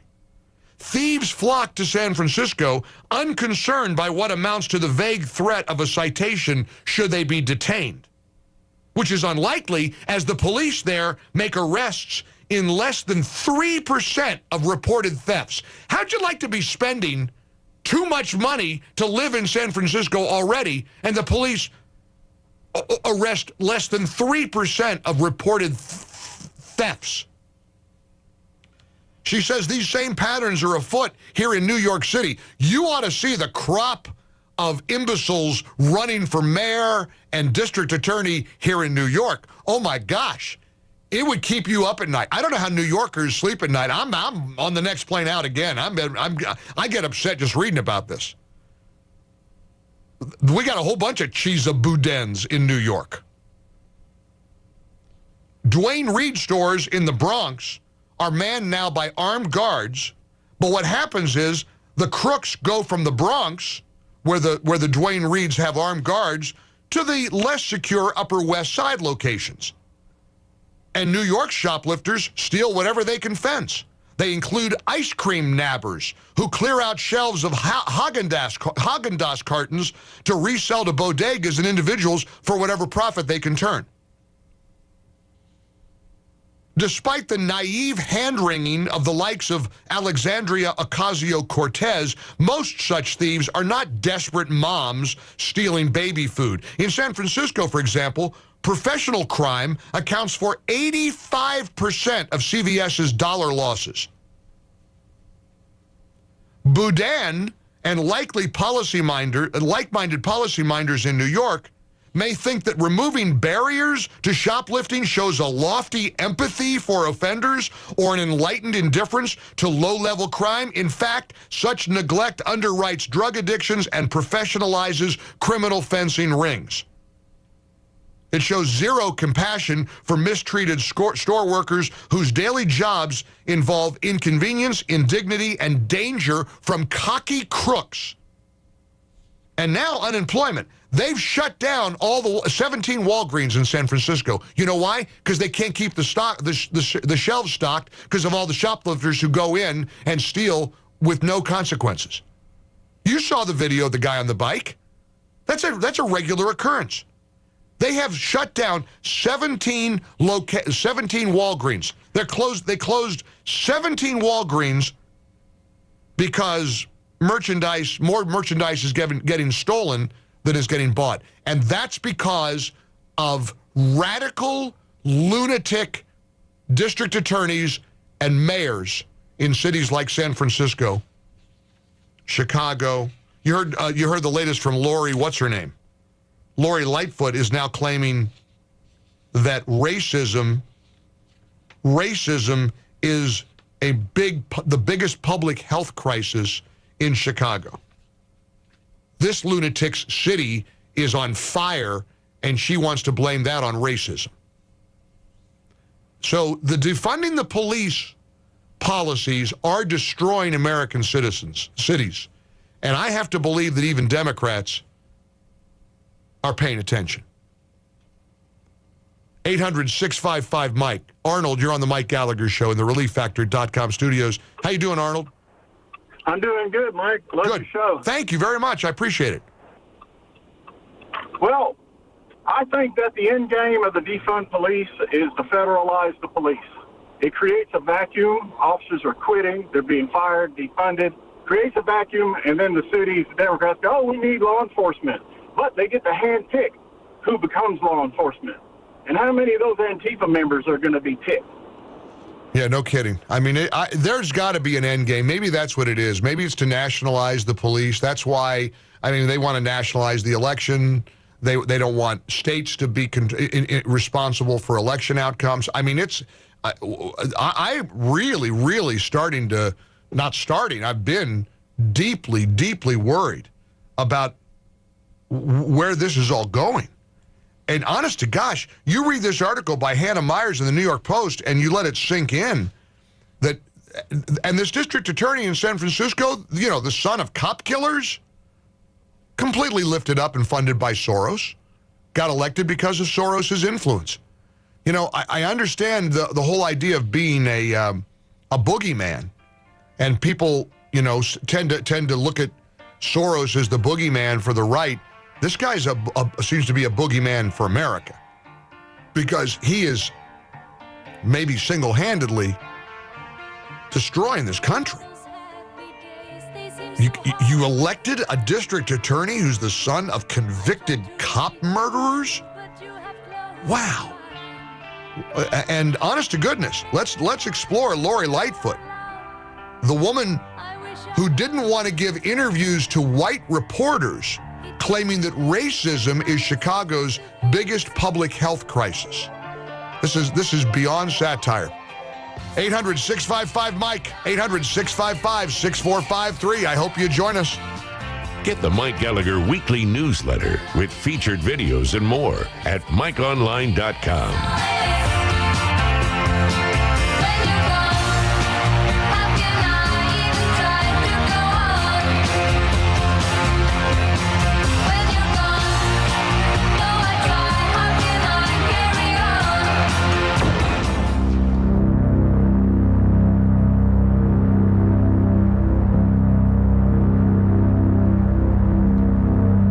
I'm ecstatic about the fact that I was able to finally, after almost 9 years, get rid of Ambien. I'm not on Ambien anymore. I'm getting the best night's sleep of my life, and literally everybody I've introduced Relaxium Sleep to is going out of their mind. They can't believe it was so simple. Relaxium Sleep, it is a natural sleep aid that's 100% drug-free.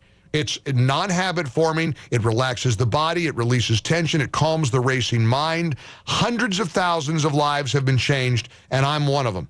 In a third-party, double-blind, placebo-controlled clinical trial, Relaxium Sleep was clinically proven to help your ability to fall asleep faster by 140%, to sleep through the night 266%, to wake up completely refreshed 69%. I mean, I'm waking up before my alarm, and I am refreshed. I'm sleeping like a baby. It's called Relaxium Sleep. Relaxium Sleep comes with a 100% money-back guarantee. You've got nothing to lose. In fact, they're so confident it'll work for you, they're giving away 1,000 free bottles today. Call Relaxium Sleep and get started and find out what I've been so excited about. I've been telling all my friends and family about it. Call 800-818-1954.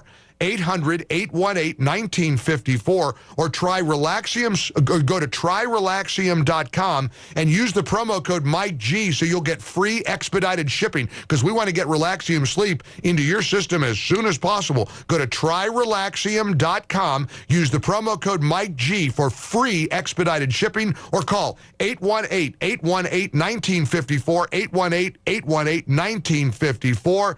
I am loving my great night's sleep from Relaxium Sleep. I trust my night's sleep to Relaxium Sleep. So should you. Trust your night to Relaxium Sleep.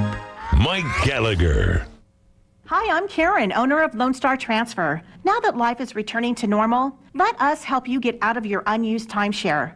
For most, getting out of a timeshare that feels impossible to use is a priority. One of the biggest concerns we hear is not knowing how high your next maintenance fee may be. With the bill right around the corner, it's like rolling the dice. We will get you out of your unused timeshare quickly so you can go back to traveling where you want, when you want. For over a decade, Lone Star Transfer has been helping thousands of people just like you exit their expensive timeshare. We have an A+ rating and hundreds of excellent reviews with the BBB. We guarantee the release of all liability to your timeshare in writing and in a specific time frame. For the best customer service and a free consultation, call 844-284-4860. That's 844-284-4860 or online at LoneStarTransfer.com. This is Dennis Prager along with fellow host Mike Gallagher. We both want to invite you to join us for the trip of a lifetime to the Holy Land this October. I personally can't get enough of the great state of Israel and its historical significance. Join us to be amazed and inspired. Dennis and I have planned out every minute of this trip in detail with Salem Media Group and our trusted travel partner, Inspiration Cruises and Tours.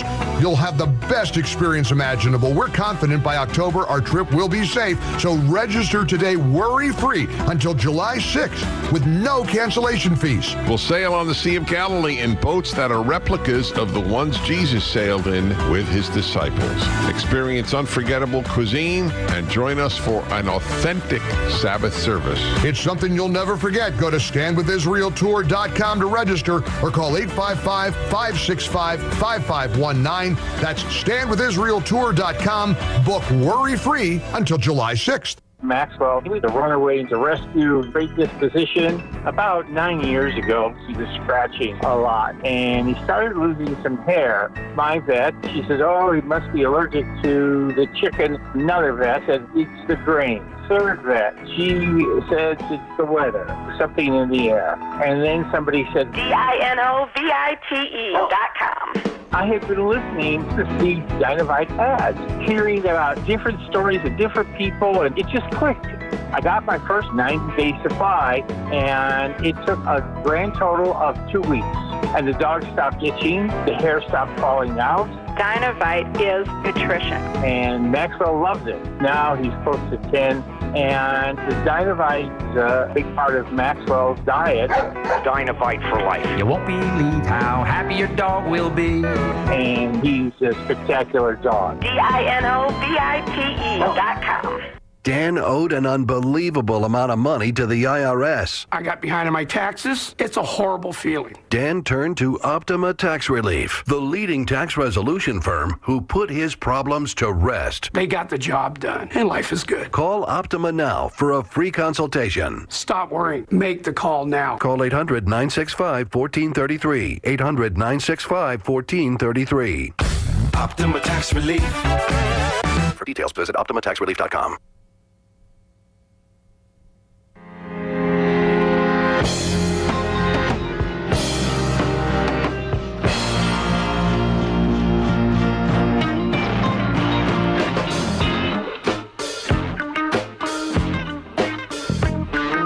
Mike Gallagher. About 2 months ago here in Chicago, in the Walgreens, a man went in to rob an employee who she was off to the side stocking shelves, and he turned her with a knife. She didn't give him anything, stabbed her to death. I mean, this is like a horror movie, and this is beyond satire. So you got a district attorney in San Francisco who was raised by cop killers. You got a mayor of Chicago who refused to give interviews to white reporters claiming that racism is a public health emergency. Lori Lightfoot declared that systemic racism in America is a leading factor in life expectancy discrepancies across the city. You know what's also a leading factor in life expectancy? People getting shot to death in your violent crime, in your violent city, rather. That could be part of the problem. But no, it's racism. The mayor of Chicago, Lori Lightfoot, said she's doubling down. The city is going to implement a Will to Act initiative that'll focus on addressing the impacts of historical policies like Jim Crow restrictions, redlining, and other forms of financial and housing segregation and discrimination. And they're going to spend $10 million in coronavirus relief funds from the CDC to establish 6 healthy Chicago equity zones. What does an equity zone do? Well, that's an extension of the racial and health equity work implemented by community leaders, public health entities, city government, and health institutions. I think black people in Chicago just don't want to get shot. Just like white people and Hispanic people and Asians, men, women, and children. Maybe you just don't have leaders who want to defund the police and decriminalize crime. I'm going to go out on a limb here. Maybe decriminalizing crime is a bad idea. Maybe not putting people behind bars is a bad idea. Now, those January 6th insurrectionists, we got them locked up nice and tight. They're not free. They're locked up. But you want to clear out a Walgreens and in a sense, in essence, shut it down? You might be a poor, oppressed minority, so we don't want to put you behind bars. This is beyond parody. These are like cartoon characters. This Cheza Boudin, it's like a cartoon character. It's like something right out of a movie. I can hear the announcer's voice now. A major American city elects the son of cop killers to prosecute criminals in in San Francisco. Wow. Wow. I saw a nice text message on the MyPillow text line. Portions of our show are brought to you by MyPillow. And a guy sent me a picture of his box of My Slippers. He says, Mike, everything you've said about the My Slippers that Mike Lindell invented is true. And it is true. They aren't slippers. They're a religious experience. Have you taken care of Dad for Father's Day? Let me give you a last-minute gift suggestion. You could get him a pillow today. Get them printed out from the website and show that you're sending him a MyPillow. Normally $69.98 for a premium MyPillow. They're $29.98 when you enter the promo code Mike G. Send him a picture of the My Slippers. This is Friday, Father's Day, day after tomorrow, but you can print it out. Get a little creative. Print out the picture of the My Slippers, and Dad will get them in a few days or so. How about a bathrobe? Eric Hansen also ordered a bathrobe, just like the one I got last week. A navy blue My Pillow bathrobe for Dad. Wow, they're warm, they're comfy, they're cozy, they've got extra long pockets. They're everything he's got on this site. And Mike Lindell is a warrior who deserves our support. I've met the good people who work at MyPillow in Minnesota. These are great people. The mattress topper transforms your bed into the most comfortable bed you'll ever own. You'll get 30% off the regular price, and you'll get a pair of free standard MyPillows. Go to MyPillow.com. Look for the Mike Gallagher listener specials, the radio specials. Click on that box. With anything you order, enter the promo code Mike G so you'll save big. MyPillow.com, promo code Mike G. MyPillow.com, promo code Mike G. Or call 800-928-6034 like we love to sing. For the best night's sleep in the whole wide world, visit MyPillow.com. Promo code Mike G.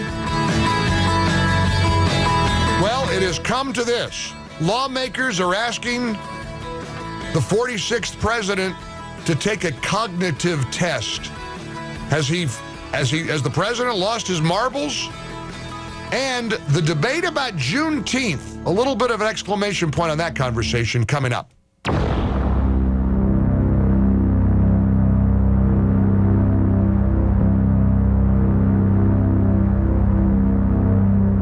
How many years have I been telling you about Relief Factor? All right, I might have had some hernia issues. I may still have some hernia issues, but you know what? There are millions of people who are struggling with back pain, leg pain, neck pain, hip pain, pain from exercise at the gym, just good old-fashioned pain. Well, Pete and Seth Talbot and the Relief Factor team are on a mission. You rarely see this kind of focus and commitment, but seriously, they're on a mission to get you out of pain. Relief Factor is 100% drug-free. Relief Factor is made from wild-caught fish oils and botanical. Relief Factor works. How do I know? Because my lower back pain was eradicated, eliminated, gone after a couple of weeks of taking Relief Factor. Give it a try. Seth put together a low-cost quick start program. 3 weeks, $19.95 plus shipping. Try it. If it works, you're on your way. If it doesn't work, you're out $20. ReliefFactor.com, ReliefFactor.com, or call 800-500-8384, 800-500-8384 for Relief Factor. BestHotGrill.com. They make the Solaire infrared grills, the hot, fast grills for everyday year-round grilling. Try before you buy. With the Solaire Demo Rental Program, you may already have a low-temperature, slow-cooking smoker, egg, or pellet barbecue. They're fine when you have the time, but you don't have to wait for the weekend with the Solaire infrared gas grill, which heats up to 1,000 degrees in just 3 minutes, even in the dead of winter. The high heat locks in the juices, grills food faster, and makes steaks, chickens, veggies, and fish more succulent and tasty. In a matter of minutes, your family can have a healthy and great-tasting grilled dinner. And with Solaire's Demo Rental Program, you can try before you buy, grilling all the foods your family enjoys without a salesman breathing down your neck. And see why the USA-made Solaire is the last grill you will ever buy. Learn more at BestHotGrill.com. That's BestHotGrill.com. Try before you buy with the Solaire Demo Rental Program at BestHotGrill.com. Mike Gallagher. Balance of Nature's fruits and vegetables in a capsule. Changing the world? Electricity makes our everyday lives more convenient. It can also be deadly if not used properly. Your local electric cooperative urges you to check your boat docks. Be sure ground fault circuit interrupters are installed and working properly on all dock receptacles. Metal frame docks should have bonding jumpers connected to a ground rod on shore. Have your dock inspected every year by a professional, working to keep you safe. We are Missouri's electric cooperatives. Learn more at membersfirst.coop today. As your Touchstone Energy Cooperative, providing you dependable, affordable power is our first priority. Come rain or come shine. But you can also count on us for localized information on the latest renewable energy options. Information that's every bit as reliable as our energy. Learn more at touchstoneenergy.com. We are Missouri's electric cooperatives. Learn more at membersfirst.coop today. News Talk 1560 AM, 94.1 FM, KTUI, Sullivan. It's 10 o'clock.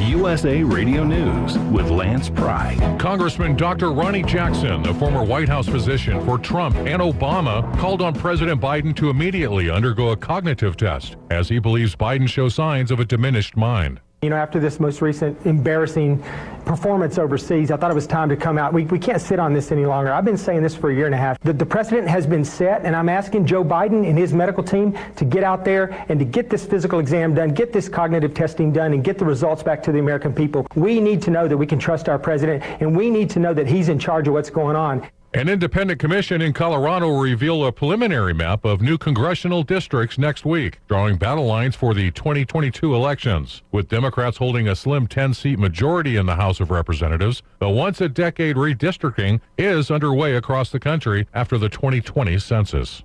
This is USA Radio News. I'm hungry. What's to eat?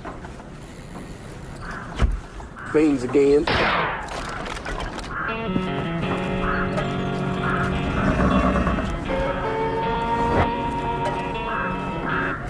Did somebody say hungry? Pistol Pete's Jerky at pistolpetesjerky.com. A herd of delicious flavors. Break bronco busting hunger. Lasso up your order at pistolpetesjerky.com. Thanks, Pistol Pete. I made it myself. pistolpetesjerky.com. Tell them Pete sent you. PistolPetesJerky.com is the official beef jerky of the Chosen Generation Radio Show. When you place your order, you'll receive 2 free U.S. Constitutions and a U.S. flag sticker. 1 Constitution for you to read cover to cover, and the second to pass on to your friends, family, or loved ones. Go to PistolPetesJerky.com and use discount code CGR to get an additional 10% off. PistolPetesJerky.com and place your order today.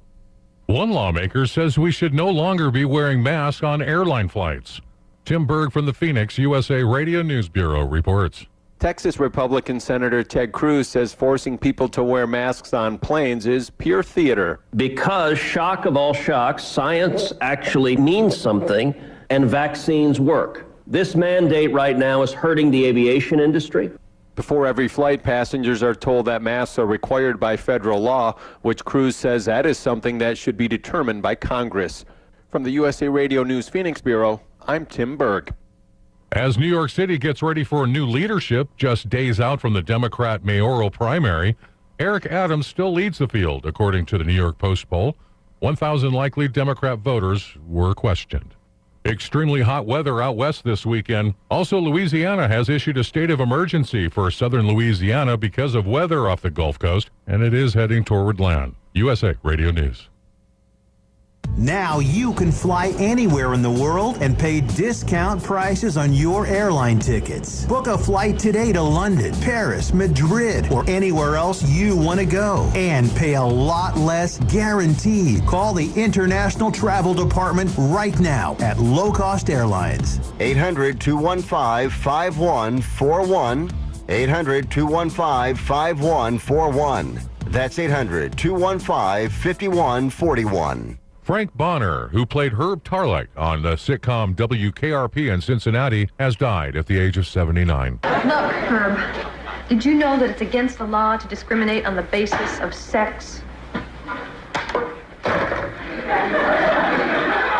I do everything on the basis. Ooh, Mr. Macho. You know, Venus, I'm not real sure I know exactly what macho is, but whatever it is, I'm it. Family members said Bonner passed away peacefully Wednesday amid a battle with Lewy body dementia. The cover of the next John Madden football video game will feature 2 players. Tim Berg from the Phoenix USA Radio News Bureau reports. The cover of the latest Madden video game will feature Tom Brady and Patrick Mahomes. They will both appear on the cover of Madden 22 just months after they went against each other in the Super Bowl. Brady came out on top in that matchup as the Tampa Bay Buccaneers beat the Kansas City Chiefs. It's been 12 years since the video game's cover was shared by 2 NFL players. A little voodoo goes with the cover honor. The Madden Curse, also known as the Madden Cover Jinx, states that the season a player appears on the cover, that player will be cursed with either an injury or poor performance. I'm Lance